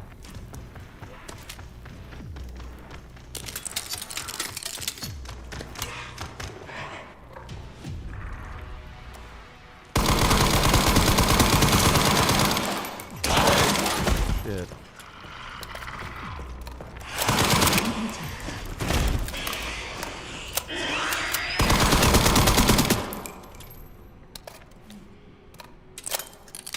She doesn't have the Requiem, right? Yeah, no. What's the code for the safes?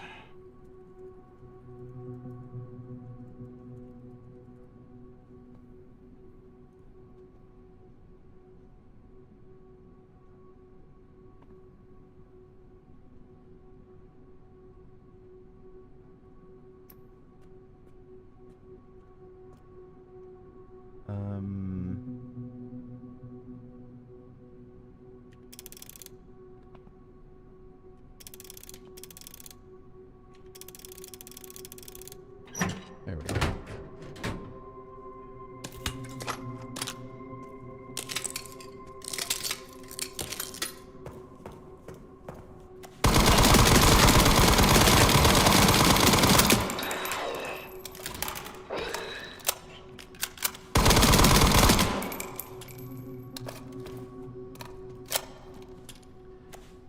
He has a lumpy butt.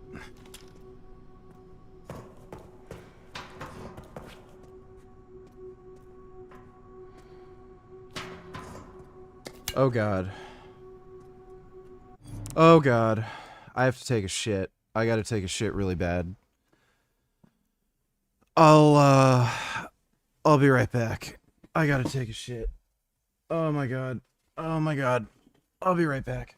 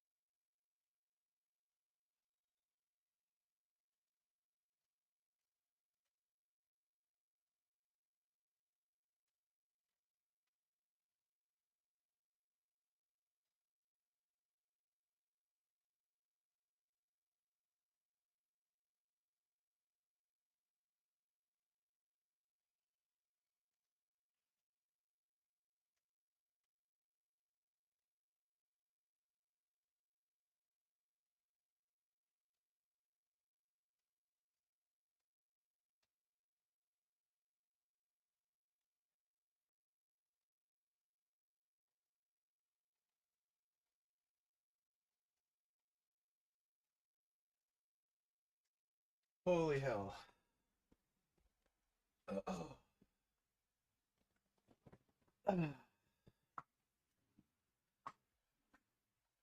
That was a big shit. Would you like another Metal Gear Rising Revengeance game, but with Gray Fox? Well, that could make sense. Like, it would be a prequel story. Because when did Gray Fox die? That was Metal Gear Solid 1, wasn't it?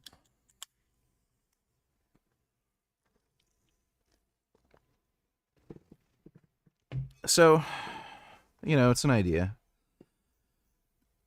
Another game like that would be fun.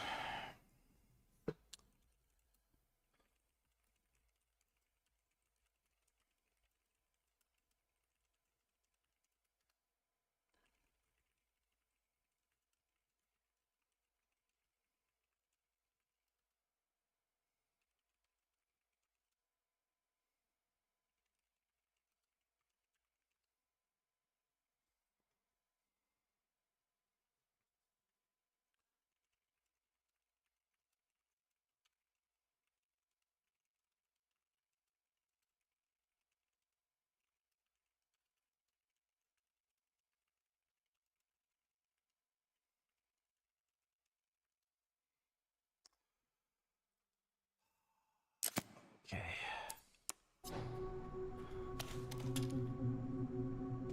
Did it stretch out my anus? I mean, your butthole does have to open up. Like, take a shit. I don't think it, like, permanently stretched out my ass. Not that crazy.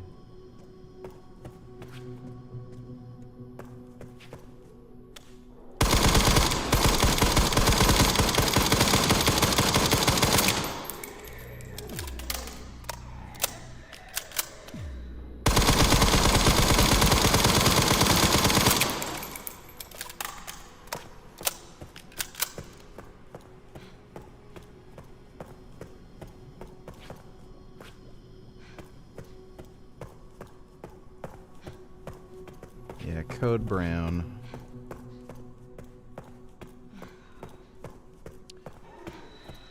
You know, the Japanese have the right idea with sexy girl butts. I don't know why,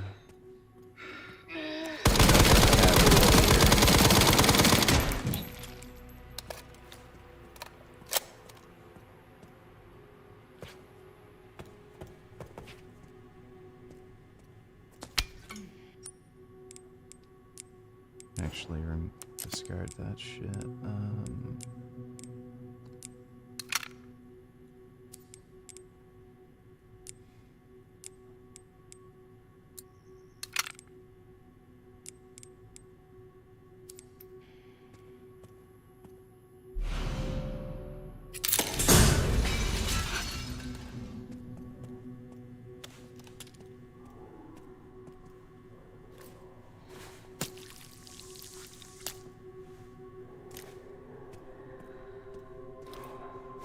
Yeah, it is a good mod.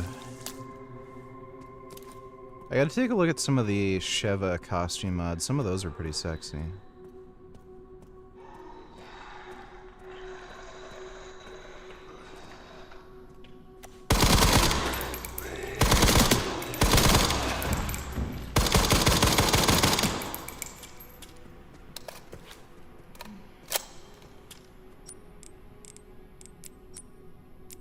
Oh.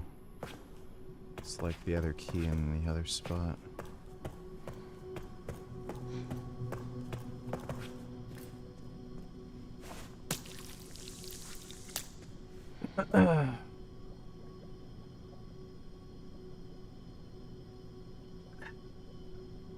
Yeah, big thanks to everybody who made this mod.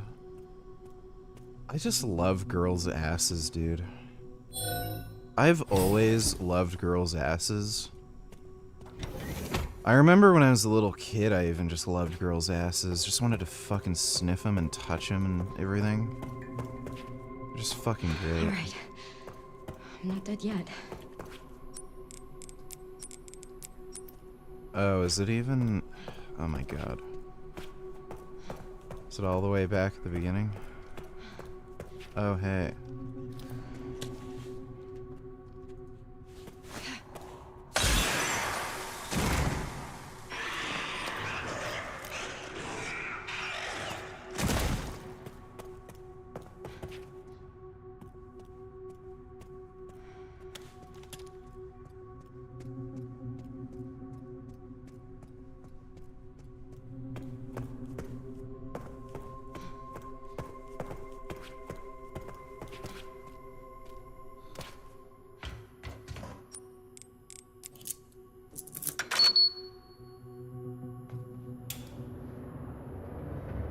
Yeah, I still follow Tufano. She has the craziest ass I've ever seen. It's literally like a horse's ass. All right, Leon. Be careful. I need to get going too. Nice.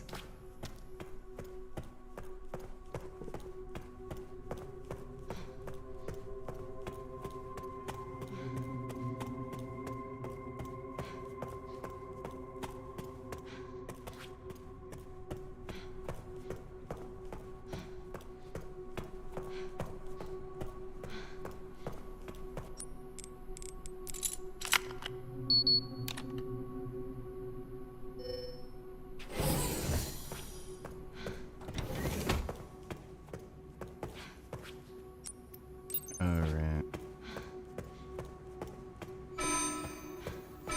Threat level red in storage sector. Rebooting AI control center. Noah. Oh no.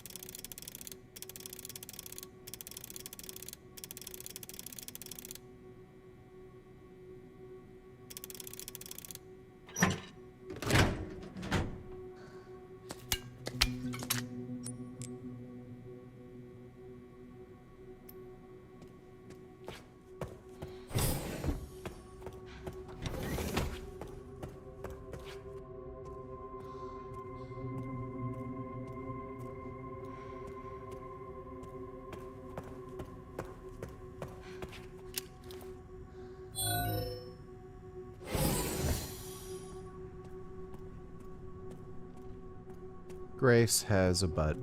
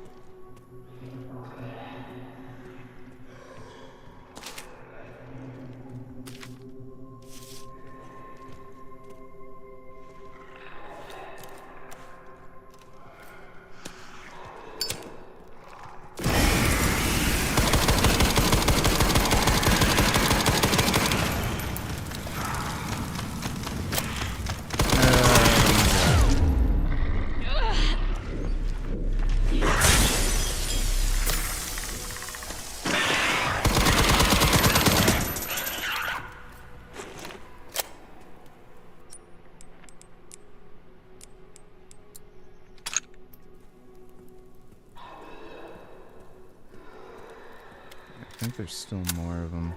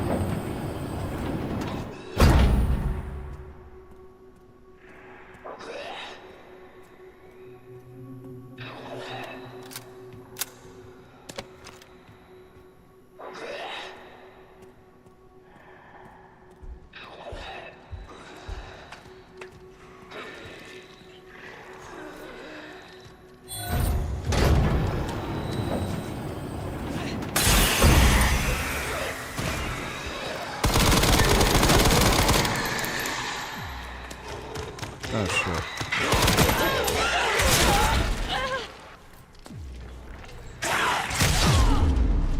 Eh.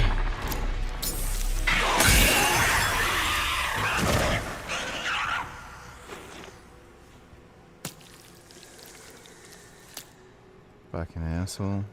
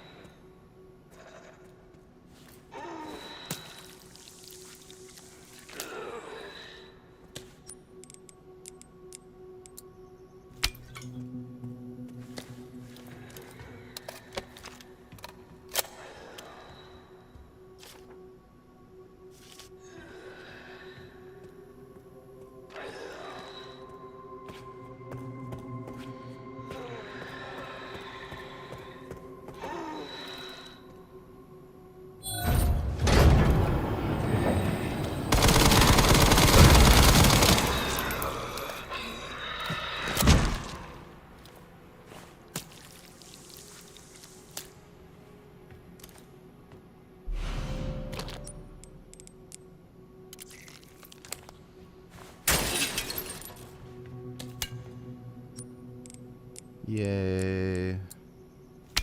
I can make so much acid.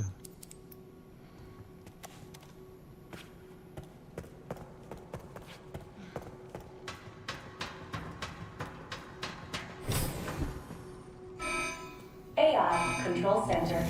NOAA. Reboot failure. No response. Containment protocol inactive.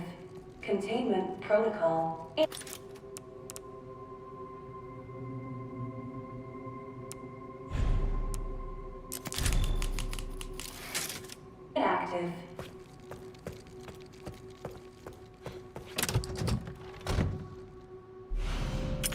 This is it. I did it.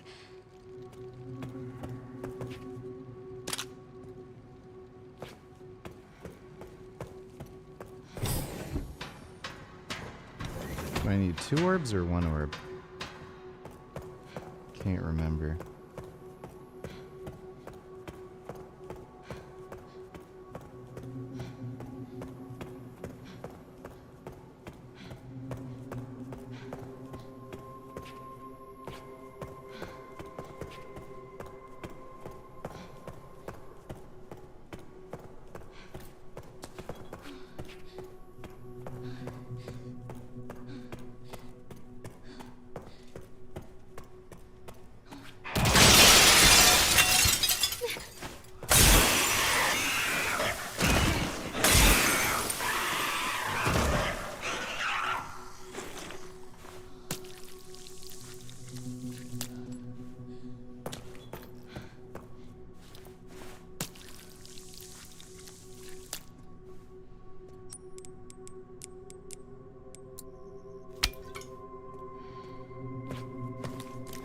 Yeah, I've known people who've used acid.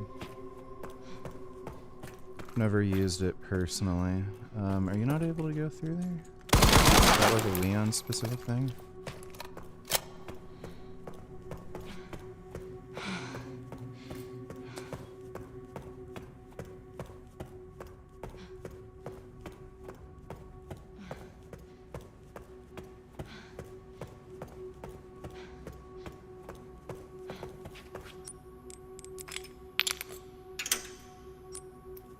Yeah, I need one more orb. Where's... Did I fuck up? Is there like another orb somewhere? Or another key reader that I can use? I can't remember how I did this.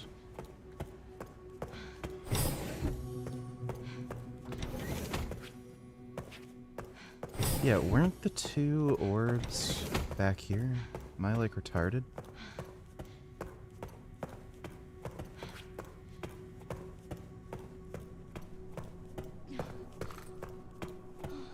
Like, it looks like I should be able to go through here. So what's the fucking problem? Yeah, is that just like a Leon specific thing?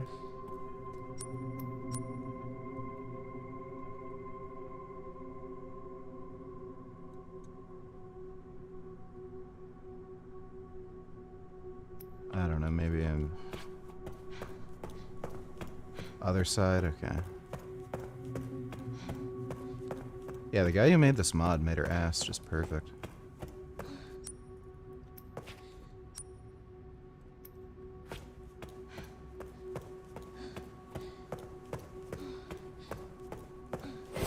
No, I've never tried heroin.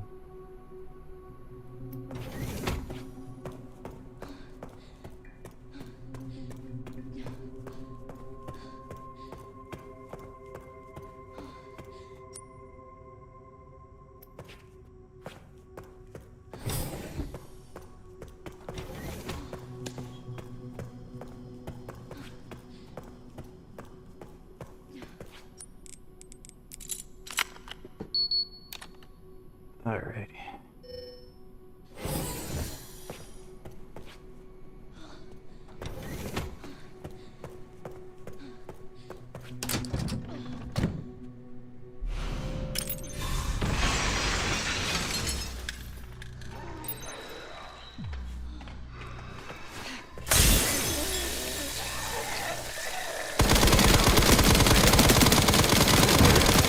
Gotta find more ammo.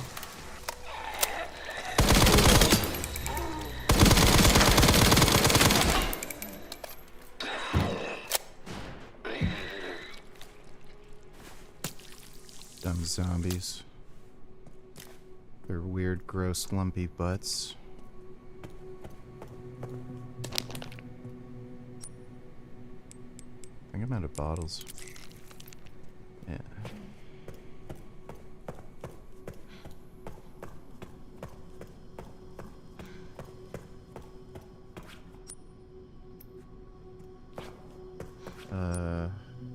Yeah, this is the way.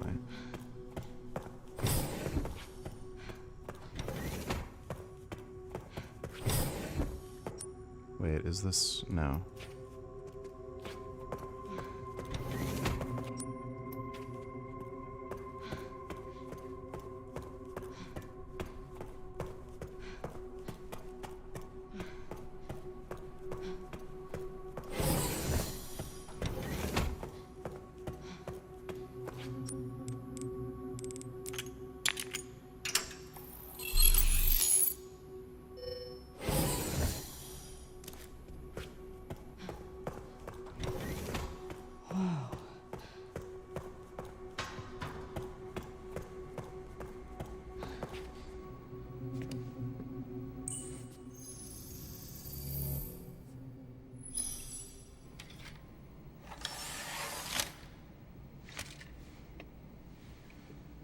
Where have I seen this? Something important. I'll explain later.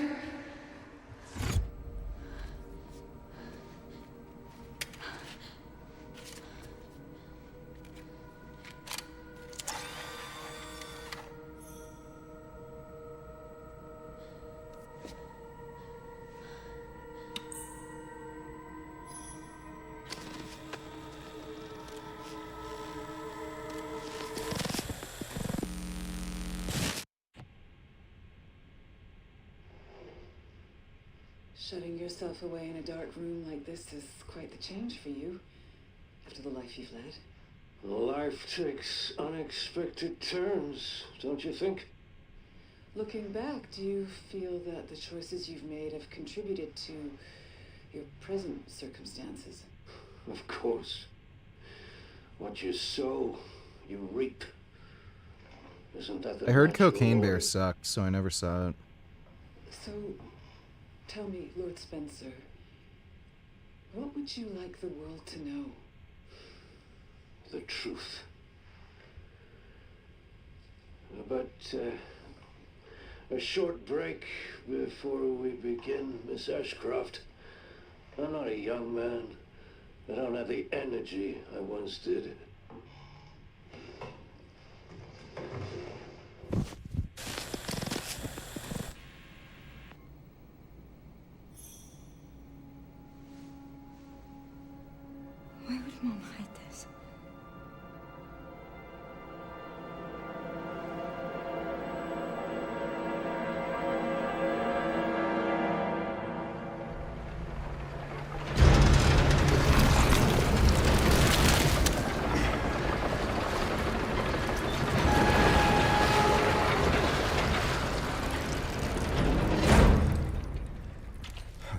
Oh yeah, we still gotta fight Hunk, right? You alright, Leon? I am now. Grace cleared the way for me. That's not what I'm talking about. Your body can't take much more. I'm gonna settle this. You just send us a chopper for immediate evacuation.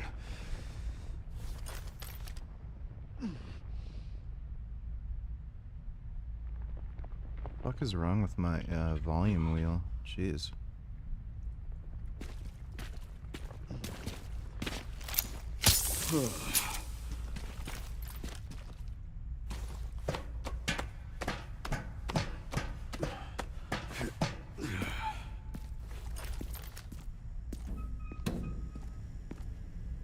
Containment breach. System-wide surveillance failure detected.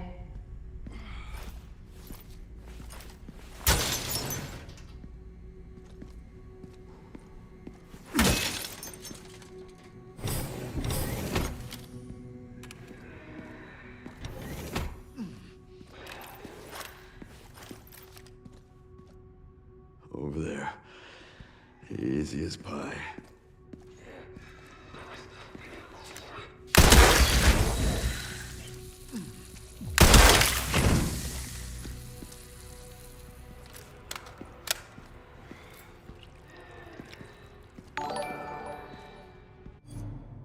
No, nice try.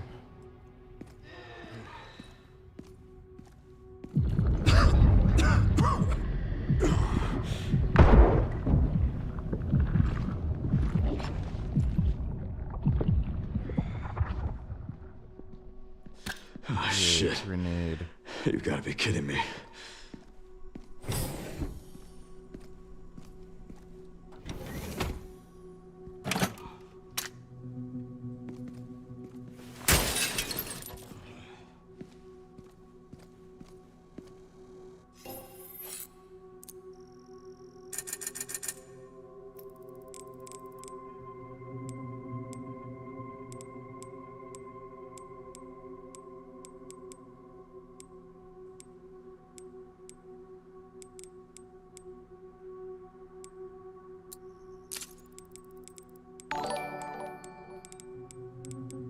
Jazz.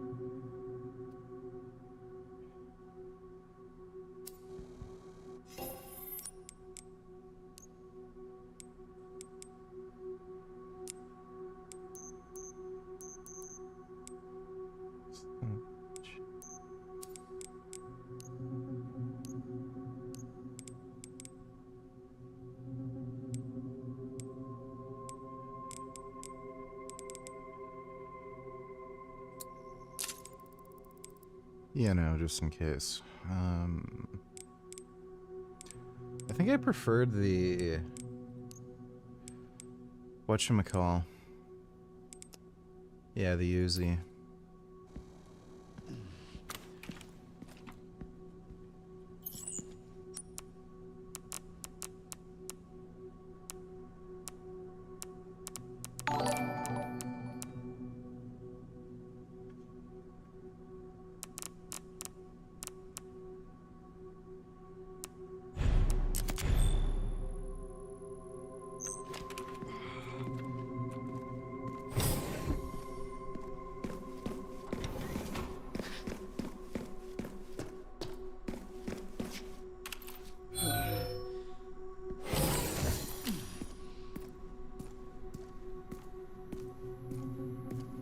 Security threat.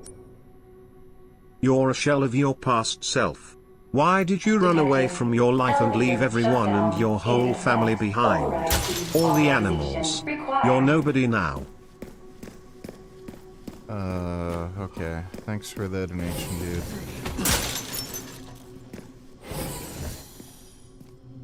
All I know is that I love Pat and I'm gonna pet Pat. And Gummy. And a pet Gummy too.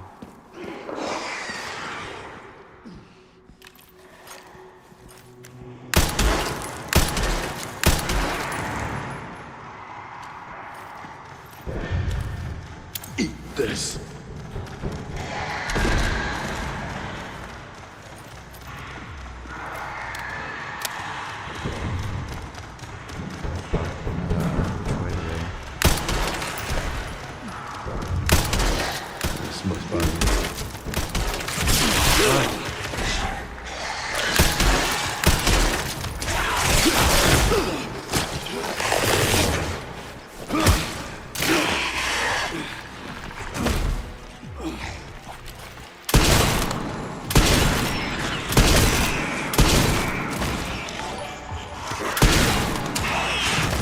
You used to have a big family with all the animals and that thing.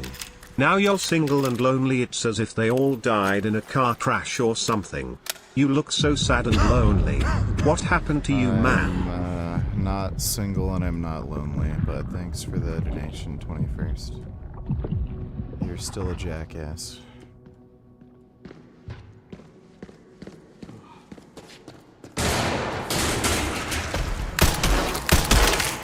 I'll take out as many of you fuckers as I can. God damn it, what the fuck? Why didn't it parry?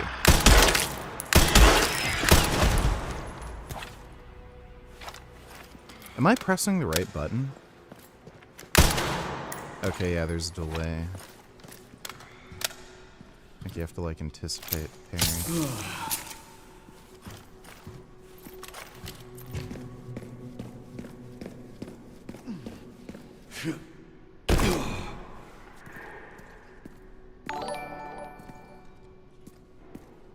Is Pat worried about how easily you abandoned your entire family last time around?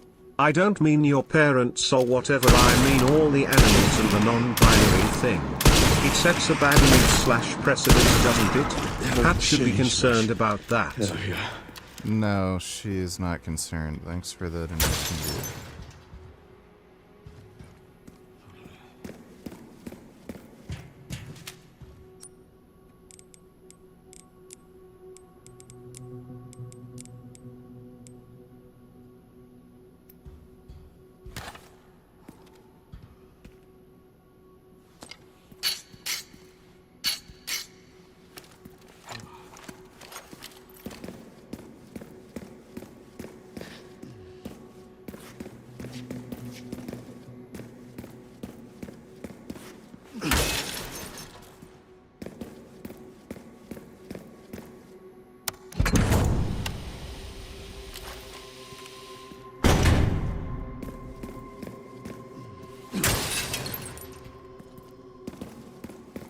I never said I was going to watch a true crime documentary.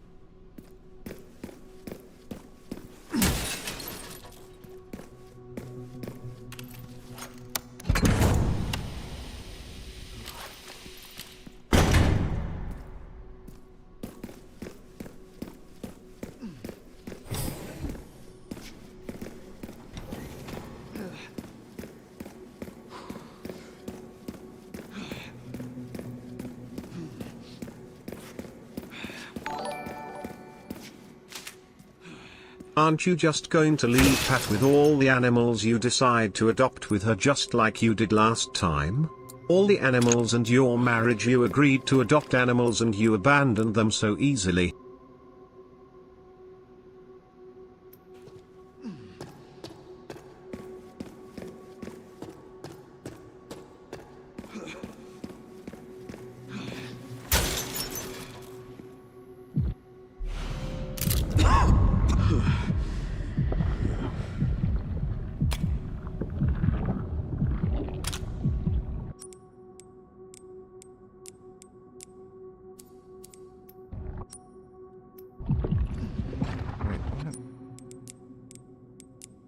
There we go.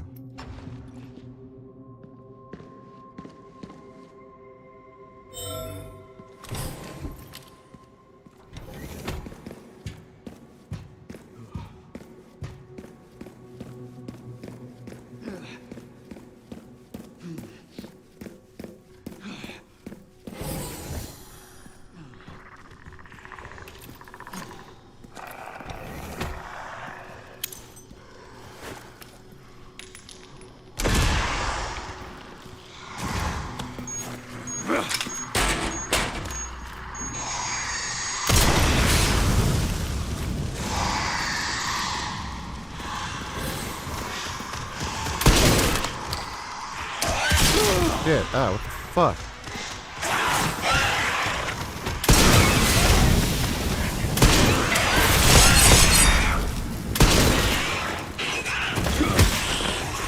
There we go.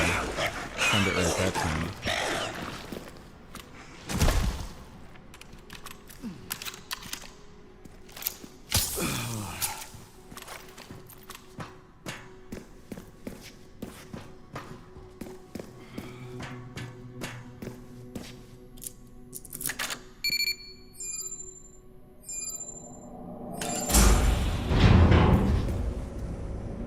Oh yeah. Warning, Wait for autoclave compromised. I'm pretty sure I have a higher approval rating among your viewers than you do. Nigga. This is my show, bitch. Pod lockdown. Alright, well thanks for the donation, 21st. Memory corrupt. Self-repair functionality offline.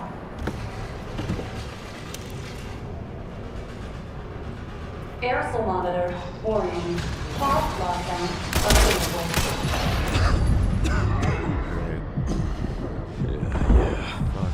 Let's get this over with.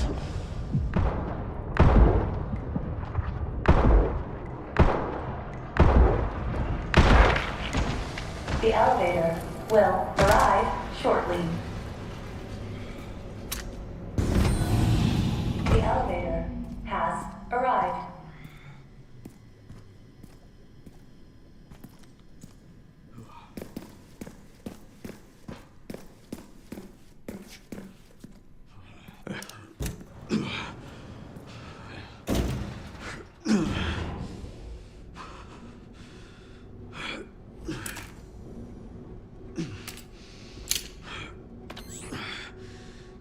Almost there, Sherry.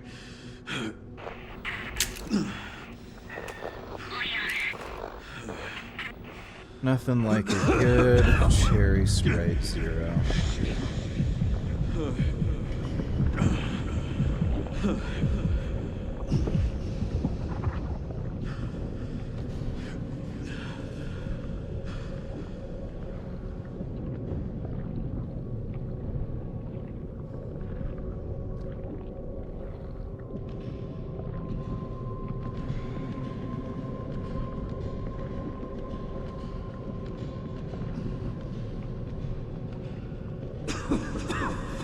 Not done yet.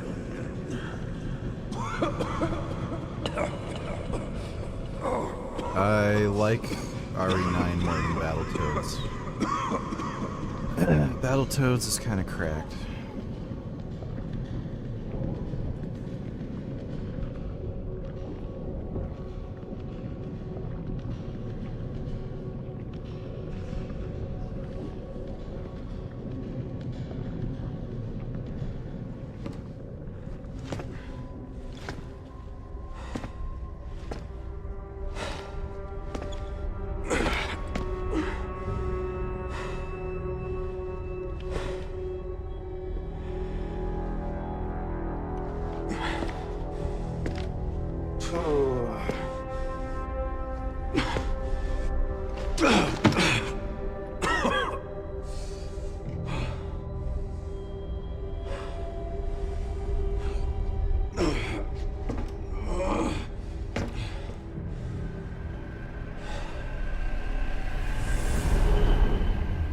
Grace's butt.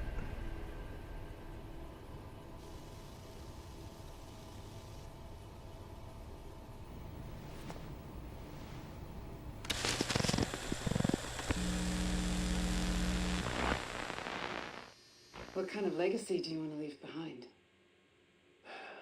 My research opened Pandora's box, unleashing disaster upon the world.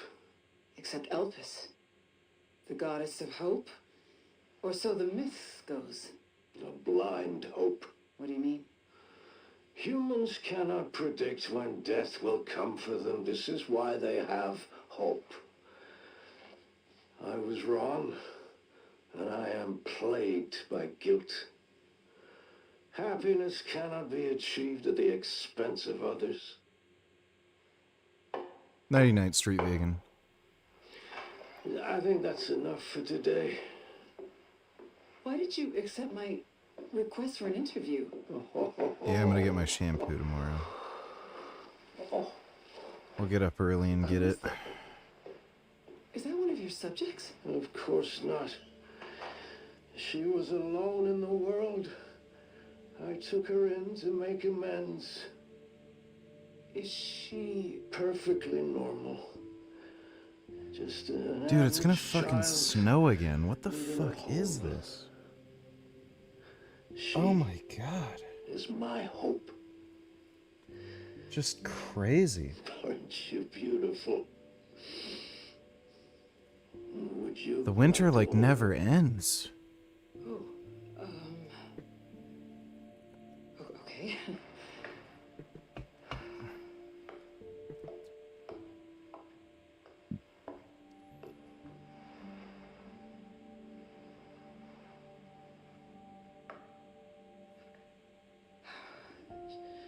She's adorable.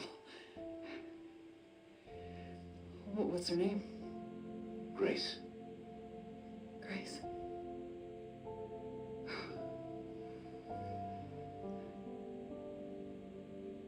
Is there anything else you'd like to tell me? I've said my piece. I only hope it serves as a requiem for those who have passed.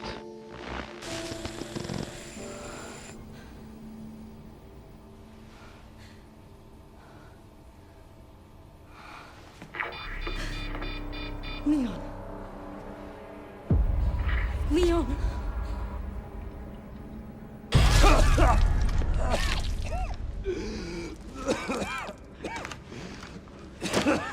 He's throwing up his cherry Kool-Aid.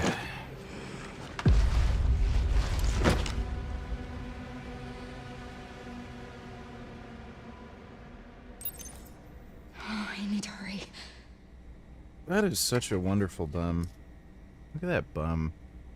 I really appreciate a good derriere. What a nice, lovely bum.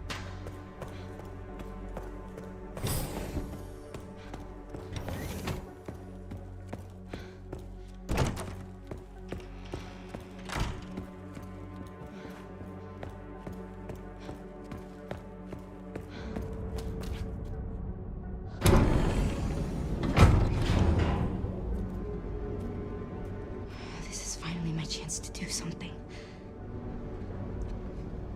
Yeah, I've heard Sphere is getting more popular. Fucking insane. You are sick, Richard. Abandon all your animals, you. Yeah, we're not playing that game.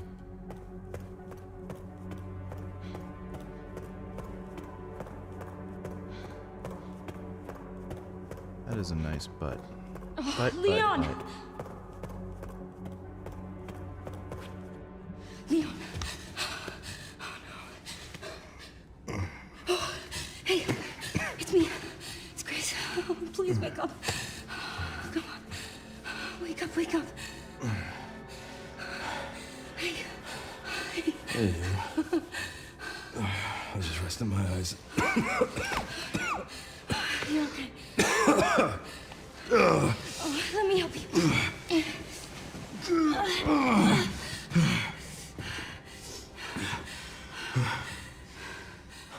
Let's do this.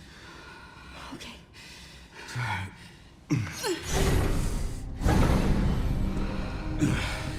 I don't know the password. It's okay. Soon left it wide open for us. Any wrong code will do. It'll destroy Opus.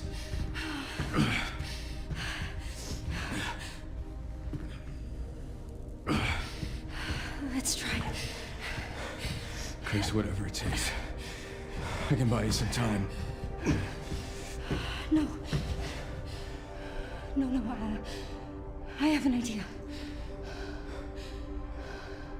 I trust you. I trust you.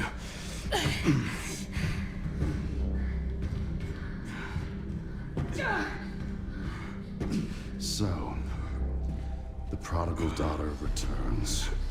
I know the password. Fulfill your destiny. and all will be forgiven. Only if you let Leon live. Very well.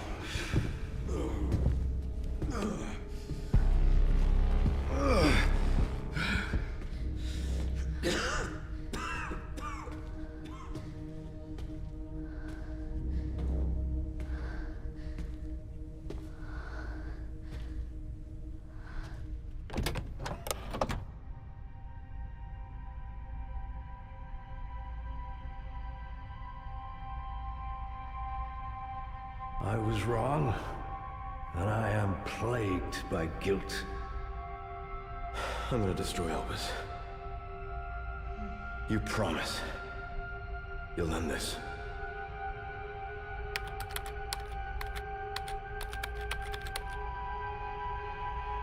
This is it.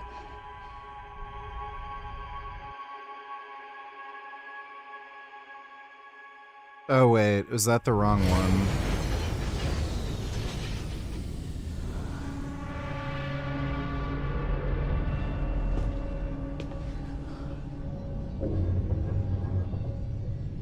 Or is that the right one?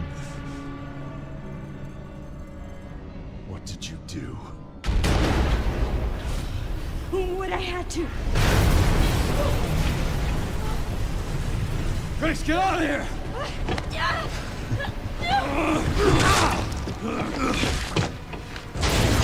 Go! Right behind you! Leon! What are you doing? Come on! I chose the wrong one.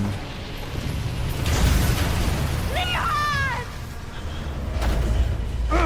I'm such an idiot.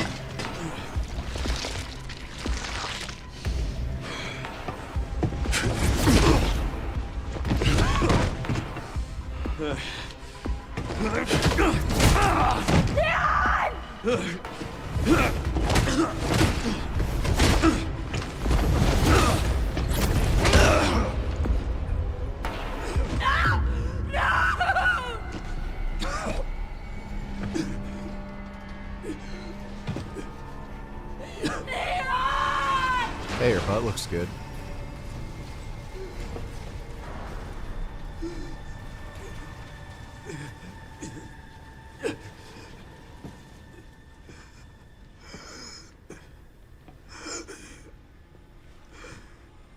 At least I could save you. No!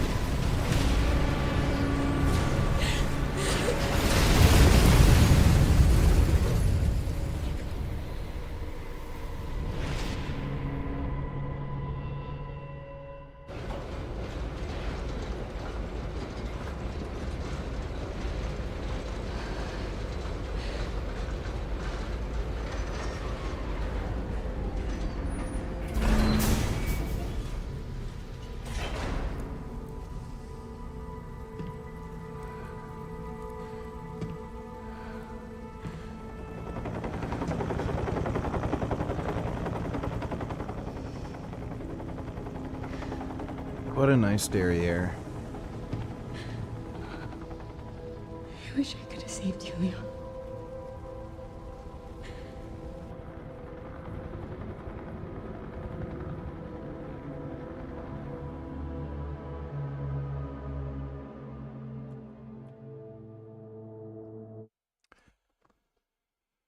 I did an oops.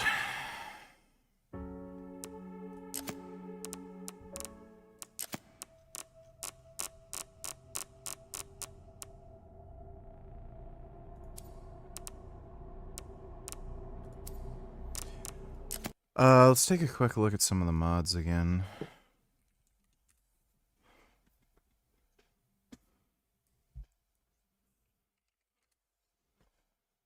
think a lot of them are nudes, so I have to like fucking do it off screen. I know I forgot to do the double enemy mod. Wait, let me search through most popular. Some of these are pretty fucking sexy.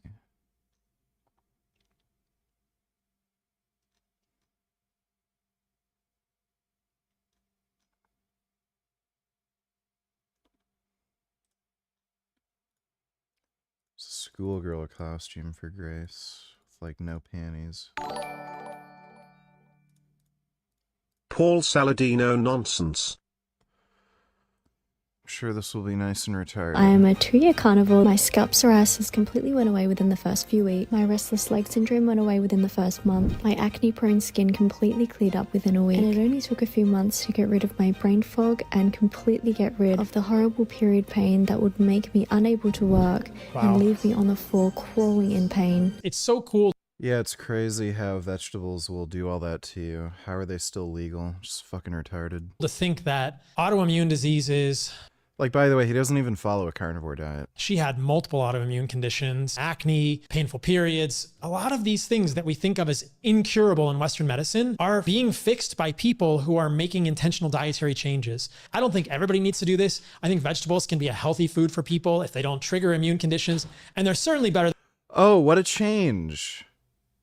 We've gone from, vegetables kill people, plants are literally trying to kill you, they evolved to murder you, to, oh yeah, if you're not allergic, vegetables are good for you. Weird. Slowly becoming less retarded. Than processed food. But for some people, intentional eating, animal-based, carnivore, these things can be very powerful for fixing diseases that are not otherwise being addressed by the Western medical system, despite our best efforts. And look, this is not a randomized controlled trial, but how can we invalidate hundreds, if not thousands, of lived human experiences that are similar to... Yeah, it's called anecdotes, dumbass.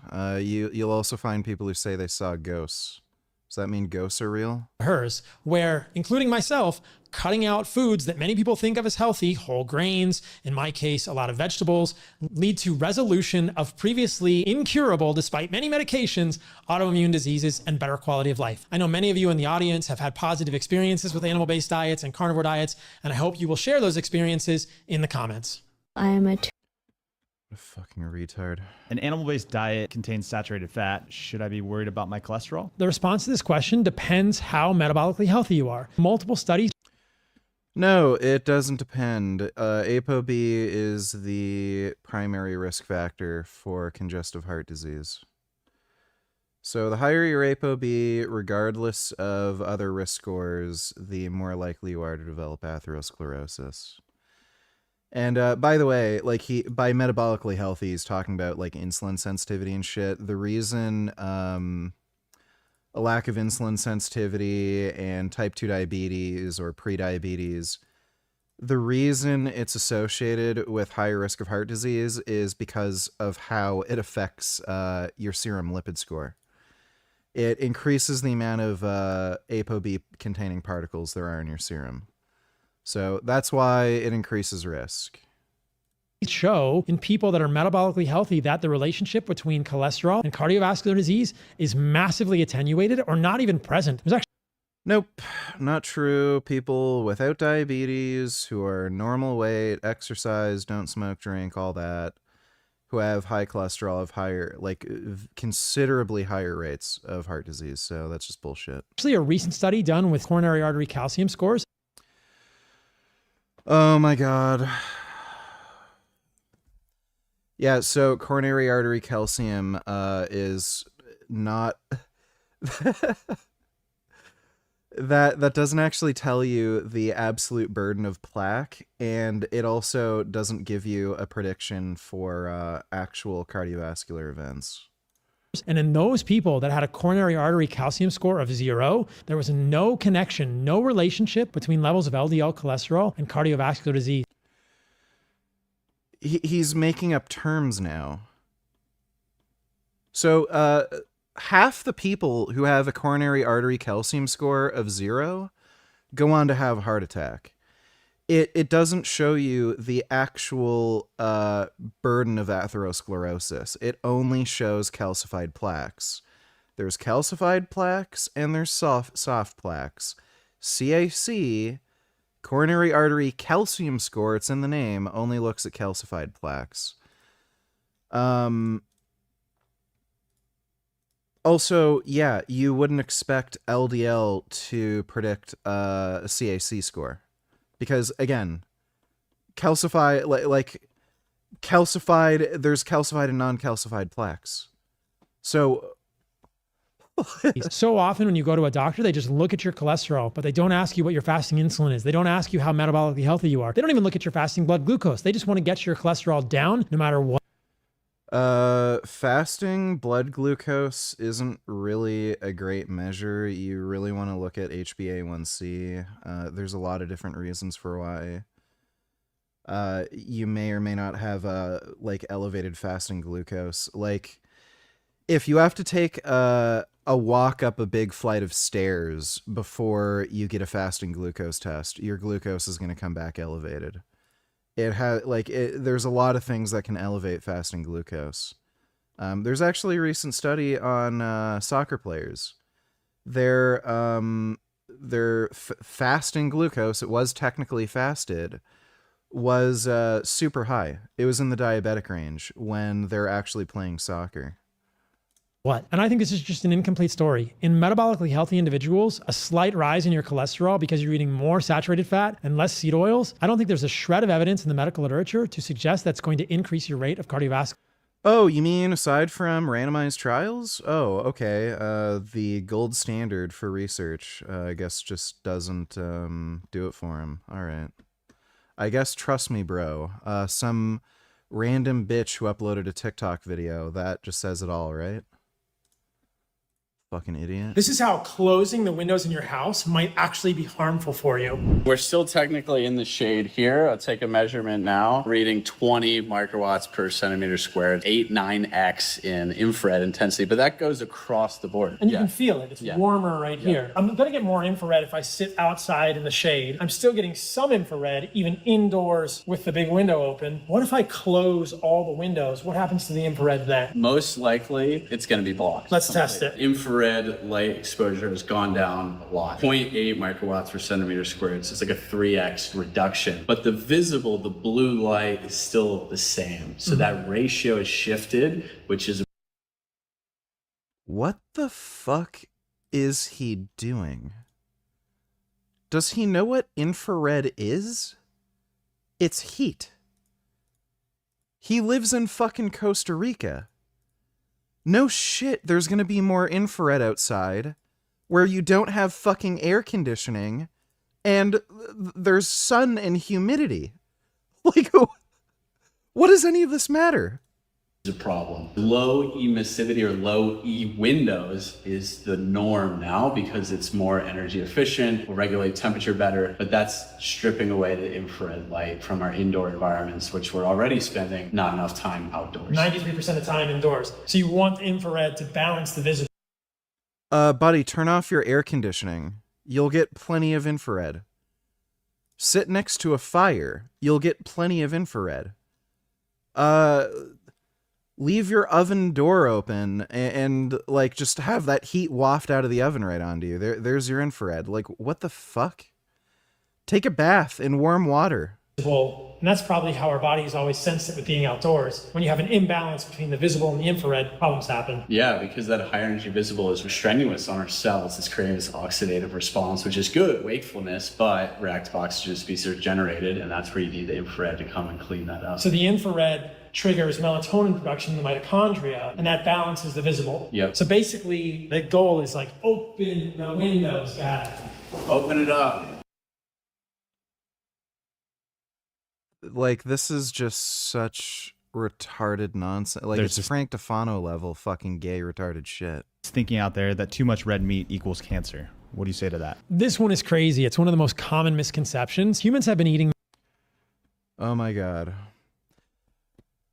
So he'll link perspective cohorts where they find, I don't know, vegans have higher instances of like fucking cognitive disease or something.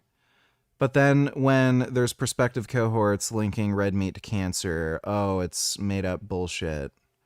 Like, by the way, the same type of research found the link between cigarettes and lung cancer.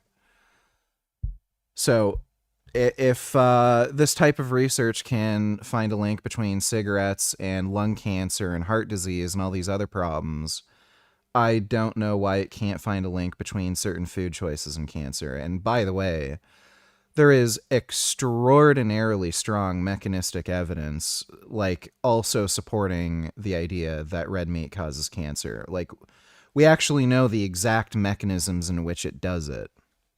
Meat from ruminant animals like deer or elk or antelope for hundreds of thousands of years. Yeah, so there you go. You have carcinogenic compounds in the red meat. What's the big one? NEU 5GC. You're also cooking it in high heat, creating heterocyclic amines, which are cancer causing, and there's a number of other compounds in red meat in particular that can increase cancer risk, like heme iron. It's a pro-oxidant. We know these things all trigger fucking cancer. Years. If red meat was causing cancer, we would see a clear signal in these currently existing hunter-gatherer cultures of... Oh, you mean the people who have an average life expectancy of 34? Colon cancer. We don't see that at all. Yeah, they die at like 34. These hunter-gatherer cultures. So notice how everyone he talks to is below the age of 34? Vanishingly. Notice how all those were very young people? Yeah, gee, I wonder what happens to them by the time they don't even get to middle age. Cultures vanish. So, like, look, you can find a bunch of teenagers smoking outside their fucking school. And if you test them, none of them will have lung cancer. None of them will have heart disease. And they're all smoking cigarettes outside their school. Does that mean cigarette smoking doesn't cause cancer? No, it just means you're looking at young, healthy fucking people where these diseases haven't fucking occurred yet. Vanishingly rare. The second thing to consider is that the notion that red meat is associated with cancer comes from the IARC, the International Association for Research on Cancer, in a No, that's not the only source. Like, what fucking sense does this make? This is like saying the only this idea that guns like kill people, that's just like the CIA. The CIA says that guns kill people.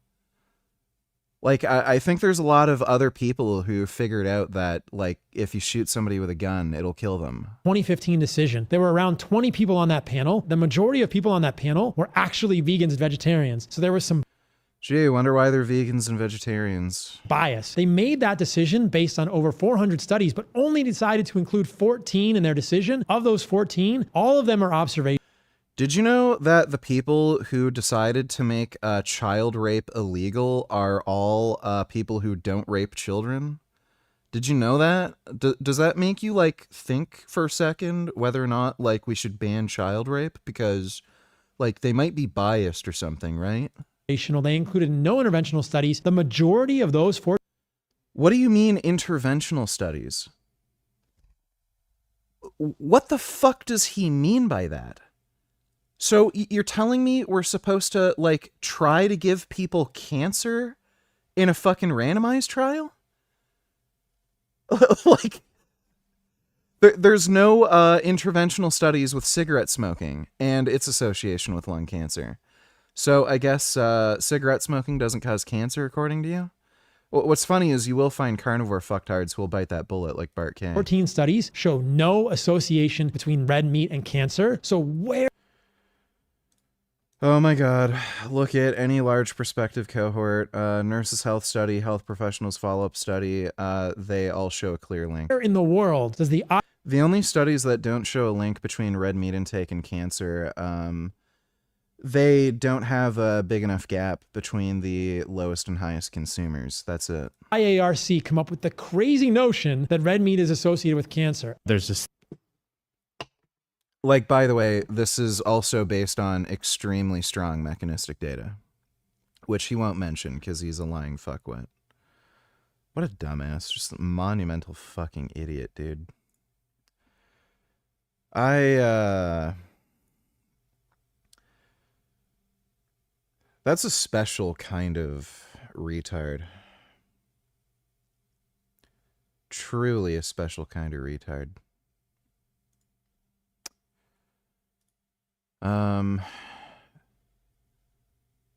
You know what? It's 2 a.m. We'll fuck around with some more RE tomorrow or something, I think. Ugh.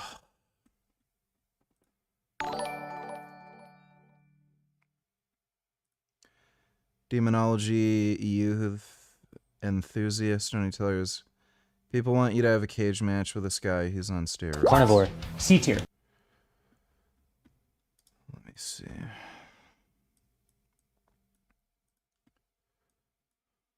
It's essentially the ultimate elimination Steroid using fitness influencer mogged by Natty V. diet. I actually quite like it. Most people are not going to be able to stick to it. Vegan. E tier. There's no healthy long-term vegans. It's pretty much.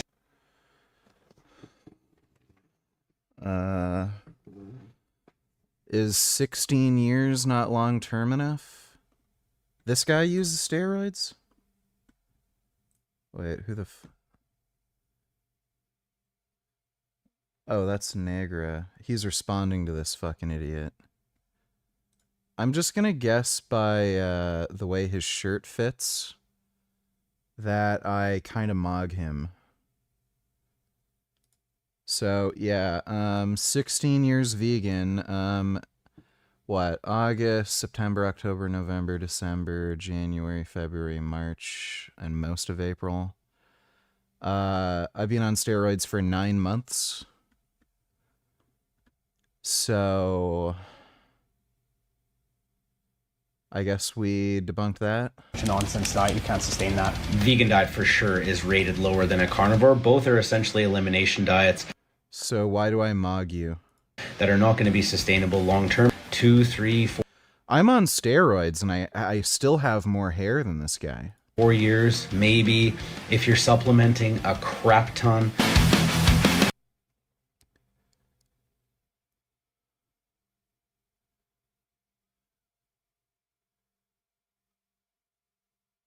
Who is he? I'm not terribly impressed by what I'm seeing.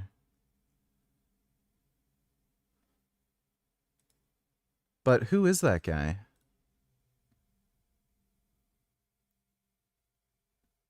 Yeah, who is that guy? Does anybody know who he is?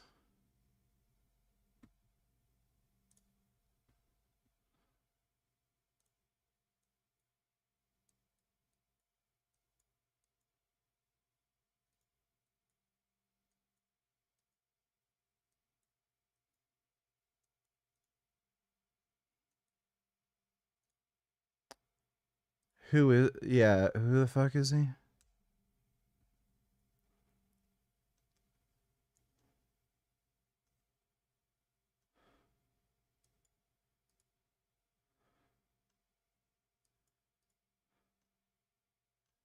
Why didn't he mention the guy's channel?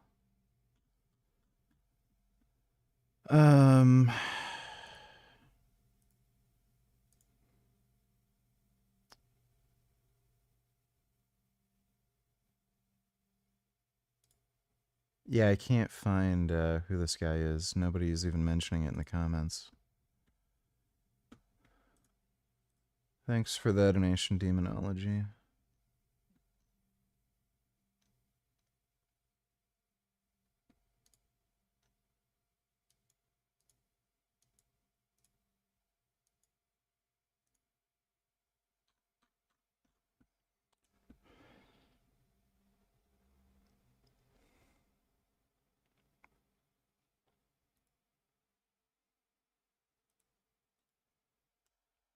I want to figure out who he is so I can find his fucking social media. Who the fuck is he? This is annoying me.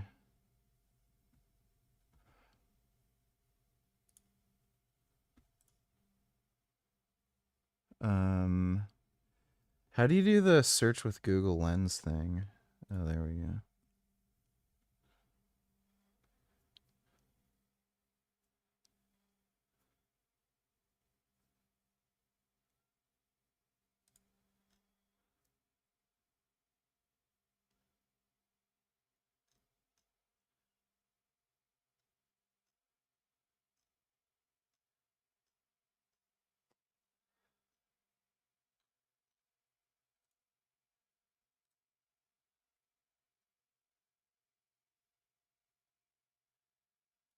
Matthew Nagra is a fucking vegan dumbass. Is this the guy, Dylan Fanoof? Yeah, that's the guy.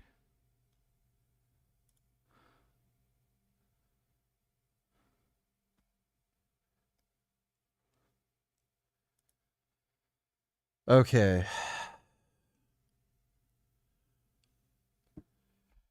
Wow. Bruh. So, little fucking, I don't know how tall he is, but he looks short. Yeah, little fucking midget here. Getting mogged by a fucking vegan, and then he's like saying shit, and he is on gear. He admits it, so it's not like, but you're on steroids. We're both on steroids. And apparently, I'm assuming this.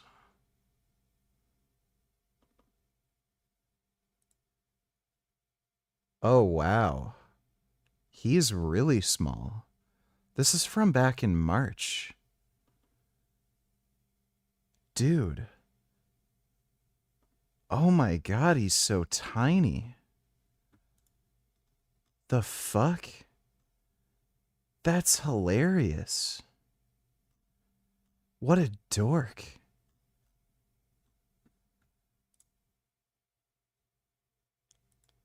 Bro.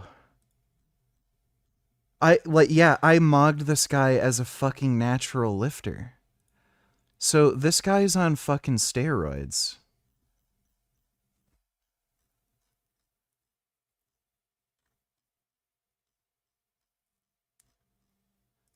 This was me, Natty.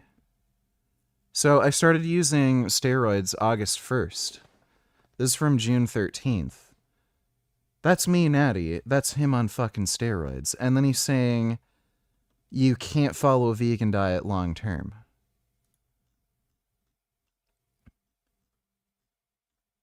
That's fucking hilarious. What a dork.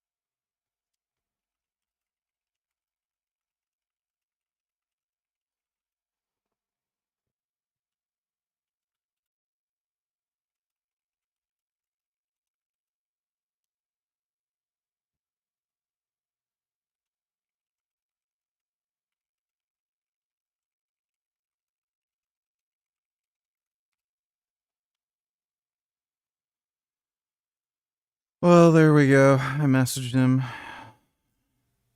Offered to debate him. Like, I think challenging him to a fight would just be silly. Like, this guy's a fucking midget. Like, I mean, ultra hardcore fucking Greg Doucette midget, and he's tiny. Like, this is him standing next to a girl, and he's not much bigger. So,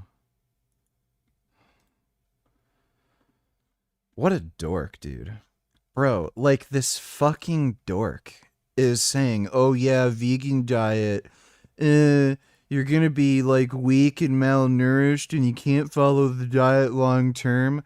Fucking mogging him natty and just absolutely fucking obliterate him to the fucking moon now that I'm on gear. Just no fucking comparison. Dude, like how fucking... I exist. Like, I just don't understand how people can say this shit when I'm a real person that fucking exists. Do people just try to pretend like I'm not real? Like everyone knows me. Literally everybody. Fucking the biggest people in the fucking fitness industry have all complained about me. There's no fucking chance this guy doesn't know who I am. And then he says this shit. Like, it's just a fucking joke. I don't know how. Like I must be a fucking bad dream or a fucking nightmare for everybody that they just try to pretend isn't real. It's fucking bizarre.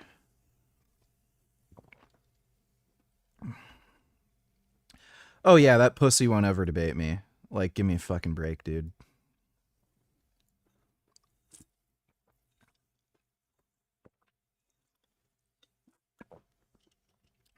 What a fucking dork. All these people are... all of them are just fucking dorks. Alright. Well, I'm going to head to bed. Hope you all had fun. Big thanks to everybody who donated in Streamlabs. Really appreciate it. I'll be streaming tomorrow. We're going to be doing some back. We'll see. Like, usually I've been just doing bicep training the next day, but we'll see. It'll probably just be back training. Son Goku donated $2. Just hit a new low weight this morning at 180. I'm 6 foot tall, by the way. I'm not shredded yet, but pretty lean right now. My goal weight is probably going to be 170. All right, well, dope. I'm dieting right now too.